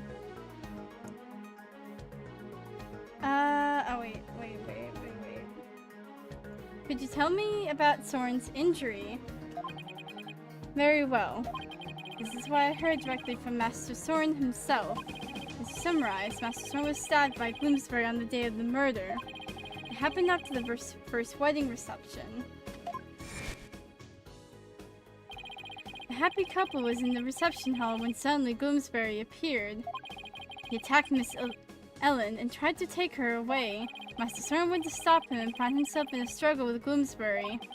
That is when Master Soren was stabbed with the candelabra, he said. Even though Master Soren was badly injured, he went after Bloomsbury. So Soren really was at the scene of the murder, wasn't he? Yes, that's correct.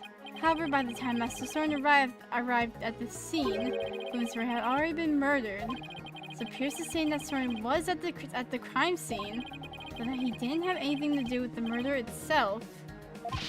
Even still, why did you try to keep such an important piece of information from me?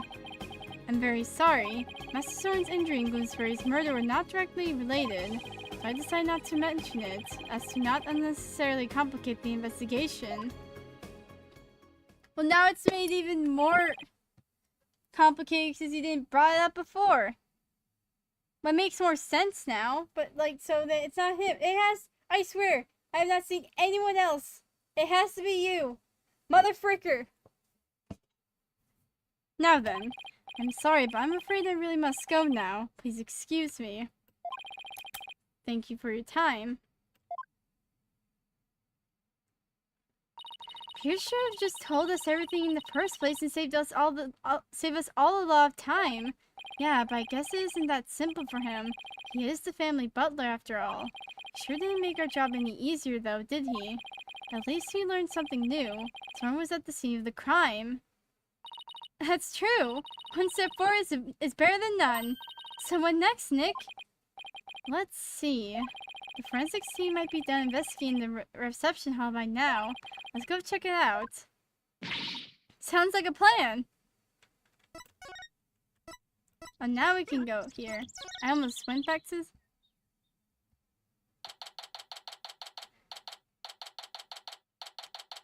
Why does it look like that person, that maid over there is cleaning the freaking window with like a letter?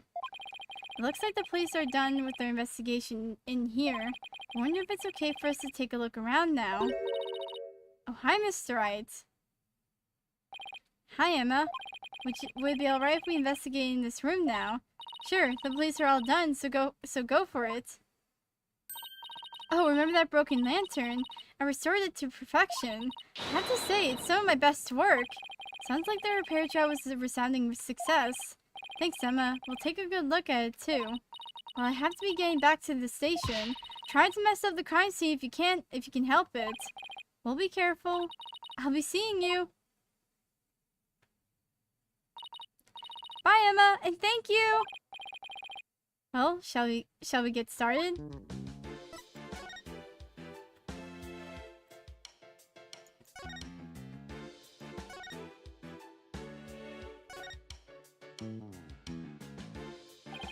Here's the broken lantern, all patched up, and I do mean patched. Emma said this was some of her best work, so I know she put a lot of effort into it. Oh wait, she switched the freaking things around. It was pretty smashed up. It must have been a lot of work to piece it back together. Well, she gets an A for effort at any rate. Huh? This wheel handle on the back has some blood on it. It looks like somebody gripped it with a bloody hand. Maybe the blood got on there when the killer was putting on old Doom and Gloom's body inside. Do you see anything else worth noting? Well, there's another one of these lanterns over there, so it might be a good idea to really compare the two later.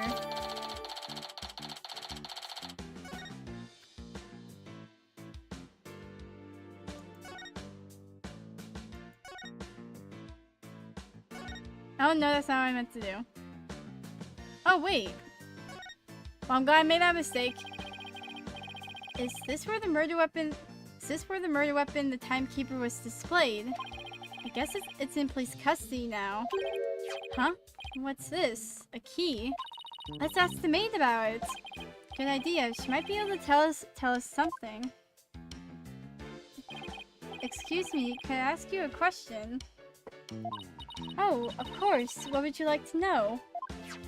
Do you know anything about this key? It's the key that starts up the timekeeper. A startup key. That's right. Oh. The first startup of love ceremony was so beautiful. The bride and groom each had a symbol of their love, and when they put them together... Oh, how romantic it was! Key of love added to the court. First startup of love ceremony. What exactly did that entail? Oh, it's a ceremony in which the couple activated the timekeeper together for the first time. I suppose it was kind of like a cake cutting ceremony. And what are these symbols of their love you mentioned?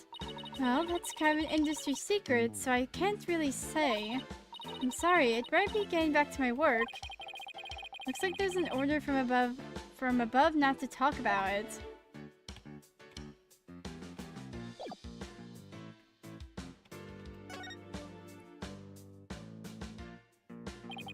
This is the unbroken peggable lantern.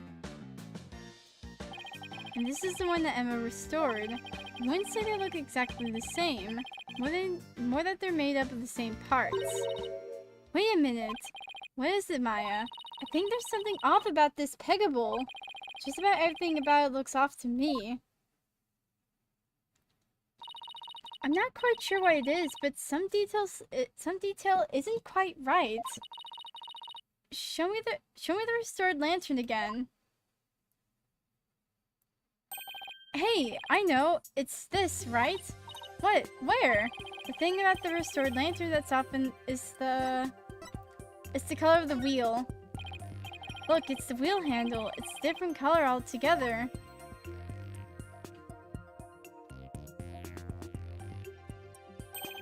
Emma got the inside and outside wheel handle switch around. Oh wow, you're right! And there's blood here on this handle, as if somebody gripped it with a bloody hand. Right, which means that the blood got on the handle from inside the lantern. Do you think the blood got there when the killer was putting the body in the lantern? It's really hard to say at this point.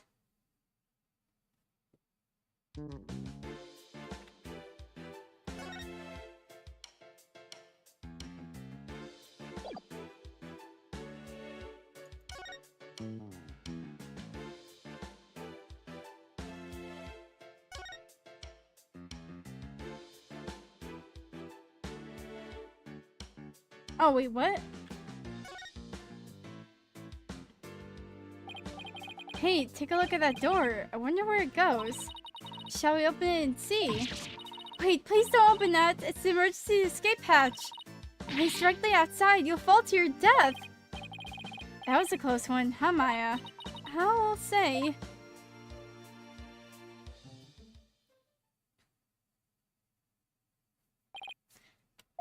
Well, I think we've checked out everything relevant to this case. What are you two doing here? Wait, what are you doing here?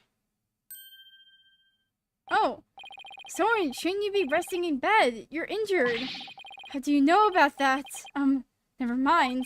My notebook. Have you seen my notebook? I can't find it anywhere. My notebook. I need my notebook. What's the matter with him? My notebook. I have to have... Master Soren. Master Soren, I told you to stay in bed. My notebook. Here you go. Here you go.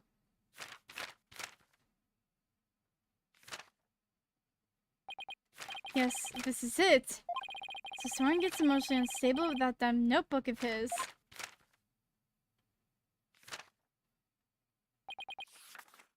Oh, looks like he's calmed down now. Soren, do you mind if I talk to you for a minute? I cannot allow you to do that. What if his wounds were to open up again? He needs to rest. I guess you're right. Now, if you will excuse us. Master Soren, let us retire. Alright. There they go. Pierce is right. I guess he really isn't in any condition to be questioned. Well, let's go back to the agency and sort through what we've learned.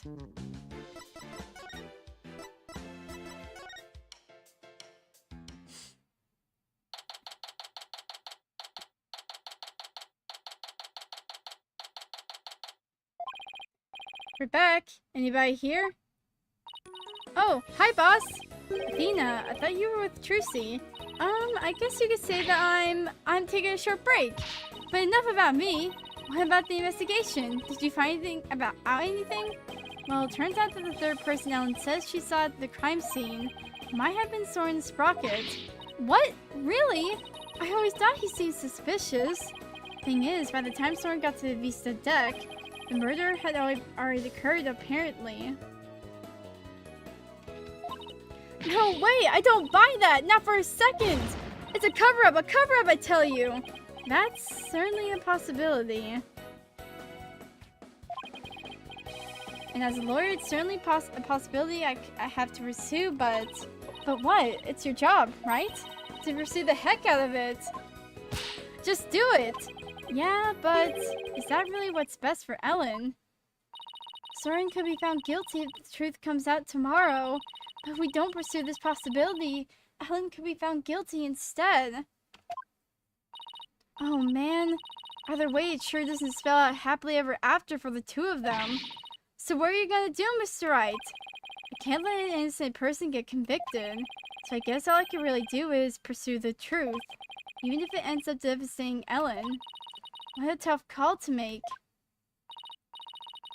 Still, there's always a chance, right? Maybe something will come up during the trial that will save their marriage. I hope so. I really do. Well, Maya, let's go. Break the news to Ellen, you mean? Yep. Mr. Wright, please take me with you. I bet I could help you counsel Ellen through this piece of bad news. Athena, I appreciate the offer, but don't you have somewhere else to be? Do I? Athena, what are you doing here? I've been looking all over for you. Come on now. Let's get back to practicing. No, wait, my body can't take it anymore. Boss, you gotta help me. A lawyer's always gotta keep their promises, Athena. But boss, if you bail on me one more time, Athena, I'm going to use a real blade on you.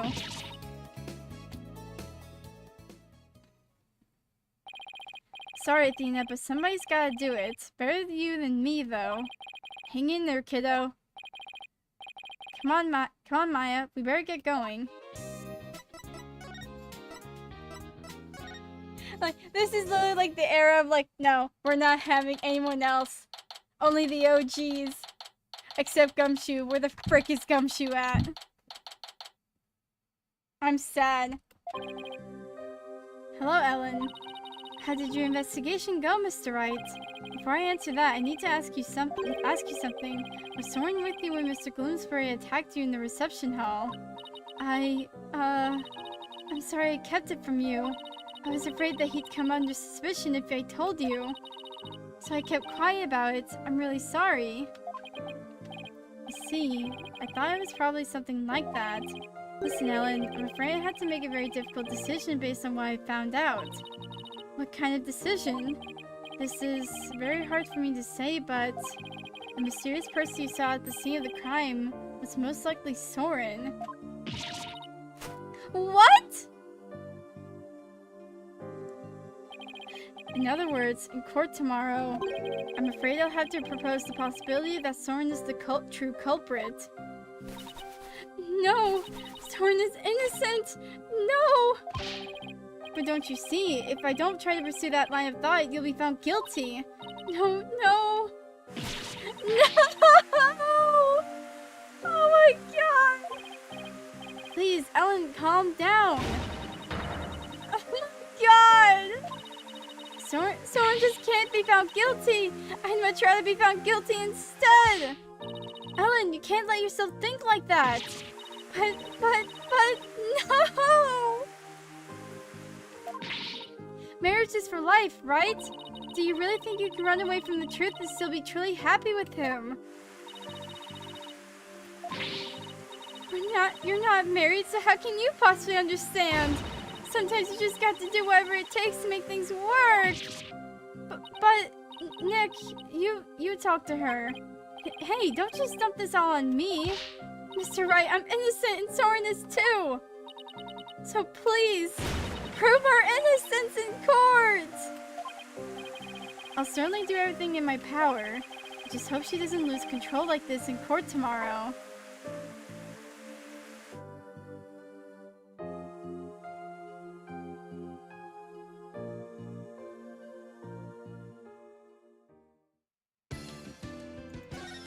We're gonna save this marriage! For goodness sake! We're gonna save this marriage!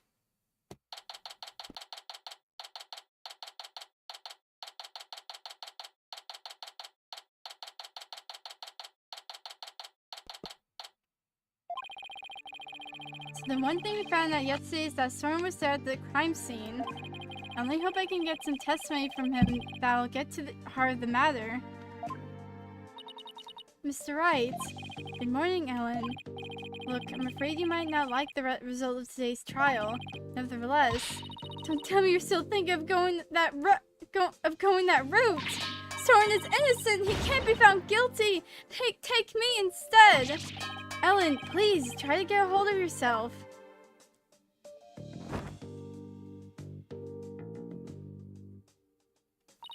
I believe in Soren with all my heart. How dare you doubt him? Regardless of which one of them is found guilty today, it's going to be devastating for Ellen, isn't it? We'll just have to do everything we can. That's the best we can do, you know? The trial is about to begin, Mr. Wright. Alright, let's go, Maya. Yeah.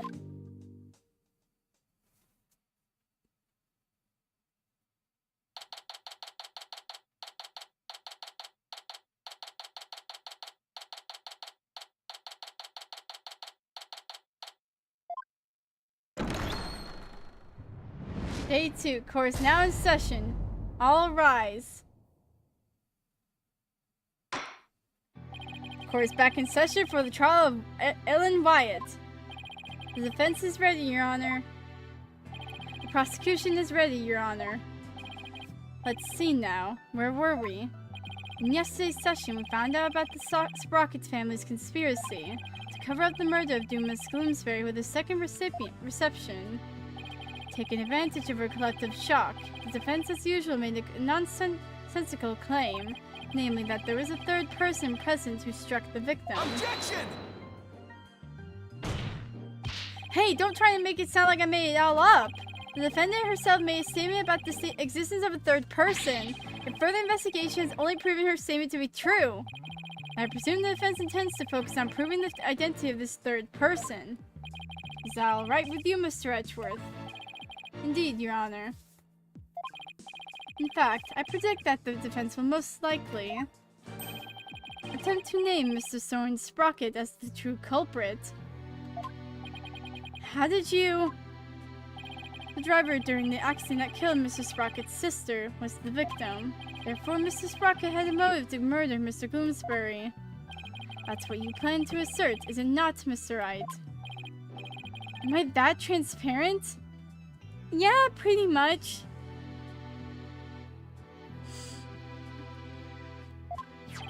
Come now, Mr. Wright. Did you really think that the police wouldn't uncover this information? Congrats again, all in one, Mr. Edgeworth. But... You're wrong! Soren didn't do it! He's innocent! Miss Wyatt, please! He's innocent! I tell you! What is this, Mr. Wright? I thought your claim about the existence of a third person came from the defendant. I did. This is just a minor hiccup. Do not discuss your strategy for this with the defendant, Mr. Wright. Starting off on the wrong foot again is seriously cutting into my lifespan. Yeah, you ain't got long left, man. You're only 35. if you already have a broken back at the age of 35, you're not long for the world. It appears that the defense is in disarray. Therefore, the best way to clear things up is to ask Mr. Sprocket himself what happened. Your Honor, the prosecution would like to call Soren Sprocket to the stand. What? Very well. Bailiff, please bring Mr. Sprocket to the witness stand.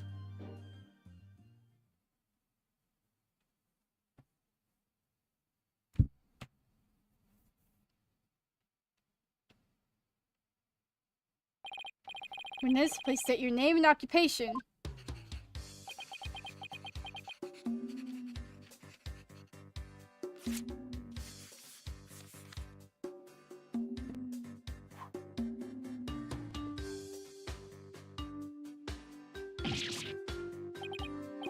There's something written on this paper airplane.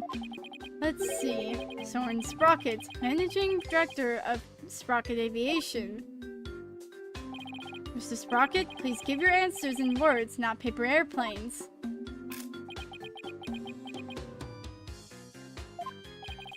Now then, Mr. Sprocket, please tell that doubting lawyer that what really happened at the time of the crime. Well, Mr. Sprocket?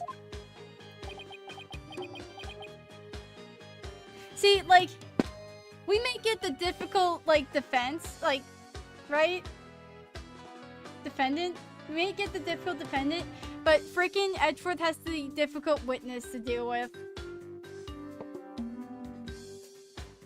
'Tis only fair. Mr. Sprocket! Alright. You want me to talk about what happened when the crime occurred? In other words, after the first wedding reception. And Ellen and I were in the reception hall, right? Not even the power of the court can stop him from marching to the beat of his own drum.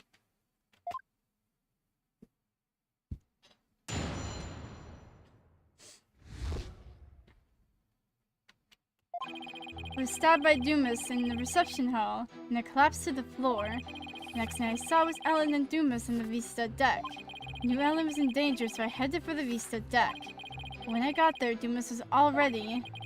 I don't want to believe it, but it must have been Ellen. Nothing else makes sense. You do not believe that for a second. Wait just a minute here. You actually think Miss Wright killed the victim? That's right. Dumas was killed by Ellen. This is unbelievable. How can you suspect your bride, the woman you love? Objection!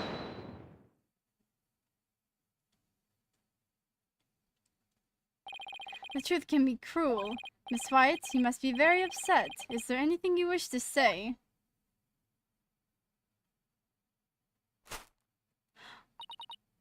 No, I can't believe this. Soren, I thought that at least you would believe in me.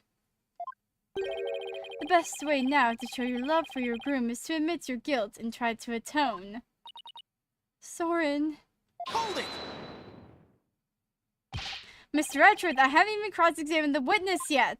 And quit picking on the clearly distraught. Yeah, that's not cool, Mr. Edgeworth. The court is where we seek the truth. And the truth is unyielding, even to the truly pitiful. Mr. Edgeworth, I find it distasteful to make a lady cry. Yet to your honor. So what are you going to do, Nick? If the third person Ellen saw on the Vista deck was Soren, then we have to prove Soren was here at the time of the murder. I don't see any obvious inconsistencies in his testimony, but we have to push forward. Dude, that almost made me cry. Just seeing her face. So distraught. I'm so upset. We are saving this marriage. I swear to it. If this marriage does not get saved by the end of this freaking trial, I will just quit. Throw hands in the air. Taking kneecaps.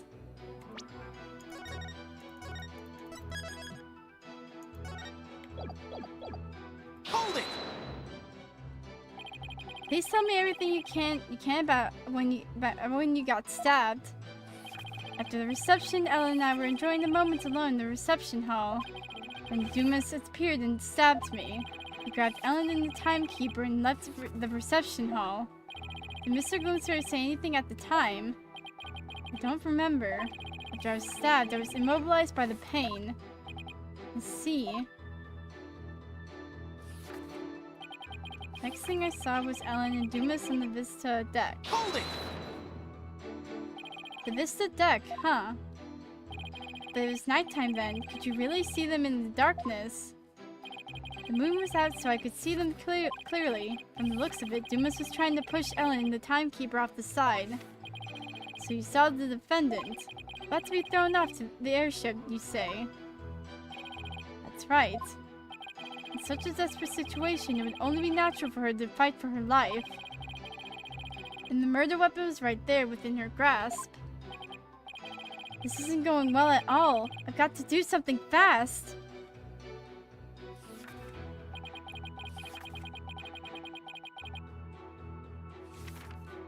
Hold it!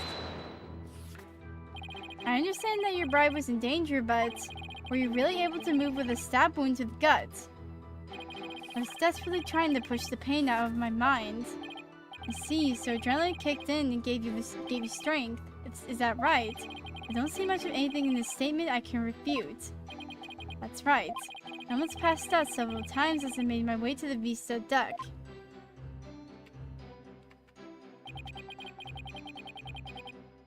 Hold it! Are you absolutely sure, Mr. Sprocket, that by the time you got to the Vista deck, the murder had already been committed? Yes. But the Vista deck is just one on the other side of the glass windows in the reception hall. Shouldn't you have been able to get there right away? Objection!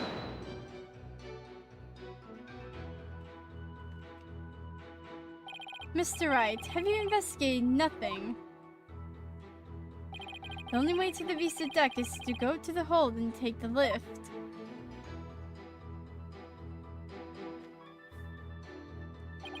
No matter how much one hurries, it would take at least 10 minutes.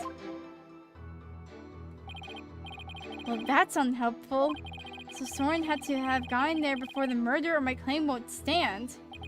Do you have any ideas for me, Maya? It's definitely easier to prove that someone did go to the hold than not. I mean, you can't leave anything if you don't go someplace, right? Can't leave anything. Wait a minute. I think Maya's onto something here.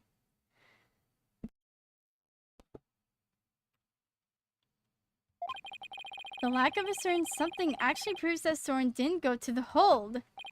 What's the matter? Are you stumped already?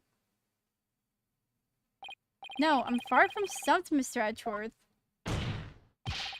I know for a fact that Mr. Sprocket didn't go to the hold.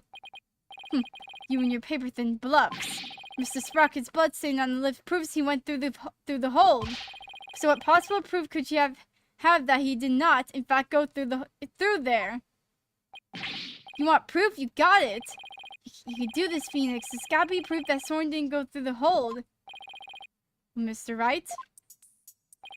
This proves that Mr. Sprocket didn't go through the hold.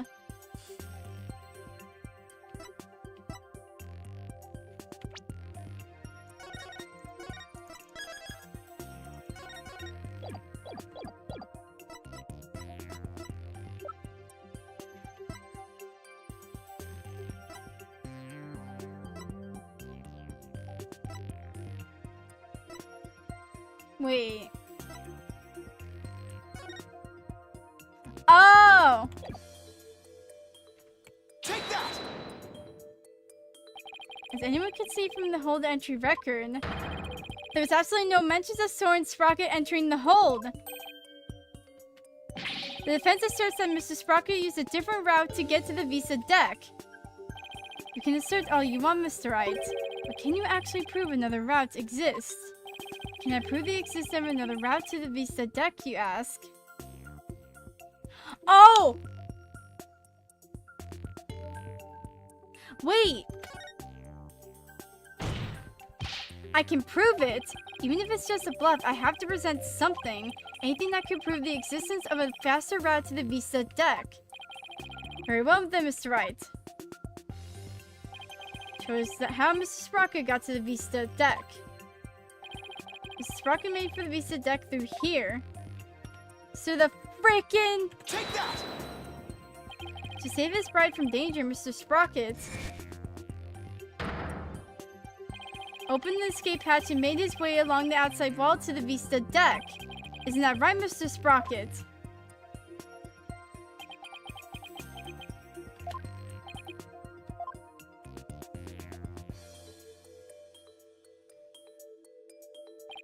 That would certainly be a much faster route to the Vista deck. Objection!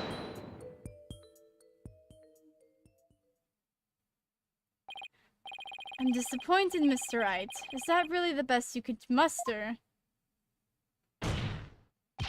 That escape hatch is not meant to be used from reception hall to the Vista deck.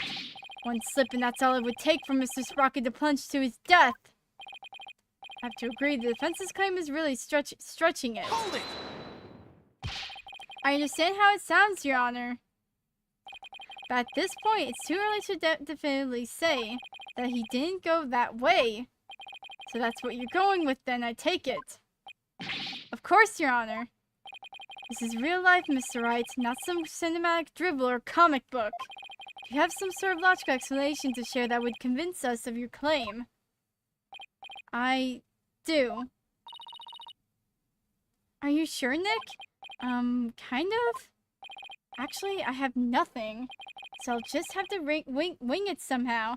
My god. On what do you base your theory that Mr. Sprocket made his way along the outside? My theory that he was able to go along the outside wall despite the dangers is based on the power of love. Yo, it has to be the power of love.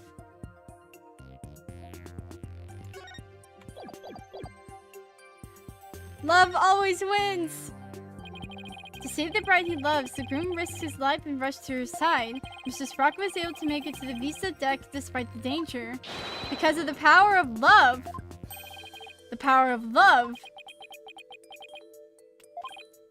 That love is a source of strength that can help one overcome any obstacle. I think I can relate, thanks to my own long, happy marriage. Wow, he actually seems to be buying it! Objection! The power of love, you say? What kind of illogical argument is hardly viable in the court of law? Wouldn't you agree, Your Honor? I'm afraid not, Mr. Edgeworth. You should never underestimate the power of love. You'll understand one day once you get married, which I won't. Wow, okay. Which I won't. What the fudge? Not if the fangirls have anything to say about it.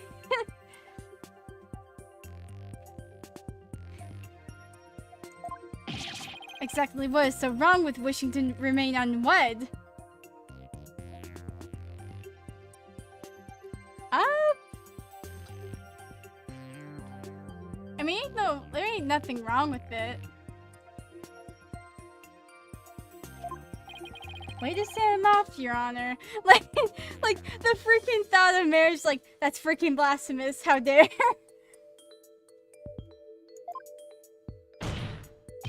Never mind all this unscientific nonsense. Are you aware, Mr. Wright, that at the time of the crime, there was a huge propeller turning all for full speed between the hatch and the Vista deck? Even if a person were to go outside through the hatch.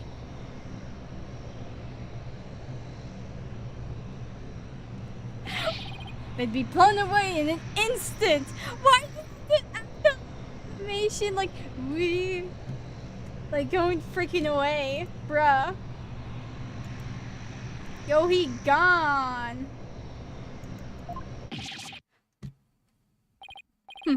Where does your power of love get you now, Mr. Wright? A huge spinning propeller, you say? In that case, I have to admit it does seem impossible. I should have known. Nick, you can't make that kind of face in front of your client. There were some times when lawyers have to force their biggest smiles. Right? Right. I feel like I just saw Mia looking out at me through Maya's eyes. What's wrong, Nick? Why are you gaping at it like a giant sunfish? Thank you, Maya. You just helped me remember something really important. There it is. There's that fearless smile I was looking for. Now give us a mind-blowing theory, just like you always do. I have to turn my thinking around. Instead of wondering how someone could have moved past that huge propeller, I have to think about what could have made it possible for him to do so. Your Honor, Mr. Wright only makes that ridiculous face when his back is pressed against the wall. What? A metaphorical wall, right? Right?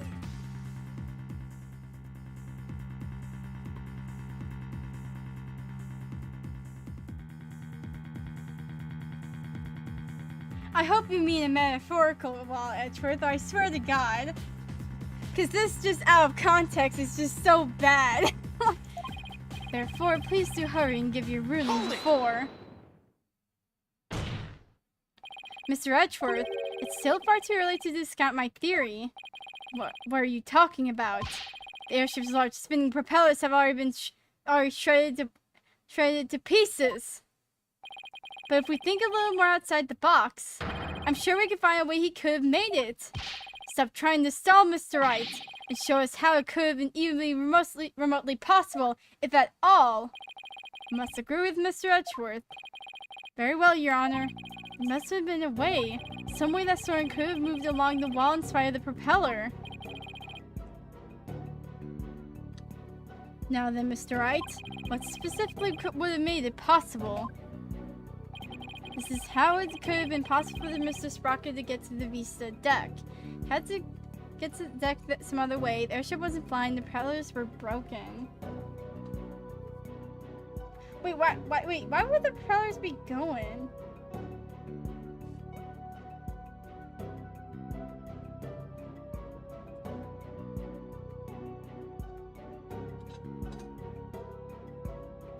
Wait, oh!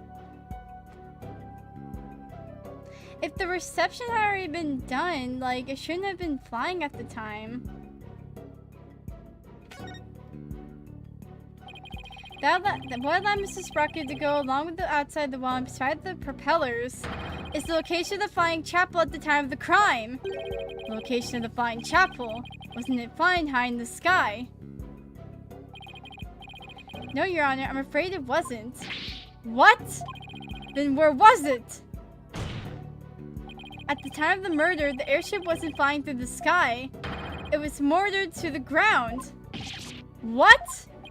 And if the airship wasn't flying, then that means the propellers weren't turning. The freaking lead! In which case,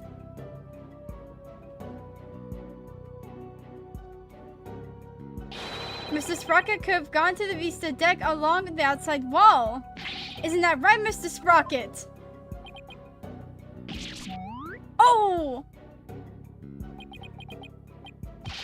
I don't remember. Ow, he stabbed himself with his pencil. That's gonna leave a mark. Objection! Even if the propellers weren't turning, it would have been far too risky to go that way. But Mr. Edgeworth, you're forgetting about the power of love. Yes, the amazing power of love. Not this again. Very well. For the sake of argument, let's assume this so-called power of love made it possible for Mr. Sprocket to move along the outside wall of the airship. Can you prove that the airship was tied to the ground as you claim, Mr. Wright?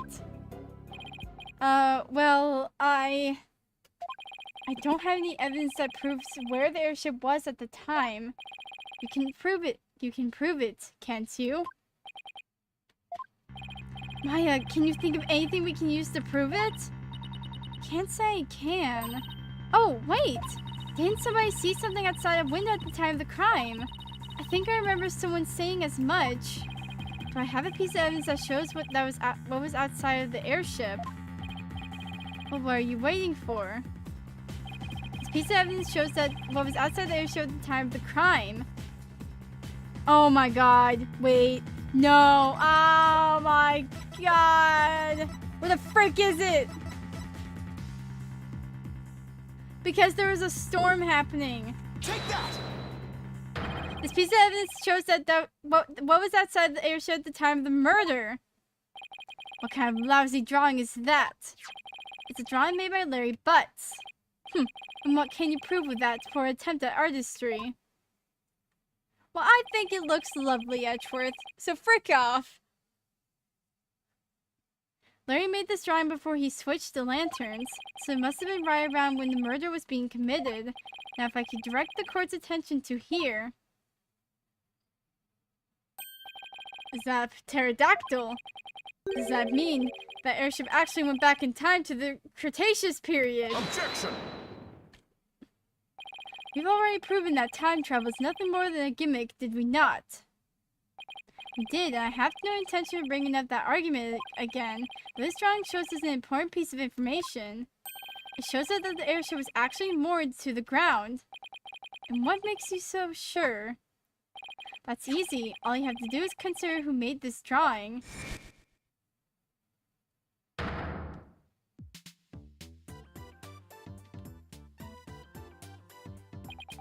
Larry. That's right. It was Mr. Butts, and we both know what he's like. He must have seen something else and mistaken it for a pterodactyl. I can't argue with you there. Hey, wait, just one doggone second there. Second here. What kind of moron do you guys take me for? I saw with my own eyes. A pterodactyl flew right by the window, I tell you. I have sharp eyes of an artist. Don't you believe me? No. That freaking no. Nick. Nope.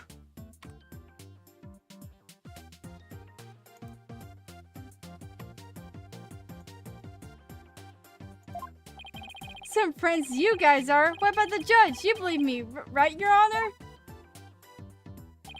I'm sorry, but I'm afraid you need to leave this courtroom. Bailiff, if you would. Come on, buddy, let's go. Why doesn't everybody believe me? Don't take it personally, Larry. I know you're just being, well, you. Now then, you're saying that what Mr. Butts really saw bears some relation to what was outside the airship at the time of the murder. Yes, Your Honor. At least I think it does. What this pterodactyl really is will prove the airship was anchored at the morning dock. It had better anyway. If it doesn't, my whole argument is a bust. If you're that confident about it, then please go ahead and tell us what it really was. Yes, Your Honor. Think, Phoenix, what could that pterodactyl have actually been? Take that! Please take a good look at this sign. At the sign. It appears to have been broken and then repaired. What does the sign have to do with the pterodactyl? Please focus on this part of the sign. The part that broken off and got retouched. What about it? How about if we were to turn it like this? That shape! It's the pterodactyl in the drawing! What Mr. Butts actually saw was the chunk as it was being blown through the air by wind. What?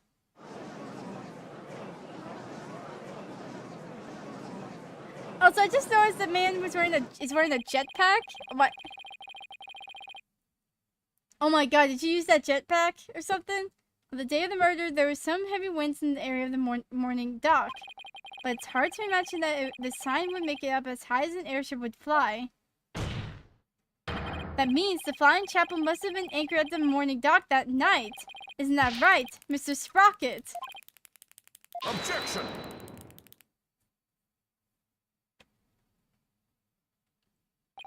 That's more than enough of this power of love nonsense, you pop culture junkie! Oh my god! Present all the proof you want, but your argument is based on far too much in conjecture. Why don't we return to reality now? What do you mean, too much conjecture? Even if the airship wasn't flying, that alone doesn't prove the witness went along the wall. True, even now it's no more than a possibility. And how do you propose Mr. Sprocket got to the Vista deck, Mr. Edgeworth? I noticed something as I went over the evidence. Please take a look at this hold entry record. What about it? I don't see Mr. Sprocket. It's illustrated on here anywhere. Don't you remember? In yesterday's session, we had a very similar kind of argument. Did we? Honestly, Mr. Wright, are you going senile already? We talked about Larry Butts using the defendant's key card to enter the hold. Oh, we did talk about that, didn't we? In other words, even if a person's name isn't on the entry record, it's still possible for that person to have entered by using someone else's card. Mr. Sprocket, you went to the hold with Mr. Nikoi, didn't you? Nikodi. I did. What? Why didn't you tell us that in the first place? Pierce is indispensable. I didn't want to mention him unnecessarily and risking having him wrongly accused. I couldn't do without him. Mrs. Sprocket, I ask that you testify in greater detail about your movements that night.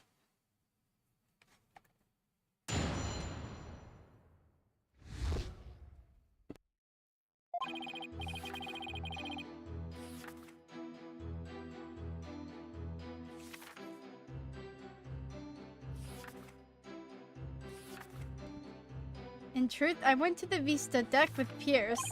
That's why my name doesn't appear on the hold entry record. I was badly injured from being stabbed, but I was frantic. By the time we reached the scene, it was all over. Well, this doesn't help me one bit. Mr. Sprocket, you've concealed information from us time and time again. Who do you think you are, treating this court of law with such irreverence? That being said, I do appreciate the testimony you gave just now. Thanks to you, we know why your name doesn't appear on the entry record. Now there are no more inconsistencies in the witness's testimony. That's Mr. Edgeworth for you. He never leaves a loose end dangling. You okay, Nick? I wouldn't exactly call this situation okay. Somehow, I have to coax the information we need for an opening out for him. If I even can, that is.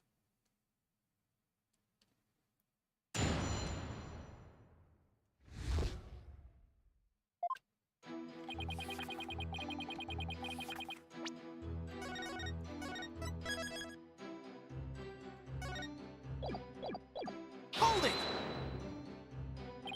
You didn't mention this because you didn't want Mr. Nikodi to fall under suspicion. Is that because he has something to hide? I just didn't want the police to take up his time with all their questions, that's all. Neither the company nor the household would function smoothly without him. I see. It sounds like Pierce is absolutely indispensable to the Sprockets. Anyway, getting back to your statement. When did you meet up with Mr. I keep on like switching it, like Nichodi?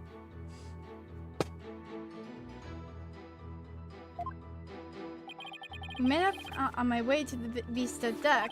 I think Pierce and some of my relatives were on another floor, but Pierce heard the commotion and came running to my aid.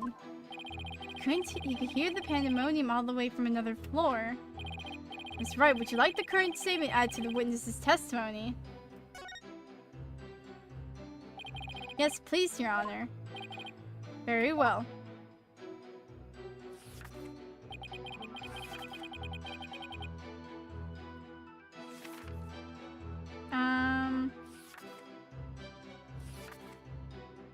Hold it!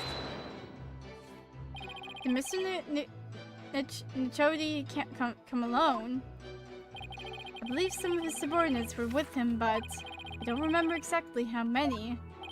You may say there were others, but seeing how they pulled that second reception off, I can't completely trust anything he has to say either. I see, so you, Mr. Nchodi, had and a few others headed to the Vista deck, is that right? That's right.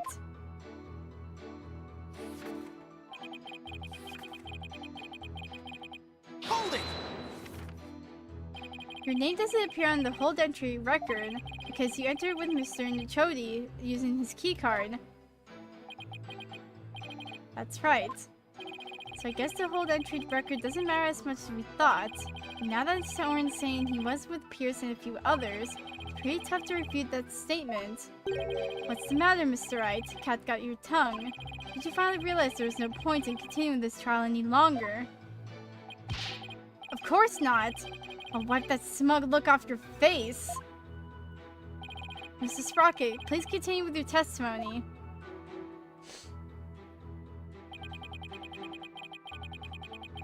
Hold it! Speaking of your injury, how are you doing now? The knife wound is deep and continues to throb with pain. Fortunately, my internal organs were spared. But one wrong move would have spelled the end for me there. Even so, I've seen you up and all over the place since the incident. I'm only following my doctor's orders to perform some daily light exercises. Mr. Wright, would you like Mr. Sprocket's statement about his condition added to his testimony? Not that it appears especially relevant to me. Should I have him added to his testimony? Let's add it. Yes, Your Honor, I'd like to have it added to his testimony. See, very well.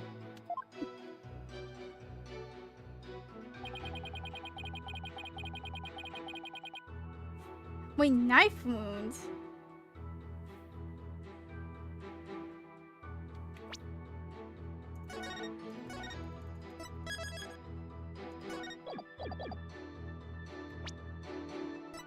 Where's the candelabra?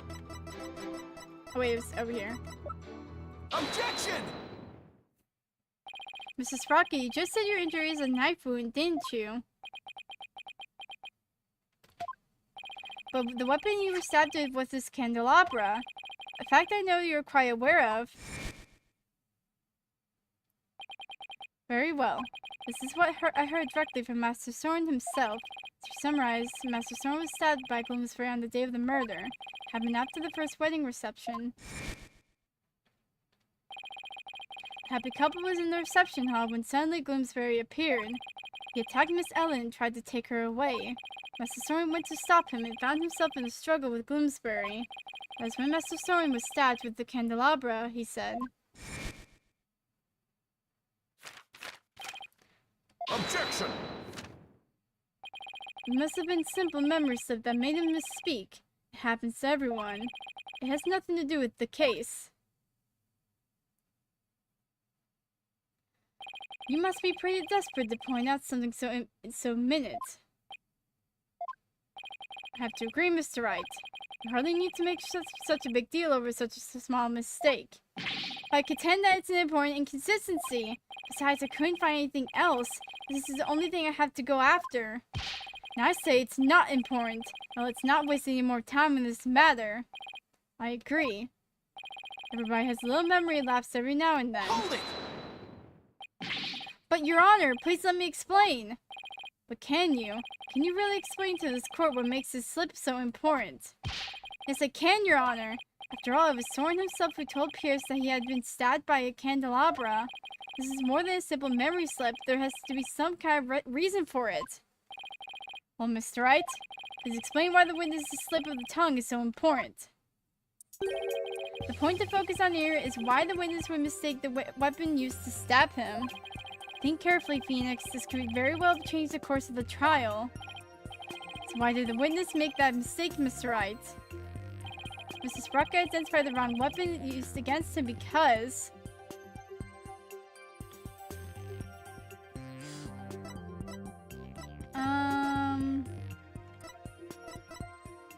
Maybe he has no memory of it.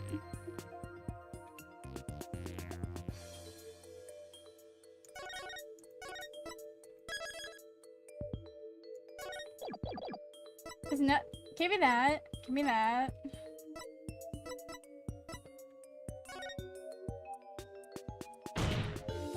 He doesn't remember the incident, let alone the weapon used against him. Not only that, but I believe Mr. Sprocket has some sort of memory disorder. Therefore, the defense contends that Mr. Sprocket's testimony thus far is invalid. Objection! Just because you can't find a flaw in his testimony, you want to throw it all out. Your basis of claim is nothing but pure slander of the witness's character. Mr. Redford is correct, Mr. Wright. Can you explain your grounds for making this claim? It's his notebook.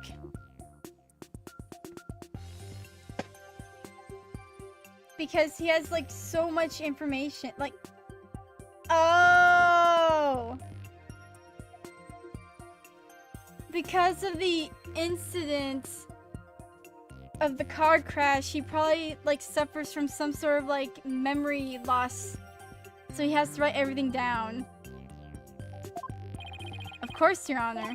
Think of what Soren has said, how he's behaved, and what's there. That's where I'll find a clue. Very well, let's hear your argument then.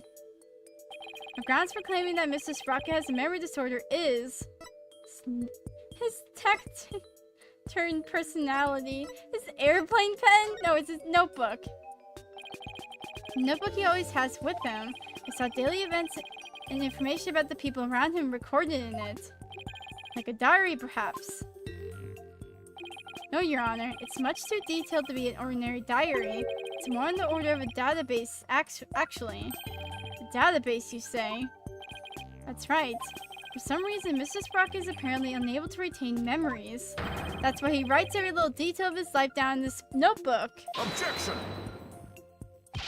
How could you possibly know that for sure? He might just be an extremely compulsive person. I thought so too myself at first. To be honest, we accidentally got a stain on the notebook yesterday. You mean you got a stain on it? Hey, you're the one who tried to grab it out of my... Objection! Never mind whose fault it was. Just get to the point already. Right. Sorry.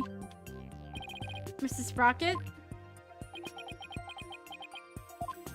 The page Miss Faye got a stain on yesterday. That's the page with the details of your stabbing on it, isn't it? No, I only write in this notebook because I'm very compulsive. I've dropped this subject already.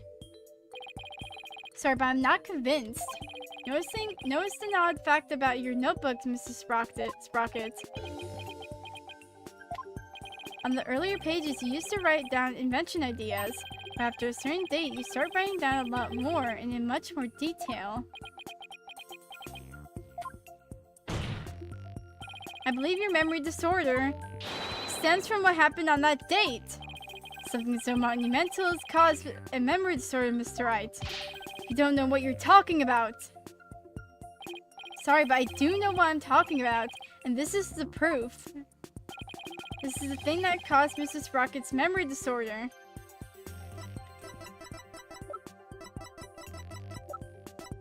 Take that! You were involved in this car accident too, weren't you, Mr. Sprocket? And the shock of you losing your beloved older sister is what caused you to develop your memory disorder. Is this true, Mr. Sprocket? Well, is it?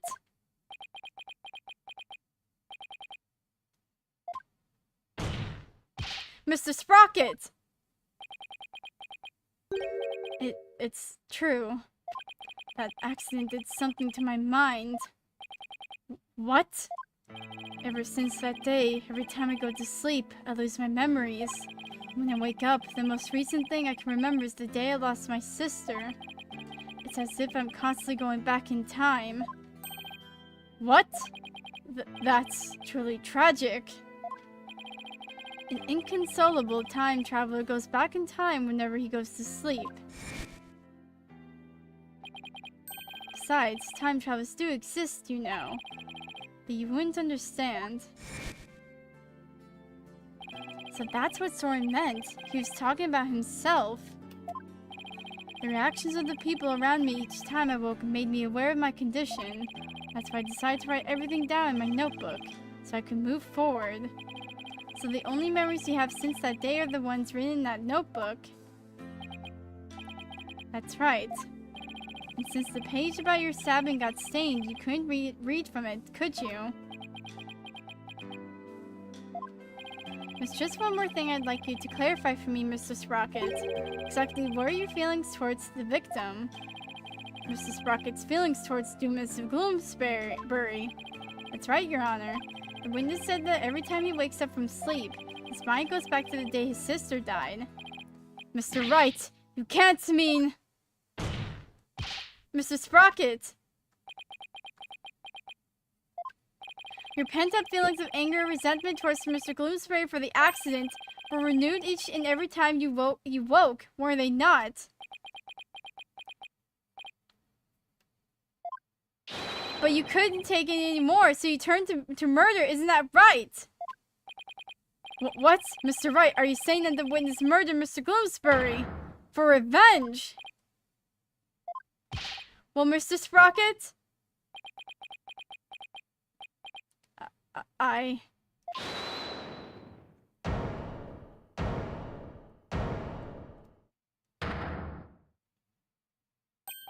Miss Wyatt!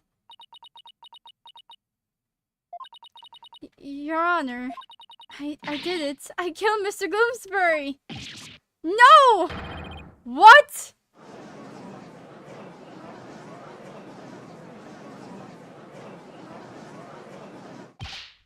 Miss Wyatt, what are you trying to do? Don't tell me you're still thinking of going that route. Soren is innocent. He can't be found guilty. Take me instead. Ellen, please try and get a hold of yourself. I guess she really meant it. My Soren didn't do anything wrong. I'm the one who should be convicted. Are we to understand that you're confessing your guilt? No, no, no! Now wait just a minute here. Ellen, how would you cover for me? After I testified that I thought you must have killed him. I'll admit, I couldn't believe my ears at first. But all I want is for you to be happy. Your happiness is my happiness, Soren. But without my notebook, I'd even forget those feelings of yours by tomorrow. Knowing that, do you still feel this way? You've loved me all this time, the same way you did before the accident. That's how I know that you're the same person I've always loved. No disorder can change that. Ellen. Your Honor, there are two things I'd like to correct. Two corrections? What are they? First of all, I want to withdraw one of my statements. That's right, Dumas was killed by Ellen. Without memories to rely on, I took the police completely at their word. You can't be serious! So that means... Soren never really doubted Ellen in the first place, did he, Nick? Ellen really does love Soren with all her heart. But in order to save her, I'll still have to go after Soren. I hope you can forgive me, Ellen. And what is your other correction, Mr. Sprocket? The truth is, I never felt anger or resentment towards Dumas about my sister. What? Why not? That's because the one who caused the car accident was me. What? What?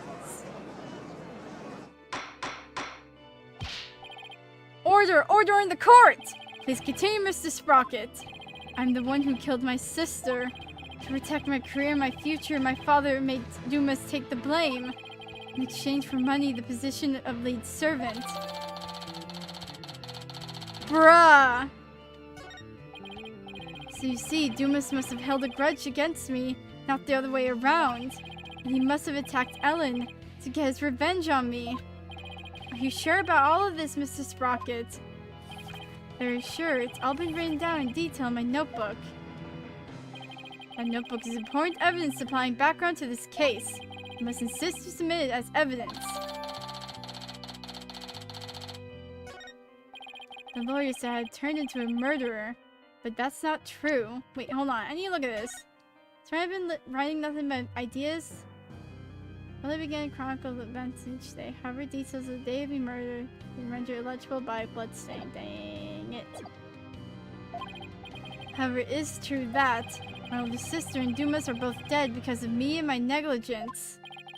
I just glanced through Mr. Sprocket's notebook. I wasn't able to read the part about when he was stabbed due to the bloodstain. But what's written here about his sister's car accident is exactly as he stated. Your Honor, as long as it matches what's written in that notebook, can we still take the witness's testimony as valid, in spite of his memory disorder? Yes, I believe we can. I understand now that the witness's memory is in disarray. But if what Mr. Sprocket himself wrote in this notebook is true,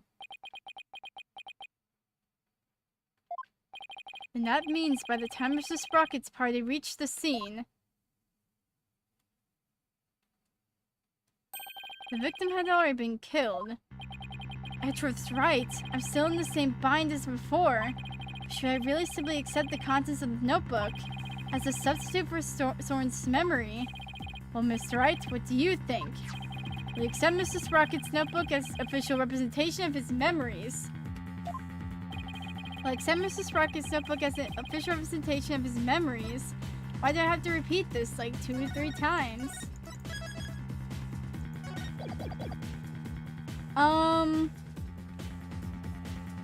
No.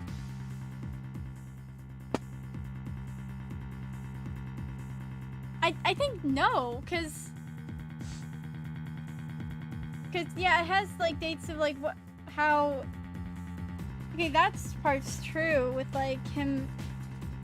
If that part's true with how he killed his sister and everything, but like we don't have any concrete evidence or, well, not evidence, but freaking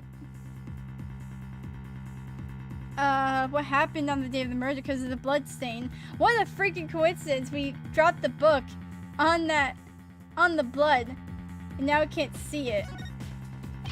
Wait a minute, Your Honor. The defense requests a chance to examine the notebook to see if it's trustworthy. Very well, but be quick about it. Thank you, Your Honor. So how should we examine it? Well, we should look at it from all different angles to see if there's anything suspicious. Heck yeah. There's no point if I don't look at what's inside. I have to open it. With your permission, Soren, here I go. Yikes! Oh, it's just the page Maya got all stained. I guess it's not going to be very helpful at this moment. I'll keep going. Is this the last page where there's writing? Something about this page doesn't sit right with me. Better take a closer look.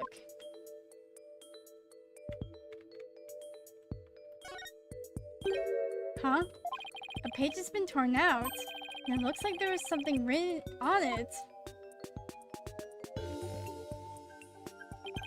It looks like a page has been torn out here. Mrs. Sprocket, do you know what was written on it? Oh, that. I often tear out pages when I write somebody a note. Probably wrote something down for somebody. I tore it out and gave it to them. Oh, like he's... Oh.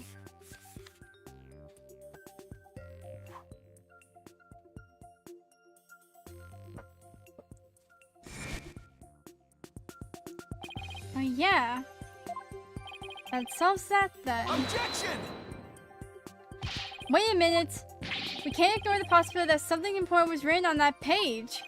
And now that the page has been torn out, how can we determine what was written there? Well,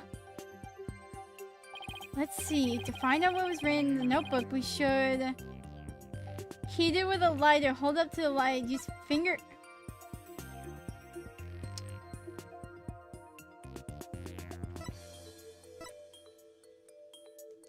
Oh wait, we haven't used the powder. If we use fingerprint powder on the notebook, we might be able to see what was written. Fingerprint powder. How would that help us? How would that help us find out what was written there? Well, if the writing left in the indentations on the blank page behind it, fingerprint powder can make those small indentations visible to the naked eye. Oh, stop. Fingerprint powder would only sully the notebook further. Mr. Wright, if you use the powder and still don't find anything, then you must accept the notebook as a representation of the witness's memories. Alright, Your Honor, I understand. I don't find anything, it's all over anyway. Powder, don't fail me now! I will now use the fingerprint powder on the blank page to find out if we can see what was written on the torn out page. First, I'll apply some fingerprint powder to these pages. When I dusted enough powder, I'll blow. To blow the excess powder away, something should appear. Should switch to analyze mode. To quote what came up with, then confirm.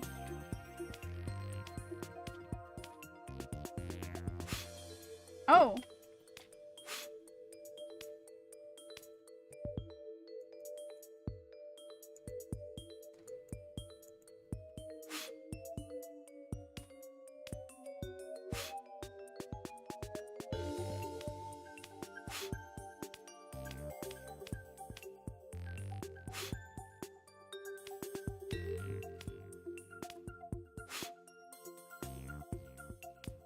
I struck and killed Dumas. Oh wait, no wait, what?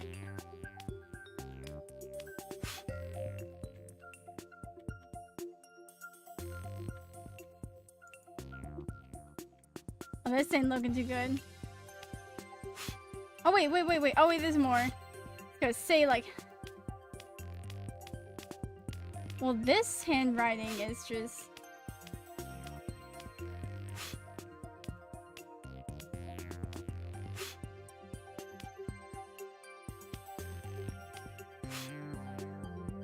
Dumas took Ellen to the Vista deck.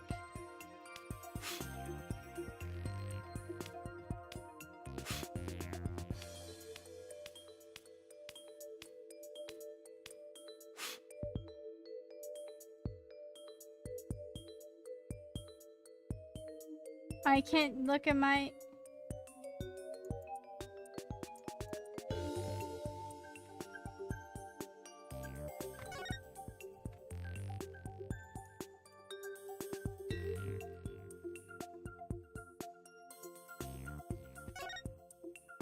It looks like I didn't get quite enough fingerprint powder on the page.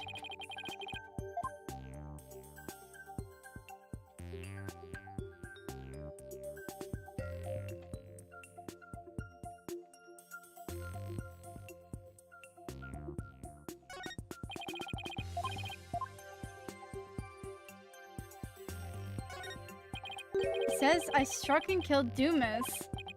This is huge.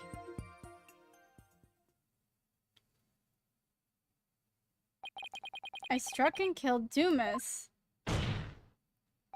That's what was written in the torn out page. What? It can't be. I don't believe it. There has to be some kind of mistake. Sora would never, could never. Miss Wyatt! Bailiff, please get the defendant to the infirmary at once.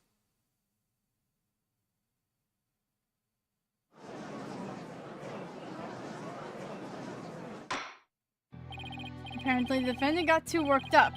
She's resting in the infirmary as we speak. Now then, please continue, Mr. Wright. Yes, Your Honor. This notebook is all Mrs. Sprocket has to remember things by. With this critical page torn out, not even Mr. Sprocket himself knew the truth of what he'd done. I'm the one who killed Dumas. So it wasn't Ellen. Oh, thank goodness. Mr. Sprocket, does this mean you were at this crime scene during the murder after all? I guess I must have been. Mr. Sprocket, can we really believe what's written in this notebook? Nobody touches this notebook but me. When I sleep, it's under lock and key. I don't remember writing that I killed Dumas, but I guess I must have. Well, now that we have a confession, I'm afraid I must render my verdict. Of all the... Yes, Your Honor, please give your ruling now, while Ellen is asleep. I want the woman I love to be set free as soon as possible. Soren really does love Ellen after all. He doesn't he? Yeah. So this is how it ends, but is that how it really went down? Is there really no way for them to both be happy? I know we should consider anything written in the notebook to be the truth, but still. I myself wrote the crime in my notebook. No further proof is necessary. Soren himself wrote in his notebook. Wait a minute. Very well. I will now give my verdict. Ellen is about to be found not guilty, and Soren will be convicted for the crime instead. And yet, am I really ready for the judge to give his ruling? No, we are having a happy marriage here.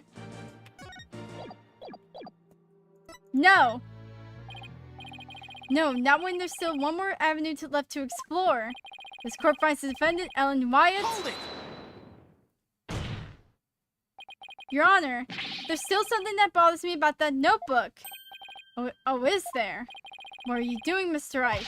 All you have to do is keep quiet, and your client is a free woman. I know, but I think there might be some more to this case than meets the eye. I'm not quite sure yet, but I think there still might be a way. A way for Ellen and Soren to be happy. What do you mean by more than meets the eye, Mr. Wright? I believe the question here, Your Honor, should be, why was the incriminating page thrown out in the first place? Why, to destroy the evidence, I would imagine. Removing it from the notebook is the same as removing it from Mr. Sprocket's memory, which means he wouldn't have been able to trick the police if he came under suspicion. No, if he wanted to cover up his crime, he would have to remember what he had done. Just what are you getting at with this line of inquiry, Mr. Wright? Yes, please explain it so that we can all understand. Yes, Your Honor. The page was torn out of the notebook because... Boy!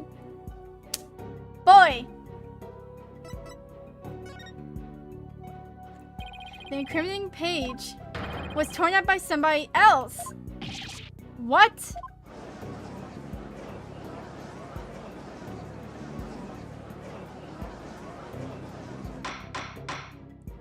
Order! Order! Are you claiming a third person interfered with the notebook? It's not all that surprising if you consider what's happened up until now.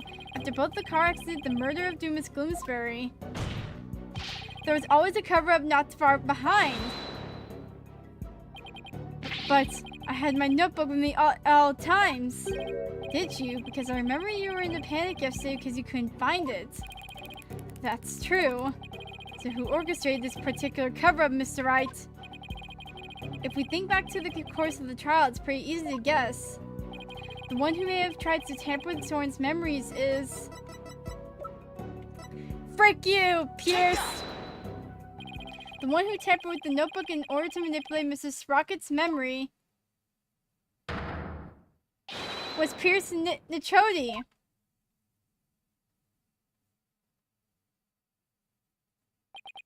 Pierce tried to tamper with my memories. Pierce was manipulating me. Case in point, the two receptions that were held to cover up the murder, it was Mr. Nichodi who directed the guests and orchestrated the entire scheme. No, it can't be. Which of my memories are mine, and which have been rewritten? When did he start rewriting my memories? Who wrote this and this and this? And this and this and this and this? Oh!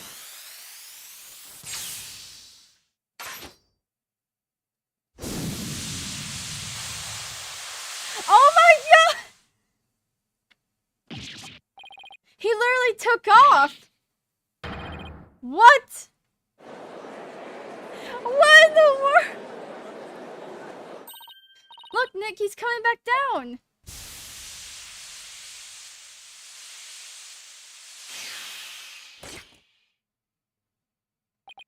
My memories. Ellen. Mr. Sprocket! Bailiff, please get Mr. Sprocket to the infirmary on the double!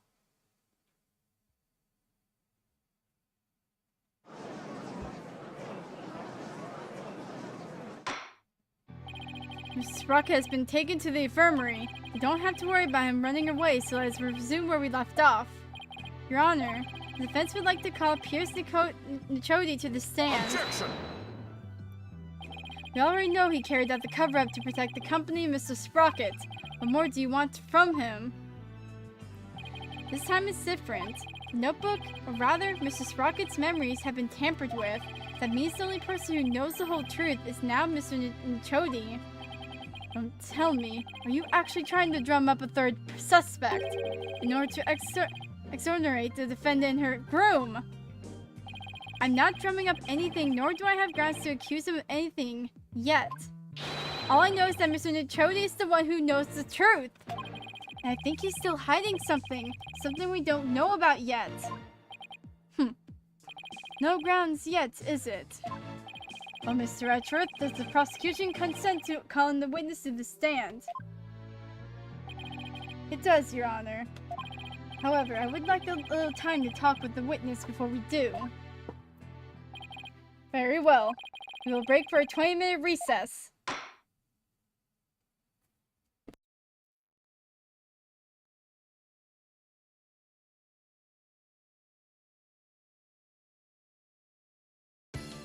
Bro, we still... Okay. Since he's like the only one left, I swear to God.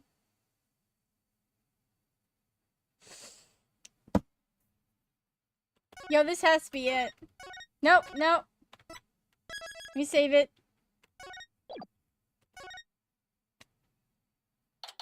Let's get this man and have a happy wedding. I will punch someone in the face. I don't know. Now we'll have to face Pierce on the stand. I'm not sure if I should be surprised or not. One thing's for sure, he won't be an easy adversary.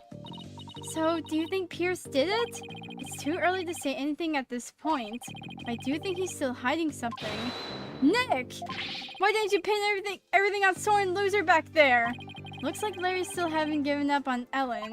Is this Pierce guy... Is the Pierce guy... If this Pierce guy is really the real bad guy, then Soren and my Ellie will live happily ever after together! Oh my God, Larry, freaking... build a bridge and cross over. Jesus Christ, man. Or whatever the heck saying is. Build a bridge and get over it. Oh my God, this man. Okay, I'm gonna... Hold on, I'll be right back.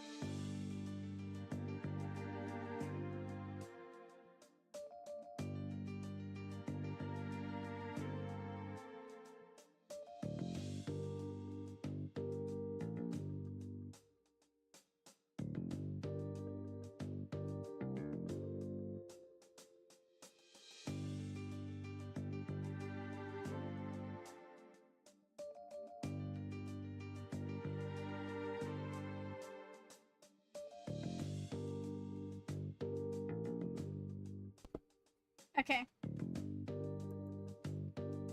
Yo, we have to be in the end game, I swear to God. And Soren and my Ellie will live happily ever after together. Larry, that's not the kind of thing a decent human being says. Shame on you, Larry! Oh, boo-hoo! You think I don't know? I know I have to give up on my Ellie. But Nick, promise you'll make her happy. She deserves a happily ever after. I'm sure Soren will make her happy once all this is said and done. The trial is about to resume, Mr. Wright. Alright, you ready, Maya? Yep, let's go! I'll be rooting for you, Nick.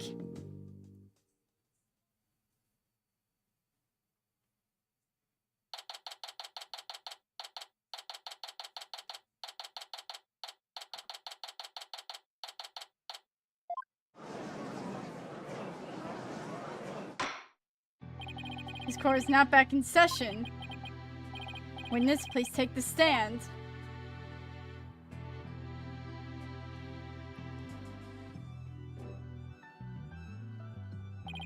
Please state your name and occupation. My name is Pierce Nichodi. I'm the Sprockets family butler. Let's get straight to the point, Mr. Nichodi. Someone tore out a page from Mr. Sprocket's notebook to manipulate his memories. And that person was you, wasn't it? That is correct. What about it? Well, that was easy. So why did you do it?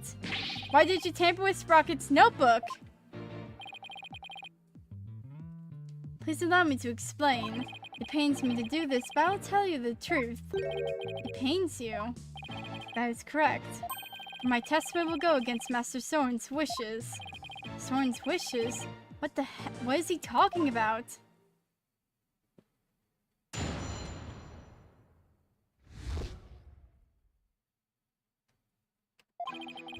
I rushed to the Vista deck, but the crime had already been committed. I saw Miss Ellen in Gloomsbury collapse, and Master Soren writing in his notebook. Master Soren said to me, "I'll take the blame for the murder, so please take care of Ellen." But I went against his order. I tore the page out of his notebook and hid the body. Wait a second. When Mr. Sprocket was writing his notebook at the time, could it be? It was meant to be a confession, an admission he had killed Gloomsbury himself. He wrote that message to take the blame for Miss Wyatt. That is correct. Master Soren did hit Gloomsbury with the timekeeper to save Miss Ellen. Then Mr. Sprocket was the culprit after all. However, that blow did not kill Gloomsbury. That makes sense. Mr. Sprocket's injury wouldn't allow him to put much force into it. Enraged, Gloomsbury tried to attack Master Soren, who was already seriously wounded. It was just in the nick of time. Miss Ellen hit Gloomsbury from behind and finished him off with, it would seem. So the one who inflicted the fatal blow was the defendant. Yes, that is correct. Master Soren tried to take all the blame onto himself. No way! This is pretty bad, Nick. No kidding. Pretty bad is an understatement.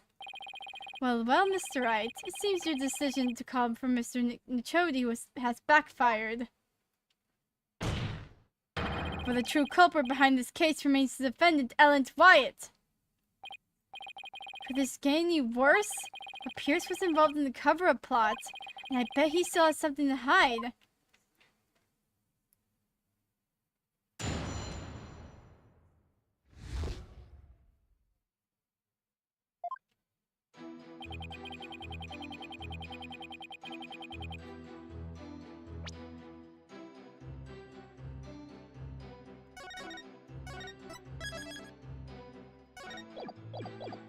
Hold it! Wait a minute. I thought you went to the Vista deck with Mr. Sprocket. Actually, that is not true. What? What do you mean? I found this out afterwards, but Master Soren went to the Vista deck alone. He went out of the escape hatch in the reception hall and went along the outside wall. What? You can't be serious! You mean Mr. Wright's adult-plated guess was actually correct? What's with the adult-plated? Suppose truth really is stranger than fiction. So, Mr. Nichodi, when you got to the scene, you saw Mr. Gloomsbury, Miss Wyatt, and Mr. Sprocket. Is that right? That is exactly right.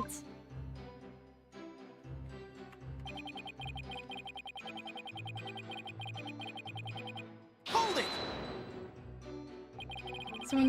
So when you and your group arrived at the Vista deck, the murder had already been committed. That is correct. Bloomsbury had already been struck. Miss Ellen had lost consciousness, probably from the shock of the incident. And how did Mr. Sprocket appear? He was bleeding from the stab wounds he received from Bloomsbury. Barely conscious, he was writing something in his notebook. So the mystery third person Ellen saw really was Soren then.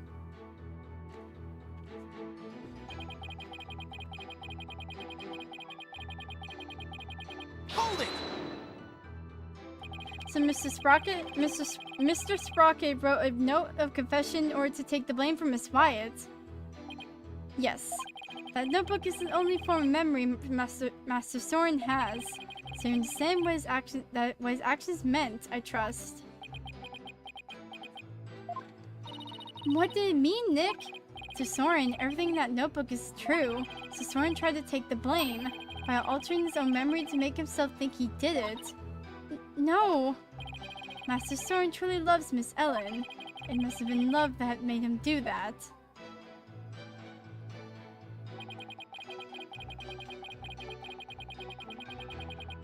Hold it! Mr. Nichodi, could you please tell this court about that in more detail? That, you say? Which part do you mean, Mr. Wright? Could you be more specific? Oh, alright.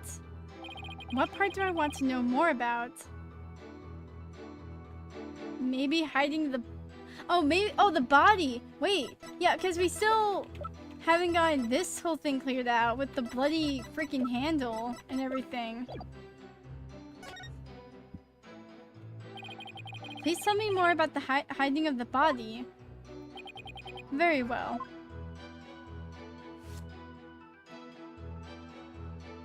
After saying he would take the blame, Master Soren passed out. That's when I hid the body. I quickly took the lift down to the hold, where I hid Gloomsbury's still warm body in the spare peggable lantern. So it was you who hid the body, not the defendant. To think Mr. Butts would move the lantern containing the body to a reception hall. Well, I did not see that coming. I don't blame you. Not even Larry can predict what Larry will do next. Maybe I should take another look at the lantern in evidence. Mr. Wright, would you like that statement added to the witness's testimony? Yes. Okay, I know what to present. Yes, please. Very well. Please add that statement to your testimony, Mr. Nichodi.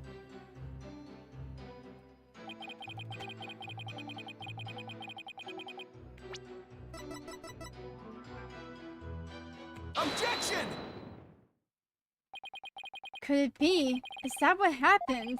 If what I'm thinking is true, then maybe I can prove neither Ellen nor Soren did the deed. Mr. Nichodi, you said the body was still warm when you hid it, correct? So then what if Mr. Gloomsbury was still alive when you went to put his body inside the lantern? What?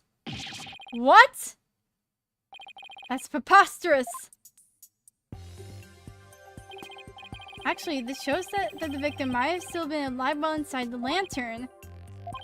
I'm afraid you'll have to point out which part you're talking about, Mr. Wright. Oh! When he tried to get out of the bloody freaking... Take that! As you can see, the back end of the lantern is a door, and there's blood here on the wheel handle. Objection! That bloodstain must have gone there when the witness put the body inside the lantern. It in no way shows that the victim drew his last breath while he was within the lantern.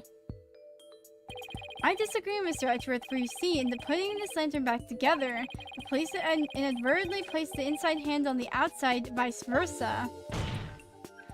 In other words, the wheel handles got swapped. Oh my, so they got swapped. Yes, they got swapped. What? But that's ridiculous. Not at all. If you compare the other male peggable lantern to the reception hall,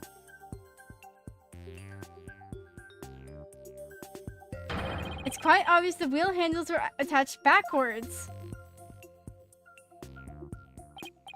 The detective in charge of the restoration will see me in my office later.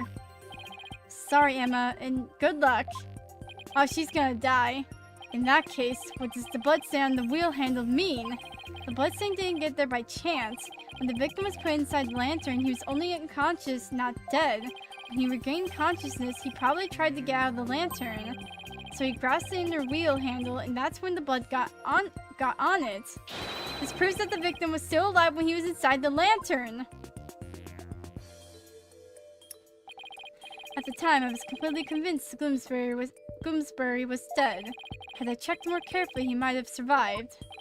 Unfortunate to be sure, but not significant enough to change this trial's outcome. Again, I disagree, Mr. Edgeworth. It actually has a very significant impact on this case. The victim was struck by the defendant, then died from his injuries from some time later. There's nothing more to it. Objection! That's where you're wrong. Let's take another look at Mr. Gloomsbury's autopsy report, shall we? Please focus on the description of his injuries. It says, when contusion was found at the back of his head and one on the side. Yes, the one Mr. Sprocket gave him and the one Miss Wright delivered to finish him off. No, the defense would like to submit a different interpretation. A different interpretation. The victim was knocked out unconscious by the first blow and was then put into the lantern. Then what about the lethal blow by the defendant that the witness talked about? Yes, well, that didn't happen. After some time, when the victim regained consciousness and tried to get out of the lantern, that's when he received the second blow that finished him off. Taking into account the fact that the victim was alive for a period after the first hit, and that he did receive a second blow to the head, does seem entirely possible. Yes, as long as the first blow didn't kill the victim instantly, then there's a possibility that someone other than Mr. Sprocket and Miss Wyatt delivered the fatal blow. Objection!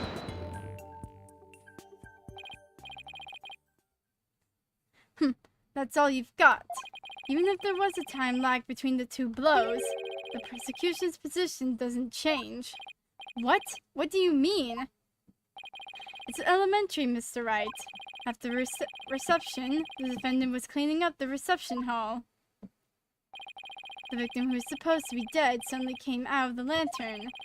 The defendant grabbed the murder weapon, which was right there, and finished him off.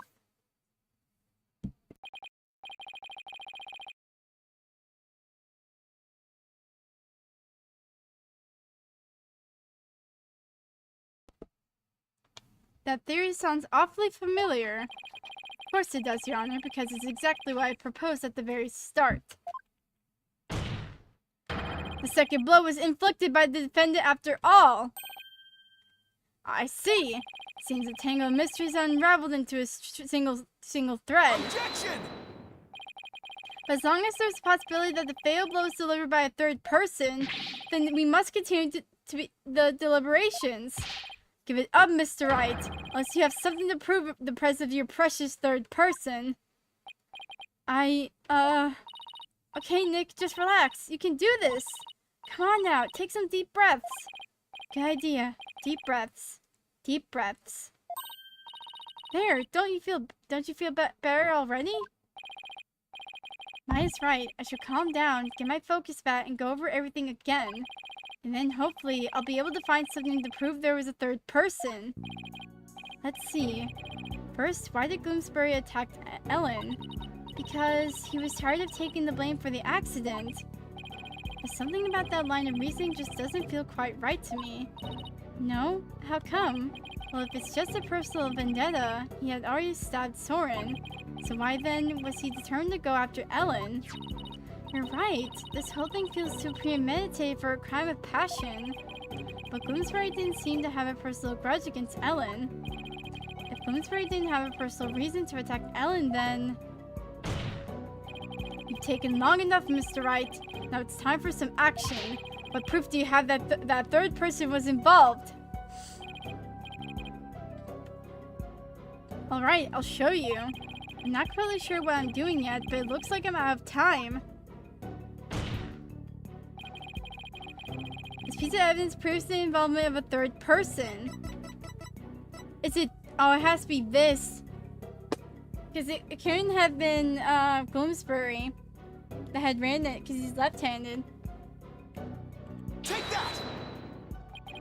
I get it now. Now I see why this note bothered me so much when I first saw it. It looks like a note outlining the murder plot.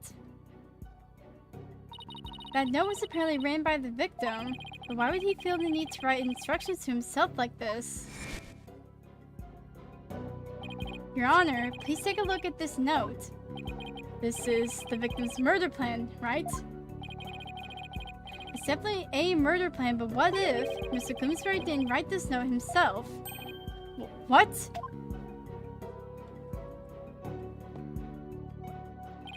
This is how you intend to conjure up your mysterious third party, Mr. Wright.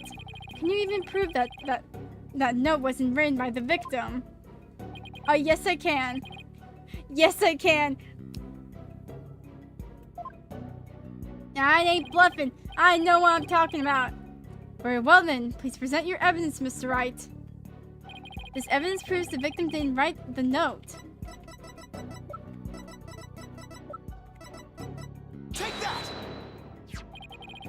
This is the weapon Mr. Bloomsbury used to stab Mr. Sprocket.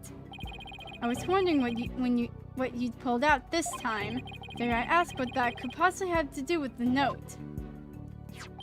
Mr. Bloomsbury's prints were found on this candelabra, and the prints were from his left hand. So that makes the victim left-handed, correct? Exactly, Your Honor. The police looked into it too and confirmed as much. Now, take a look at the smudge writing in this note. Notice how the smudge only starts from the middle of each preceding line. Had this been written by a lefty, the writing would be smudged from the far left end. This means that whoever wrote the note was definitely right-handed. In other words, somebody other than the victim wrote this note. What? If someone other than Mr. Bloomsbury wrote it, then what does this note mean? Mr. Bloomsbury followed this note to the letter when he attacked Miss Wyatt. So clearly this note isn't a murder plan written by Mr. Bloomsbury, but rather, these are instructions to kill Miss Wyatt and sued by someone else. Objection! Issued? Eh. If it wasn't the victim who wrote these so-called instructions, then who wrote it? Most of the people involved are right-handed, you know. He is correct. The majority of the family and their employees who were on the airship are indeed right-handed. I must say that is a very rough and slipshod conjecture you proposed. I admit I haven't figured out who wrote it just yet. Leave it to Mr. Edgeworth to go for the jugular. Wait, what?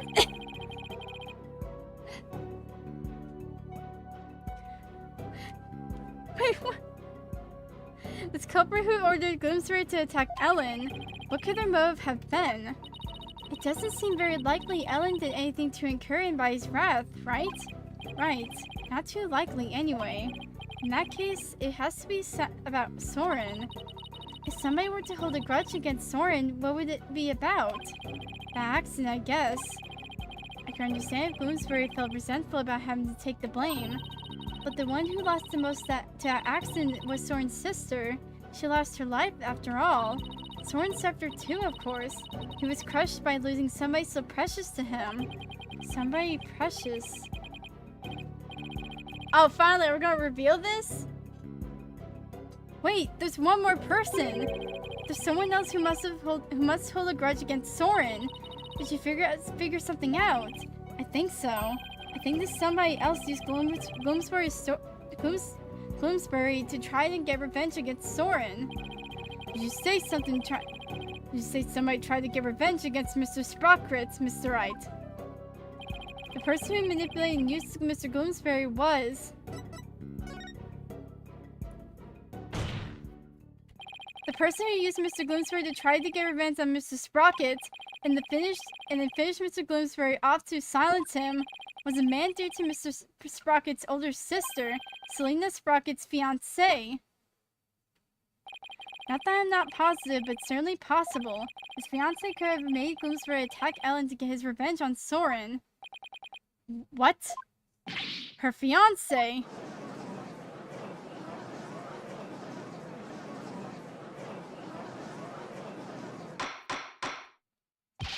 Order in the court! Order, I say! Yes, it does seem quite believable that Miss Selena Sprocket's fiancé would bear a grudge against Mr. Sprocket for his role in the accident. Exactly, Your Honor. Maybe her fiancé was trying to murder Miss Wyatt in order to make Mr. Sprocket experience the same pain he'd felt. Objection! Miss Sprocket's fiancé was a surgeon, if memory serves, but the only people who attended the reception were family and staff members. That may be, but then that just means that Miss Sprocket's fiancé must have been among those who attended. What? Really? Of course, otherwise how could he have killed Gloomsbury? Oh, I see what you're doing. This is just another giant bluff, isn't it? Alright, I'll bite. Who exactly do you claim this fiancé to be? Yes, I would like to know as well. Are you sure you're going to be okay, Nick? Maybe? When it comes to suspicious people, there's only one person on my list. I need to find something that connects him to Selena. This will help us identify Miss Sprocket's fiancé. Oh, I know what it is. Take that! Please take a look at this photo, Your Honor. That photo! Notice Miss Sprocket's pocket watch. Haven't we seen somewhere before? Yes, now that you mention it, I do feel as if I've seen it somewhere before. I believe we've all seen it, right here in this very courtroom. Impossible! That's right, the pocket watch in this photo.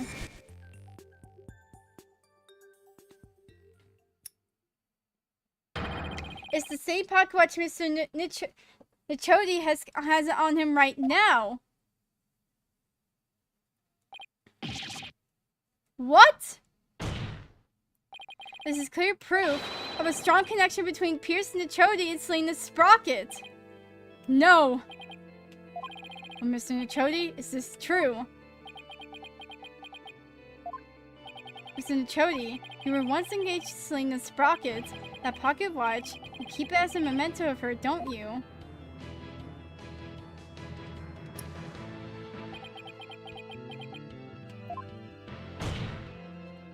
Mr. Nichodi, you plan to rob Mr. Sprocket of his loved one to make him feel the same pain as you, isn't that right? When Mr. Sprocket managed to fight back and knocked Mr. Gloomsbury unconscious, you thought Mr. Gloomsbury was dead and hid his body in the lantern. But then you noticed Mr. Gloomsbury regained consciousness. And so you finished him off to prevent your plan from ever being exposed. This is the defense's take on what really happened in this murder case. Mr. Wright, does this mean you wish to officially accuse the witness of murder of Miss Gloomsbury? Does the defense accuse Mr. Nichodi of murder? Oh, we so do.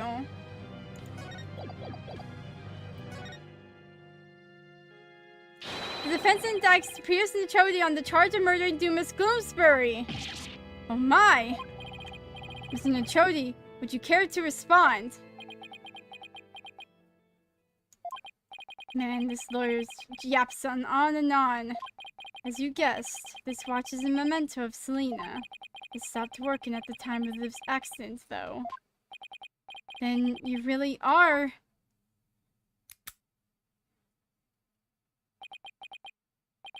Yes, I was Selena's fiancé.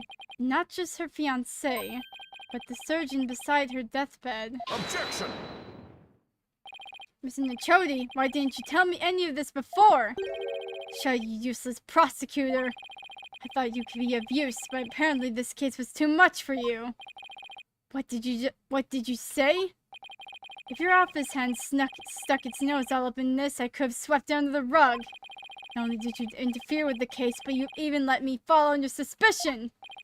That's because you kept trying to cover things up on the sly. But covering things up wasn't your only involvement. The only person who had motive to use the victim to try and kill Miss Wyatt was you!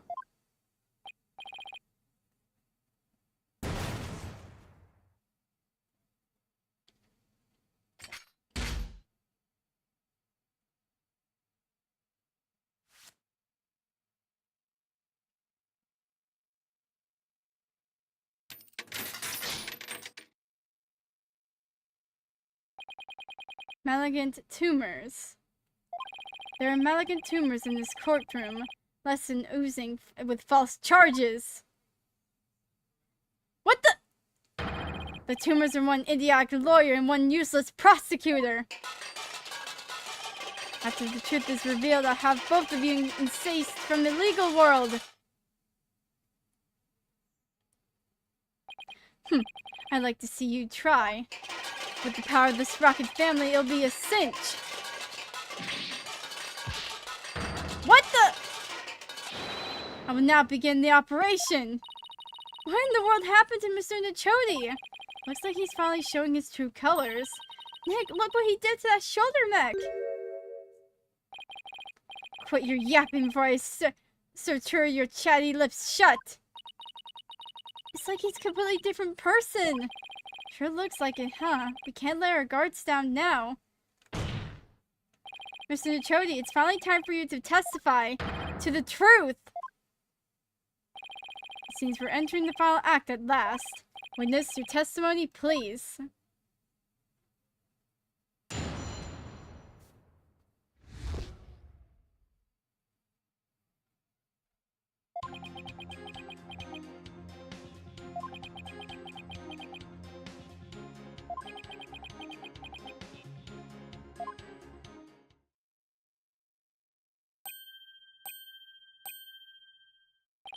Mr. Nachodi, why didn't you say anything? Oh! He just took a picture of me! Or something. Oh! He wants me to voluntarily testify, hoping I will make a slip of the tongue. Oh! Also, that's where this comes from. Not a very impressive plan, or brain, might I add. Ow, that was uncalled for. If you want to know something, you ask the questions. I will answer, but I have no intentions of making any voluntary statements of my own. What's he trying to do, Nick? He's using the silent treatment as a strategy to avoid getting tripped up. Clever guy. No more lies, Mr. Nachodi. You will tell us nothing but the truth from now on.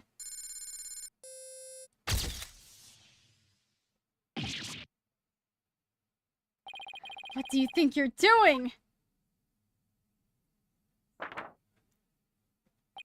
No one asked you to speak. Just keep quiet over there and play with your frills. How dare you! Well, this is a rather unconventional situation, but please proceed, Mr. Wright. Yes, Your Honor.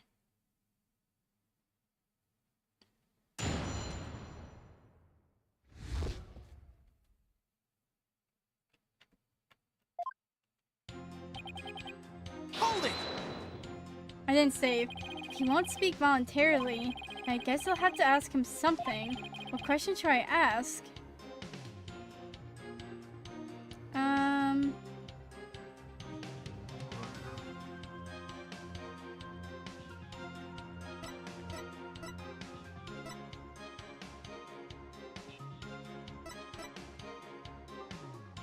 Accident on the day of the crime.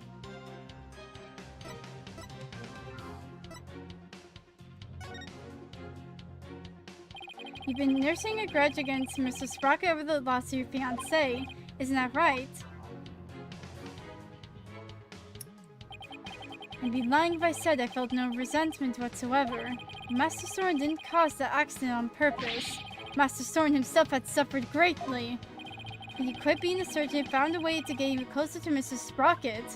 Wasn't that so you could carry out your revenge on him? Don't insult me. Supporting Master Soren Sprocket's aviation with my life's work. It's my present penance for not being able to save Selena. This is how I honor her. I feel her devotion as both a fiancé and as a surgeon. Her statement breaks my heart. I've never thought of exacting revenge on Master Soren. Never thought of it, huh? Guess I should probably take that with a pound of salt.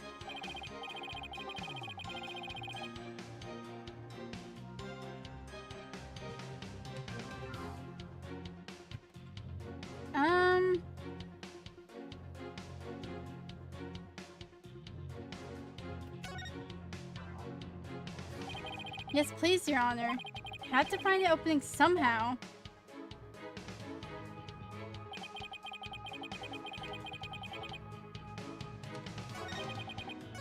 Oh, wait, I never... Hold it! He wants me voluntarily... Okay. Isn't it true that when Mr. Gloomsbury regained consciousness inside the lantern, you murdered him in order to silence him? He was an excellent employee and very loyal to me. Gloomsbury was my right-hand man. I'd suffer the most from losing him. You really think I'd kill a guy like that?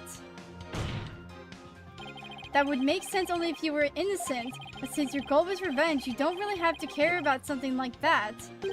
I am innocent, I tell you! Don't try to force your conjectures onto me. Guess without decisive evidence, I can't pursue his line of questioning any further.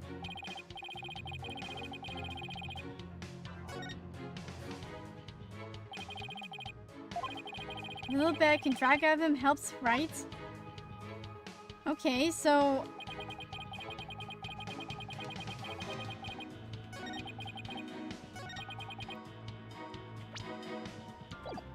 Hold it!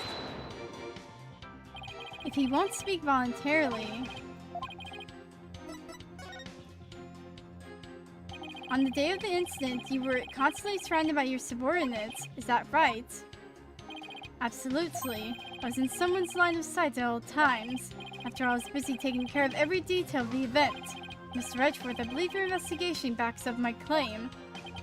I got statements I said groups of his subordinates worked with him in rotation, so he's always with someone. As the prosecutors just said, I couldn't even get close to the lantern containing Gloomsbury by myself, let alone kill him. Pierce didn't have a chance to get close to the victim alone, huh? Yes.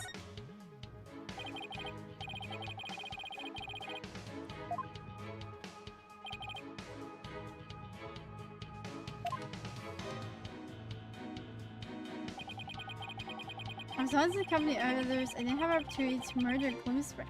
Okay, that one seems the most suspicious to me. Like, the final cross-examination. We're in the end game, boys.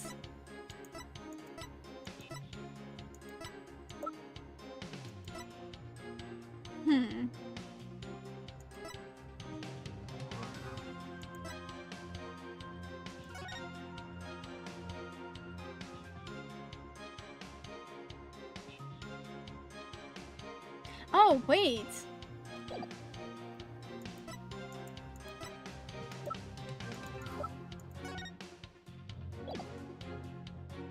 Objection!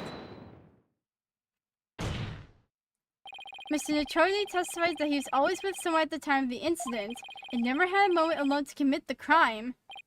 Yes, and the police investigation backs that statement up, doesn't it? But there was an opportunity, in fact, one and only one. A moment where Mr. Nitrodi could have killed Mr. Gloomsbury without anyone noticing. What? And the one thing that made that moment possible is shown here in this photograph. With all those people watching, I couldn't have possibly committed murder. Do not believe him, Your Honor. This lord is a malignant tumor. Malignant tumor. Objection! Oh. Wait, what did he say? He wants to infect this judicial body with virtual accusations. Mr. Nochodi, I would ask that you keep quiet this time. We need to evaluate the defense's claim. And your yammering only serves to throw further suspicion your way. Mr. Wright, let's see this one thing you mentioned. Be warned. This had better not be one of your offhanded claims. Who do you think you're talking to, Mr. Edgeworth? Very well, Mr. Wright. Please point out for us the one thing that made the moment of the murder possible. That one moment when it was possible for Mr. Nochodi to kill Mr. Bloomsbury. The one thing that made that single moment possible is this.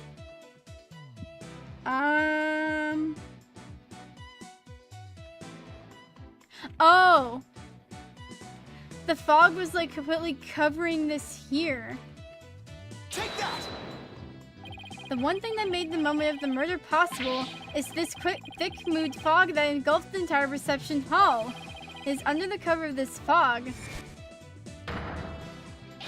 that Mr. Nochodi murdered the victim. What? Mr. Nochodi was standing right next to the lantern that Mr. Bloomsbury was in. This is the only moment the murder could have been committed without being seen. Objection! I can accept that there was a moment when the witness was obscured from the others by fog. But that doesn't prove Mr. Nochodi killed the victim at the very moment. If you can't prove the crime was committed during the reception, the trial ends here. I was so caught up in finding a foothold that I forgot to think that far ahead. Well done, Mr. Edgeworth. It's time to call this trial's time of death. Well, Mr. Wright, can you prove the murder happened during the reception? Don't even bother, this claim is down on arrival. Victory is within your grasp, prosecutor. Quiet, witness. I have no interest in victory. All I care about is the truth. One that we can only arrive at through the further deliberation. Edgeworth. Enough of this, Your Honor, this trial is over! No, Mr. Nochodi, that is for me to decide. Mr. Wright, can you prove it? Can you prove that the murder was committed during the wedding reception? Why is there no verdict yet? The lawyer's obviously out of answers! The prosecutor, the judge, they're all infected! Their malignant stupidity is so advanced, not even the best surgeons can save them! In fact, not even a brain transplant could cure them! This crew is infected by idiocy! It's a pandemic! Objection! Mr. Nochodi, that's enough already! Finally ready to give up, are you? No, just the opposite, actually. I'll prove that murder was committed during the reception by you! You'll prove it? Can you really, Mr. Wright? Yes, I can, Your Honor. To be honest, I don't know exactly how I'll do it just yet. But I want to get this truth Edgeworth was talking about. I'll just have to find that way. Very well, Mr. Wright. Let's have your proof. Enough of this foolishness. He's just bluffing. Stop him from speaking, Your Honor. I will do nothing of the sort. You are just a district court judge. The power of the Sprocket family, Enough of your foolishness, Mr. Nochodi. This judicial body will not succumb to the influence of money or power. Now then, let's hear it, Mr. Wright. Let's hear the truth. Think, Phoenix. Remember everything you've learned so far. You can do this. You can find the definitive evidence that will lead us to the truth. Brain blast! Think, Phoenix. How can I prove the murder took place during the wedding reception? If Pierce committed the murder during the reception, then he has to have used the murder weapon.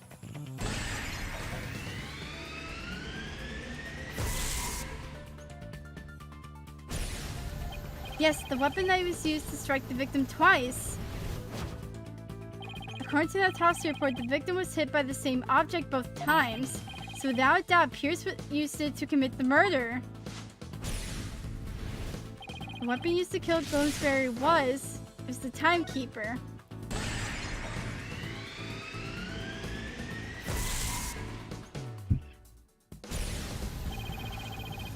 If Pierce struck the victim during that one single moment, then he must have used the timekeeper. Come to think of it, wasn't it also used for something else during the reception? During the reception, the timekeeper was also used for the cutting of the time machine. Oh, the first star up of love.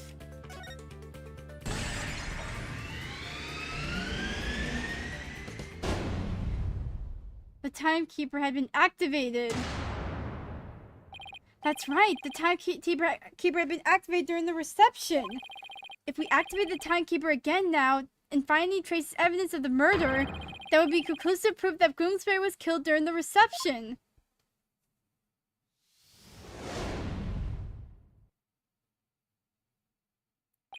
A special ceremony took place during the reception in question. What kind of special ceremony? It was called the First Star Up of Love. Apparently, the couple activated the timekeeper for the first time during it. La la la la. Word. Does that mean the timekeeper hearing in evidence isn't activated at the moment? And what would happen if we were to activate it? Why don't we see for ourselves? It would give us a chance to examine it. And while we're at it, we just might find some conclusive evidence. What? No, you can't activate it! Mr. Nochodi, keep quiet or I'll have you thrown out of court! By the way, Mr. Wright, this is supposed to be a time machine, right? We aren't going to travel back in time to the Stone Age or anything, are we? I don't think we'll have to worry too much about that, Your Honor. I'm still a little nervous, nonetheless. But the truth must be known. Very well, go ahead and start the timekeeper. Do you know how, Nick? I think so. Maybe? The bride and groom each had a symbol of their love, and when they put them together, oh, how romantic it was. Let's see. I think the symbol of the groom's love must be the timekeeper itself. What symbol of the bride's love would fit together with the timekeeper? Oh, I know. That has to be it. Mr. Wright, are you ready to activate the time machine now? Yes, Your Honor. The symbol of the bride's love that is necessary to activate the timekeeper is...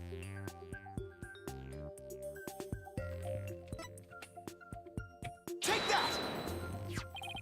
Miss Wyatt's pendant. Is the symbol of the bride's love that is necessary for activating the timekeeper? What? And does that mean you can start it up with Miss Wyatt's pendant? I believe so, Your Honor. Very well. Please try it now, Mr. Wright. Okay, here I go. But first, I have to figure out where the pendant goes. Oh, finally, we get to look at this. Where does this thing go? Oh, wait! This hole looks like a good spot. I'll try setting the pendant in here. It fits! This must be the right spot. Now I have to find a place to insert the key.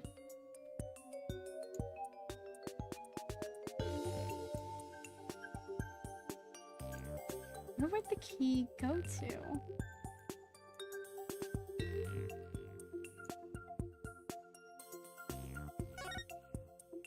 The outer case is made of metal. Sure wouldn't want to get hit with something like this.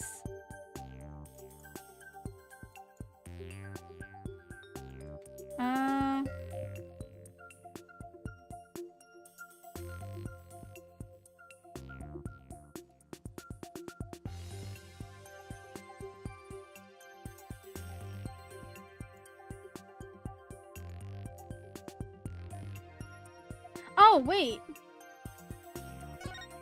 The This hole in the middle of the pendant. Could this be it?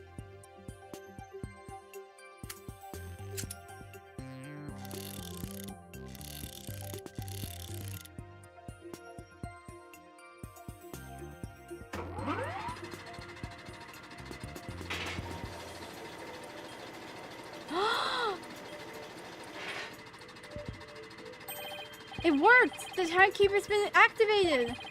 All I have to do is find proof that the crime was committed during the reception. Ah, this poor...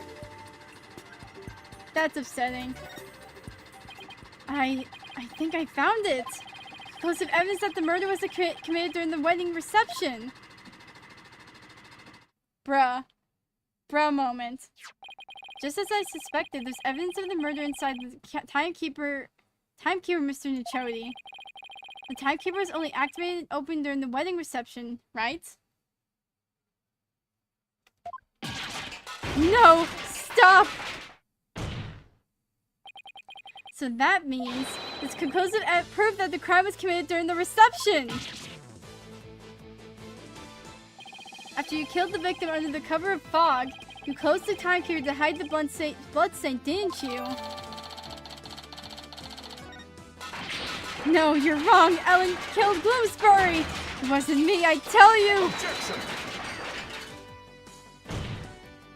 Give it up, Mr. Nichoti. How could the defendant, who was in the middle of pledging her love, have possibly committed the murder with everyone watching her? It was the family. Yes, all the family members conspired together to kill him. Objection! There's no way you can talk your way out of this, Mr. Nichoti. During the reception, during that one dreamlike moment, only one person could have used the timekeeper to beat the victim to death. And that one person was you, Pierce Nichoti.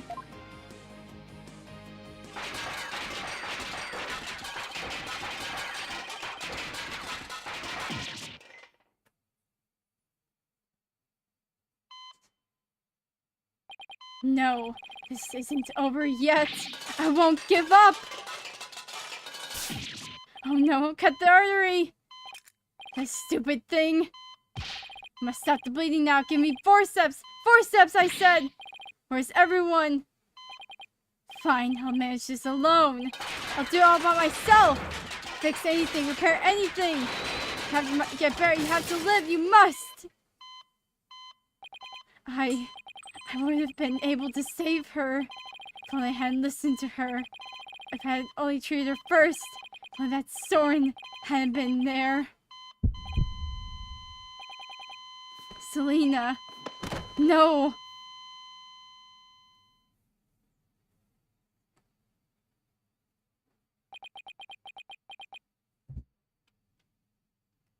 Oh.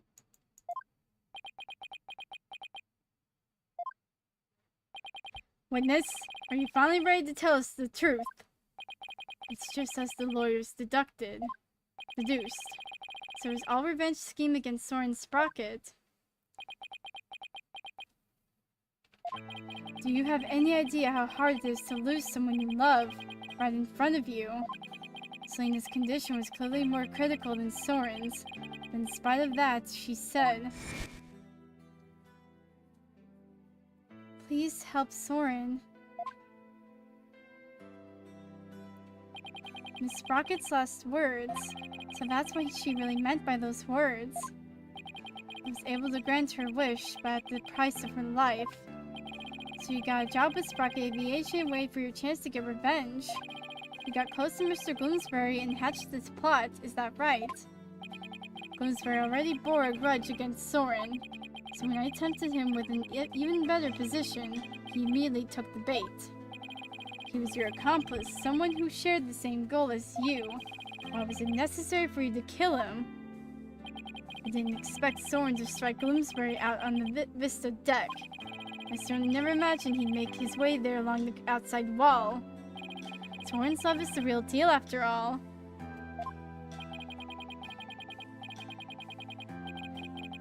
My plan had been compromised, so for the time being I hid his body in the lantern and tried to think of my next move. And then Mr. Gloomsbury came during the second wedding reception. As soon as I saw Gloomsbury, I was instantly hit upon an idea to pin the blame on Gloomsbury's murder on Ellen. We tried to break up the couple by making the bride out to be a murderer. How despicable! Soren was getting the company in a wedding, both things that were supposed to be Selena's, who took every happiness from her. Who's this despicable one here? Do you think what you did would make her happy? I know it wouldn't! But I couldn't just stand by, watching Soren enjoy his happiness. I was going to have Soren taste the same pain as I had, then take over Sprocket Aviation. This is so messed up. Surprised you beat this case in one sitting. I'm surprised too. Oh my goodness. Oh wait, hold on.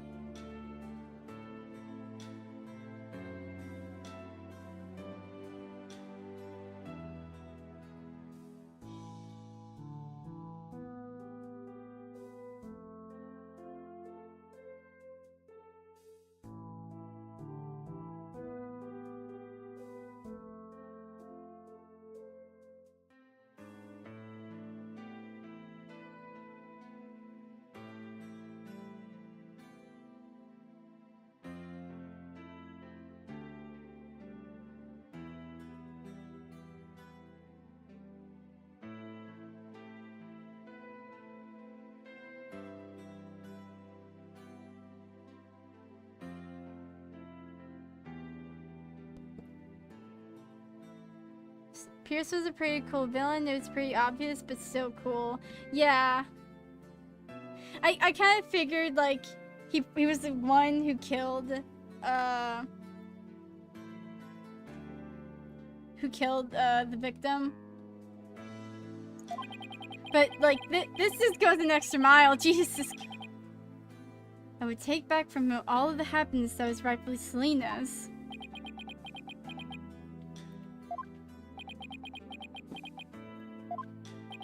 Time stopped for me the day I lost her.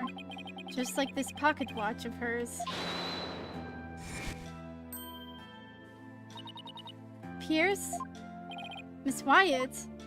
I believe Selena would have said, leave this ill will behind. Your time is yours to live. It's too late for me.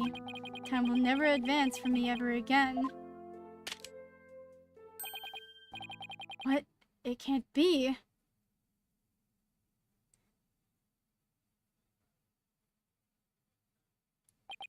I see now, Selena, what I did was wrong.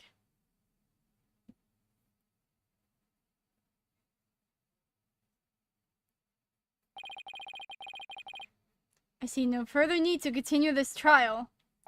Bailiff, please take Mr. Nichodi away. Pierce Nichodi, another inconsolable time traveler, who lived in a time that stood still.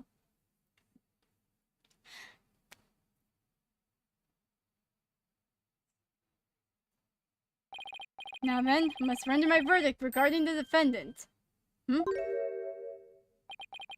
Your Honor, before you give your ruling, would you please allow me a moment? Very well. Ellen, there's something I need to say to you. Yes, Soren? I put you through something truly horrible. This whole thing happened all because of me. I would understand if you wanted to call off our marriage. What?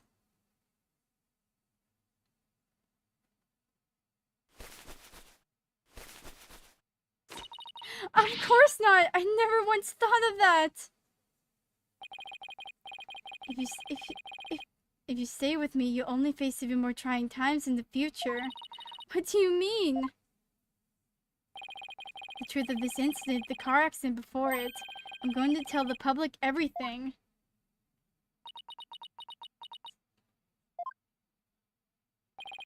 I expect the company's reputation will suffer, and I'll take a lot of criticism. But I feel I can only really start over once I get everything out in the open. Soren.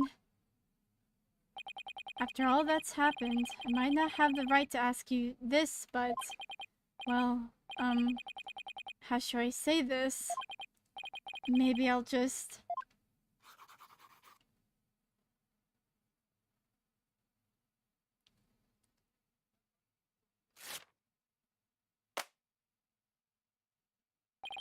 Life with me probably won't be very easy, but...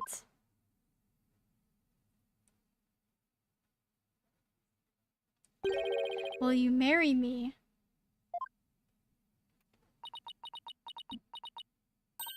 Yes, of course!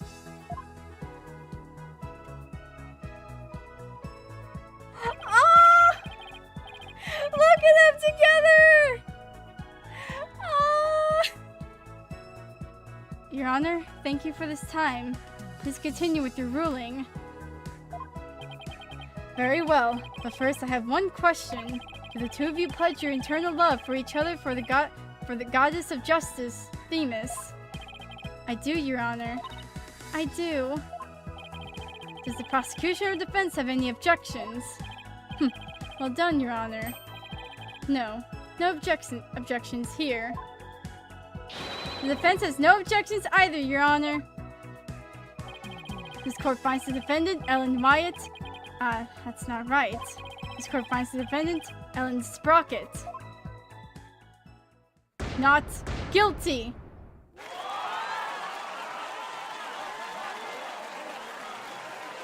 Heck yeah, let's freaking go!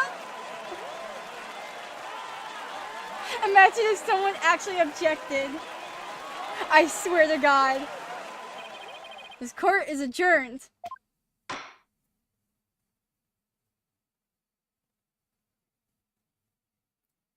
I was just waiting for like when you said that, I immediately thought like, oh frick, Larry.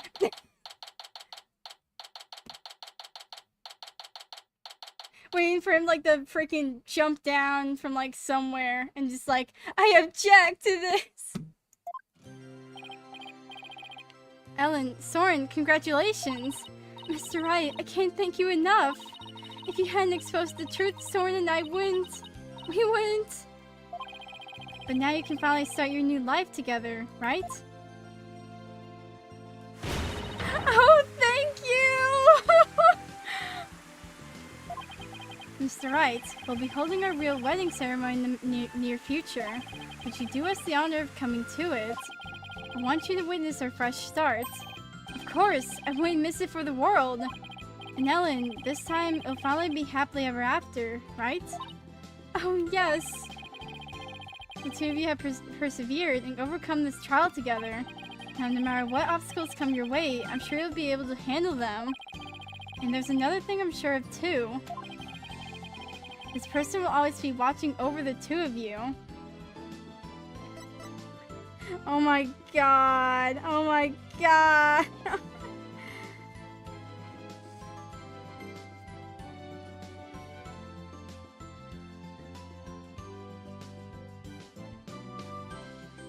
Oh my... Where the frick is Selena? Take that! Selena, yes, I think you're right.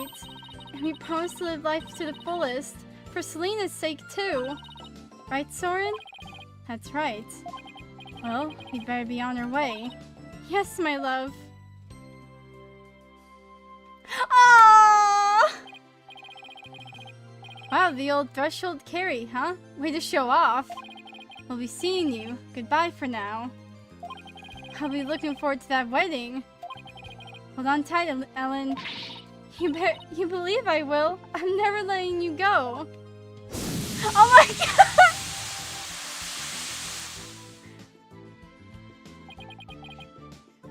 Where the frick did they go? Bro just flew out of the lobby. Bro.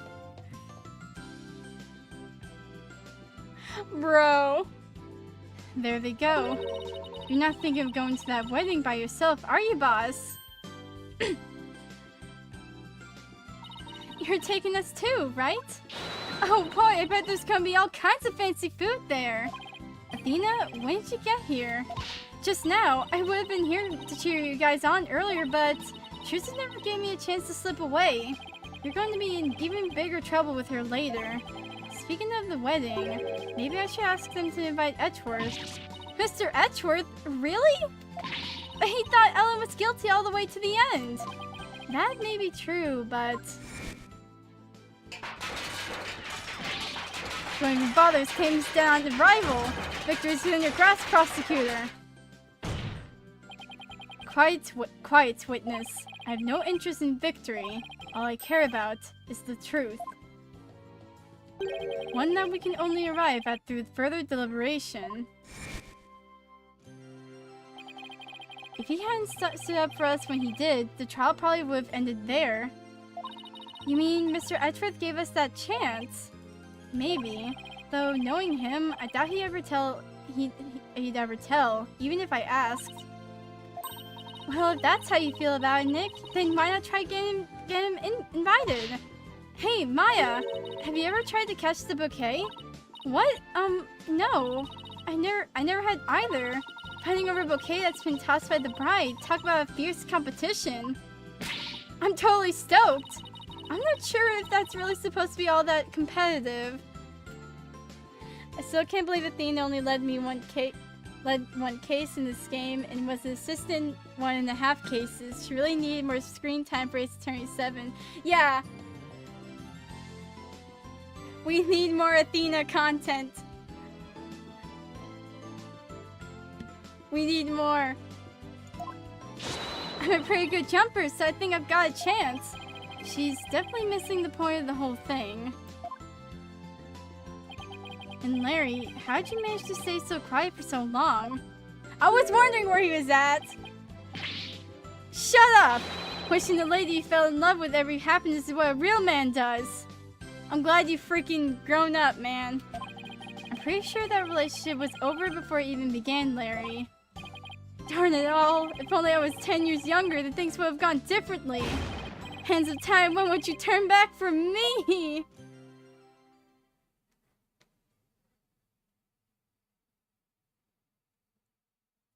Oh, heck yeah!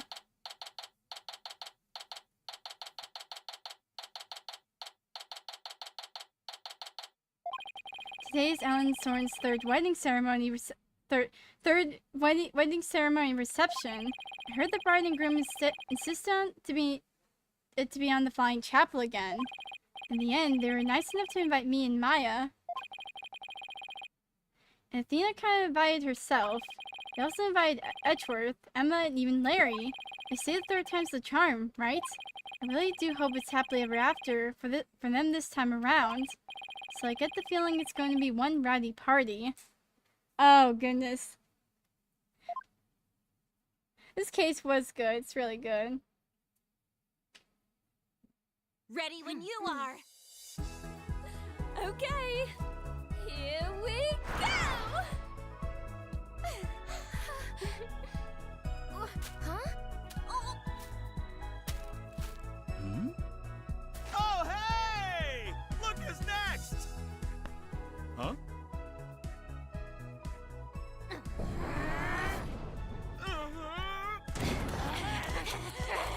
Get back! Haven't you ever heard of ladies' first? I'm truly blessed to have you.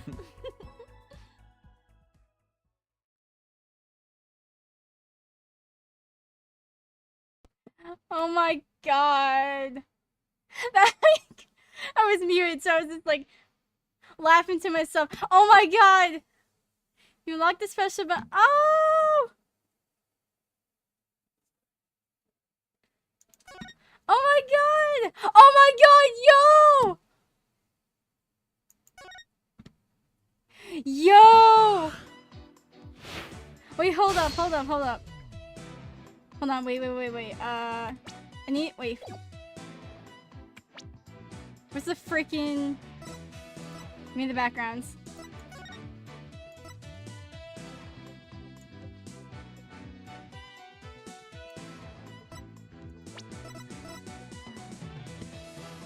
And that wraps up the trilogy. I need Ace Attorney 7 so bad. Honestly.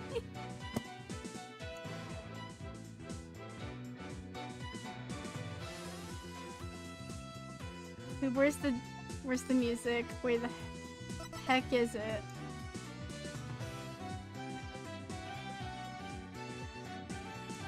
William Mary. Oh my goodness. Change this. Oh my goodness.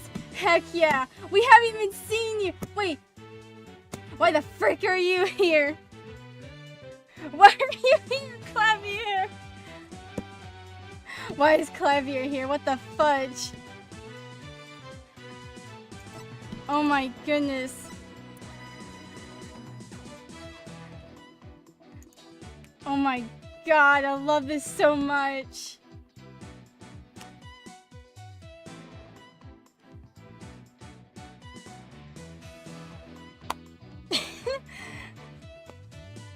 This was a good DLC. I loved it very much. I wish Gumshoe was. I wish we had Gumshoe though. Like, where is Gumshoe? Where the frick is that man? I have not seen him in ages.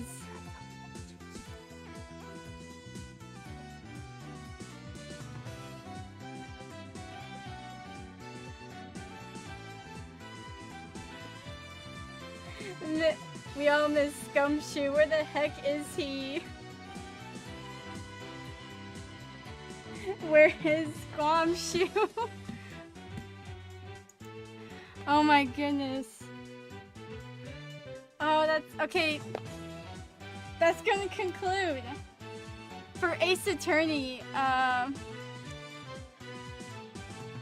Apollo Justice Trilogy.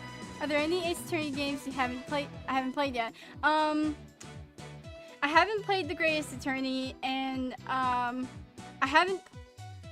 And I'm waiting for Investigations. I haven't played that. I've seen like videos on it, but not. I haven't seen any much of Investigations 2. I'm playing The Greatest Attorney will be like for a later date. So I'm probably gonna take a break from, like, this is gonna be ironic. Take a break from playing Ace Attorney by drawing Ace Attorney or whatever the heck, doing like drawing streams.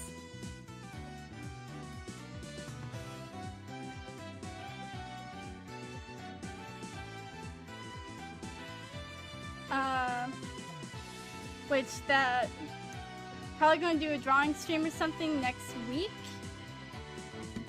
And I can show off some of the drawings I've done of some of the characters so far. Which I've been posting on... I have been posting some of them on my socials. Mostly to Instagram and Tumblr.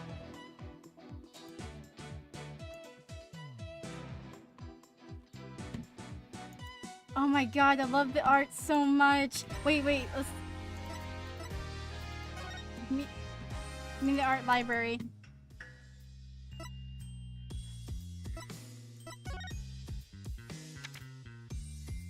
Yo!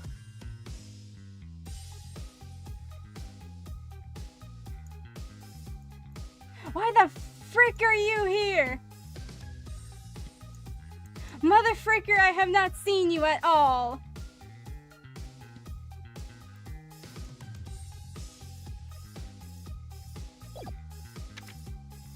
Oh, I love this too. Oh my god.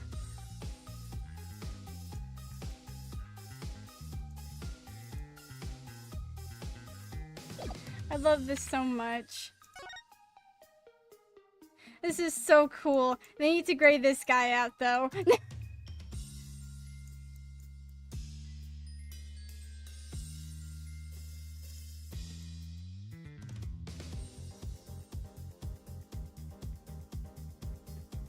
Why wasn't Apollo given a DLC case? Spirit of Justice is kind of supposed to be his game. Yeah. Like, Apollo was only, like, he only... They could have had Clavier as the prosecutor. Yeah, I'd like, bring back Clavier. The man freaking went missing. He went to the freaking void. We have not seen him. If you have seen Clavier, Gavin, please let the local authorities know. He has been gone missing. Apollo only had, like, few cases in the entire trilogy.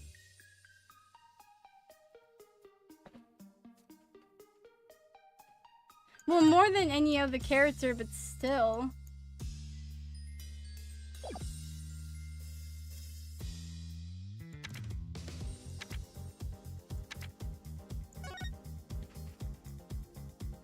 Ah!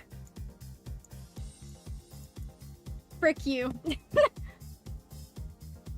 I think Apollo led the most, but he had barely had any more than Phoenix did. Yeah.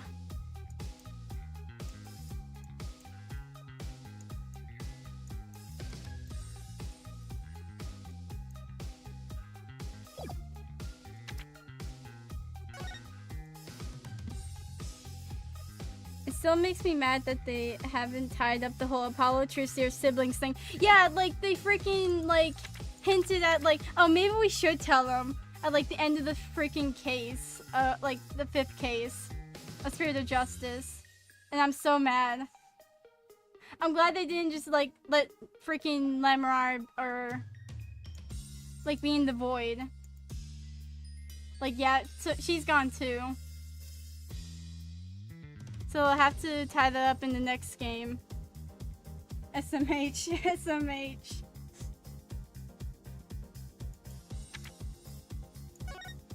Oh my goodness.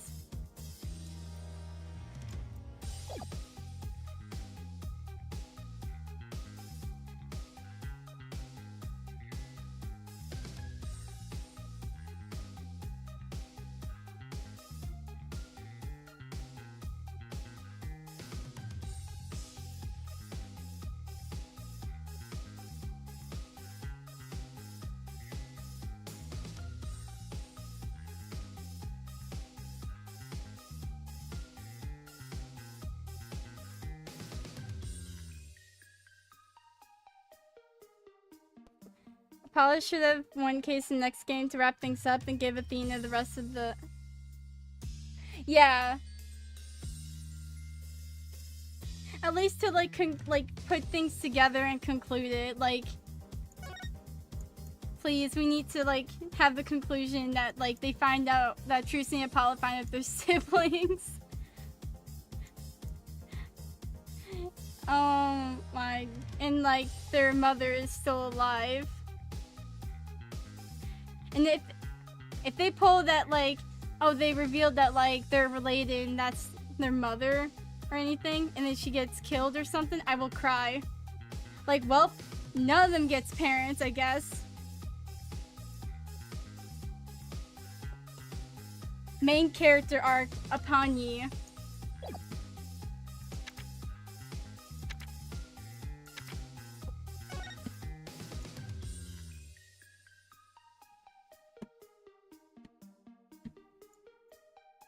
I'll be so angry if they do that. That's because that's just what I'm thinking. Like, they could literally just, like, do that. That'll be such a cop-out, but if they kill Lamar to tie up that plot point.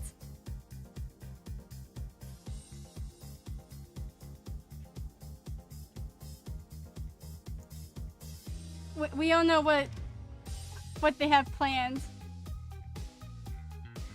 I certainly wasn't expecting this man here.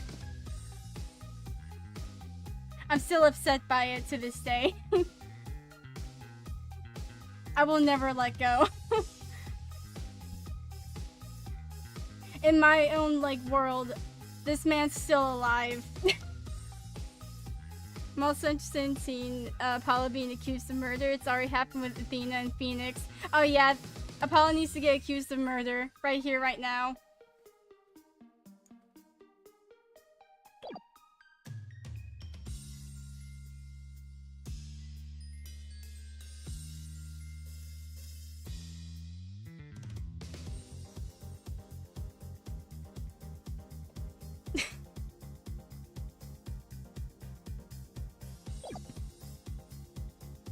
Also, I found this. Oh wait, no, not this. Nope, back. I found this out when I was looking through here. I did not realize there was a stinking prologue for this. Let's take a little look. Let's look at this. The Kingdom of Khurain, a country of spirit mediums and faith on the western edge of the Far East. Its people's lives are nourished through the wisdom of Khurainism and protected by its founder, the Holy Mother. At least, that's how it used to be.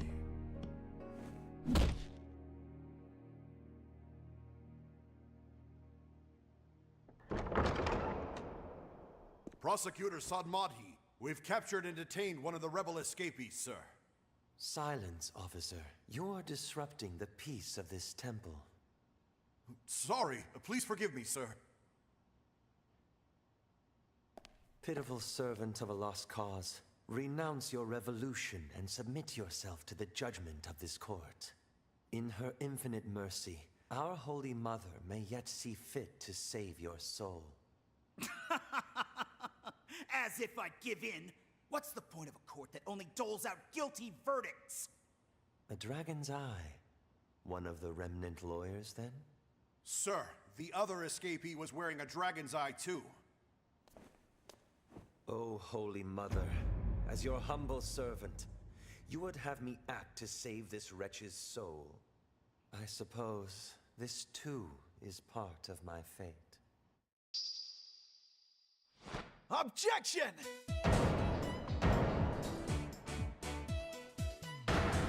These pork buns were frozen at the time of the crime, so it's possible they were solid enough to bludgeon someone to death with.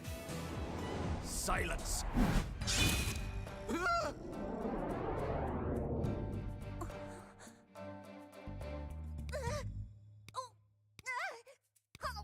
Interesting. And you have proof of its past icy state, do you, right, Dono?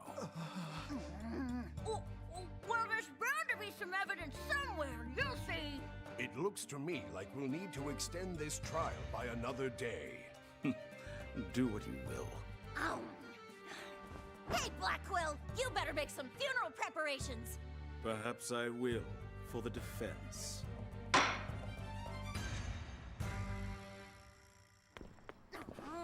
That was great!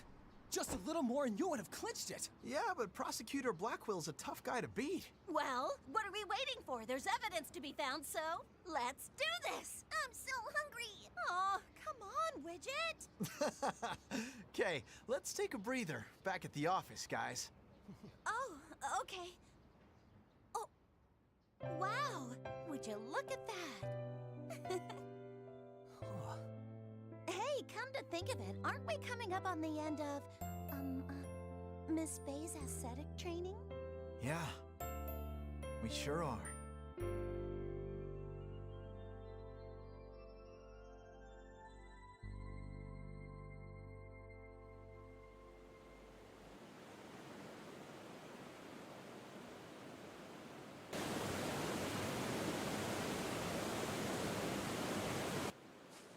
That does it for this round!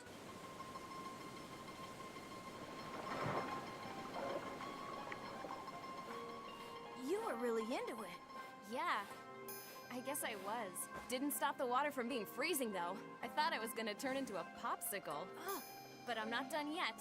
I've still got another 5 rounds to go.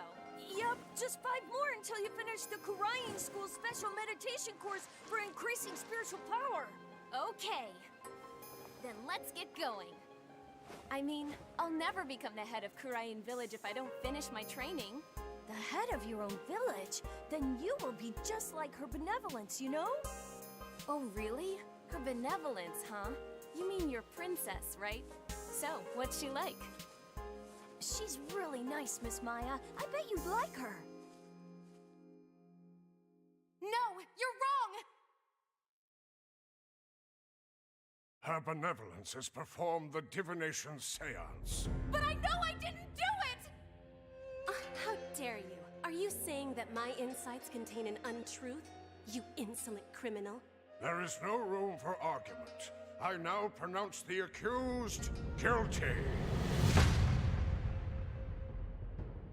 Please, Your Majesty! I request an attorney!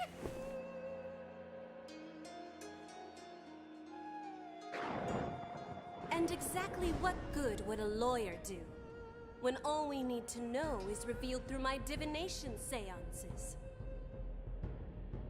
Is there nothing? As you must surely know, the Defense Culpability Act has rendered lawyering a virtually dead profession within our borders.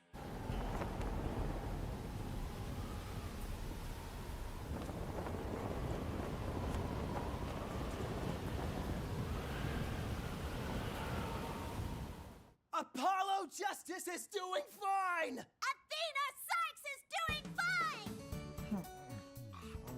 All right, let's try that again. Okay! Apollo Justice is doing fine! Athena Sykes is... Nick, did you miss me? Can you believe that I've already finished 5 rounds of meditation today? I'm about to take on my 6th. Oh? But I thought you were about done with all of your training. Yeah, and I was hoping you would come visit once I was, Huh? Miss Maya!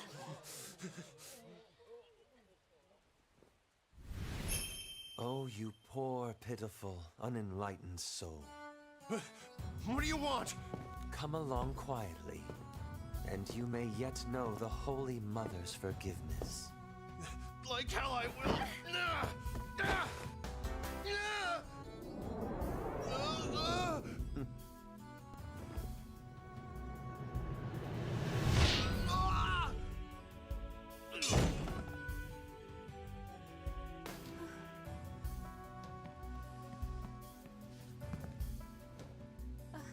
thank you for saving me. I pray that you watch yourself, fair traveler. May Her Holiness grant you her divine favor. Are you all right, Miss Maya? Hey, Albie, who was that person just now? Huh? Oh. Oh. Ah! And all I wanted was for Nick to come visit.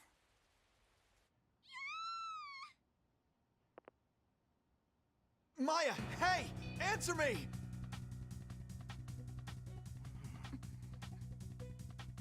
Hey, Apollo. I'm gonna step out for a bit. Huh? Okay, but where to? To the kingdom of Kurain. What?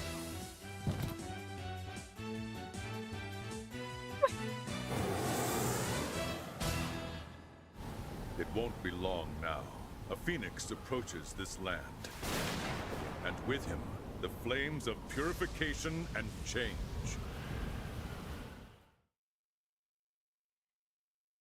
Wait, did he leave his freaking bags? Wait. There's a special prologue of the release of the game came out.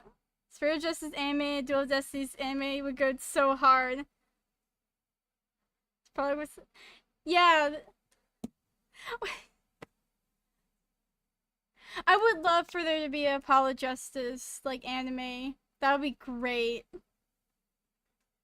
Especially like, yeah, especially in like Duel of Destinies and like Spirit of Justice. Yeah, I thought I saw like a clip of like freaking Phoenix losing his luggage. Like he forgot it. Oh my. Oh, and there's like everything else. I can imagine how good Kristoff's breakdown would be. Oh my goodness, that would be amazing.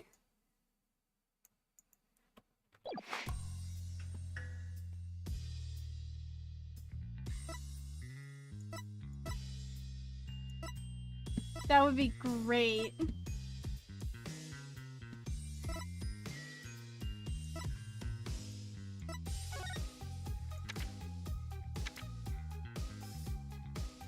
This is amazing. And I've only gone to this game like almost 2 months ago.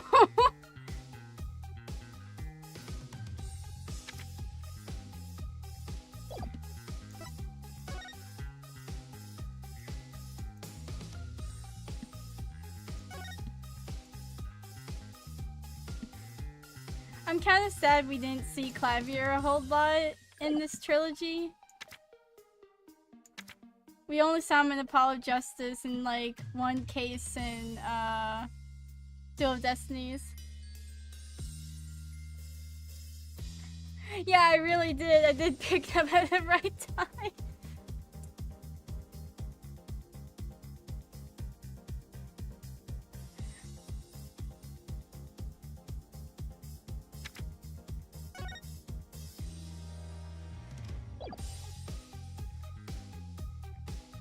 Yeah, because I can't wait for investigations. It might be a while before I'm able to buy it.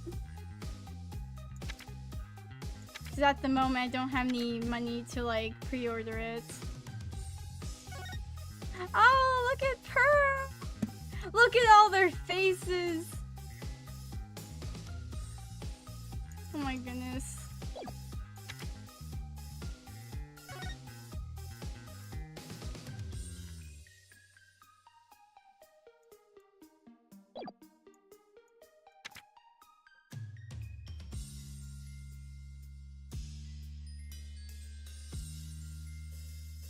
Very curious how they'll raise the stakes for race 37. Being the queen of the kingdom that hates lawyers, gives them the death sentence, and can rewrite the law. How do they top that?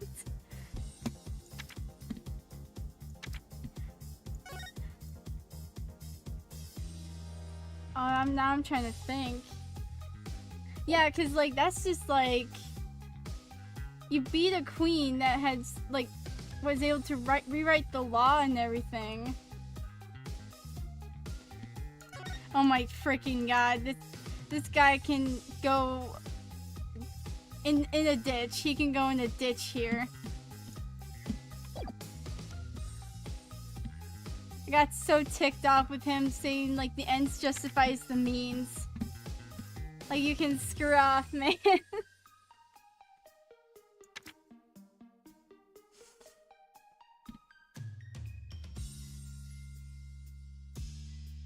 Only guess it's maybe they go against a corrupt judge. Oh yeah, like we have to have like at least like maybe a new judge or something. Cause if I see like the current judge in the next game, I think I'd be wondering like how old this man is.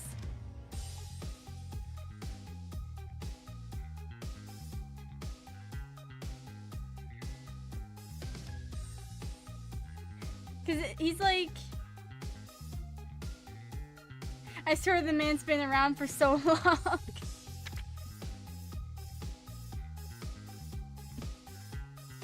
Hello, Link.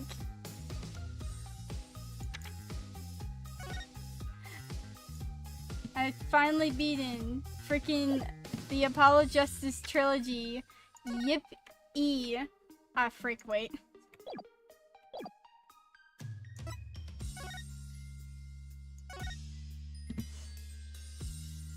Oh my goodness, Shadow's just going off with the...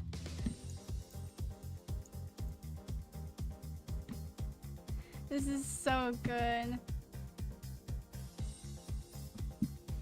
Yee. Sorry for the next stream. I'm probably going to start heading to bed now since it's getting late. Yeah, I'm probably going to... Yeah, I'm going to end the stream here. I've gone on for like 7 hours. Oh my goodness. Yeah, next stream like will probably be a drawing stream.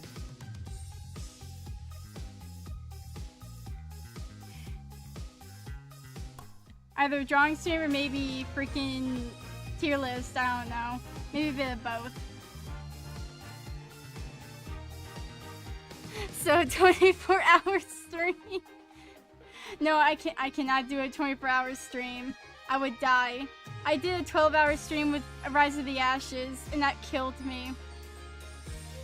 I'm not doing that.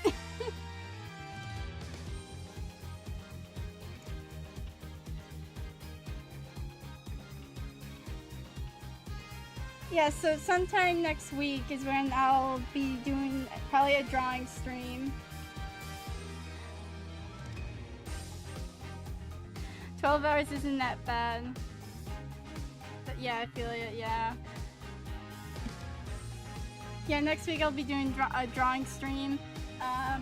Hope to see you guys there. Hope you guys have a wonderful day or night. I shall see y'all the next time I do more of these whatever freaking streams.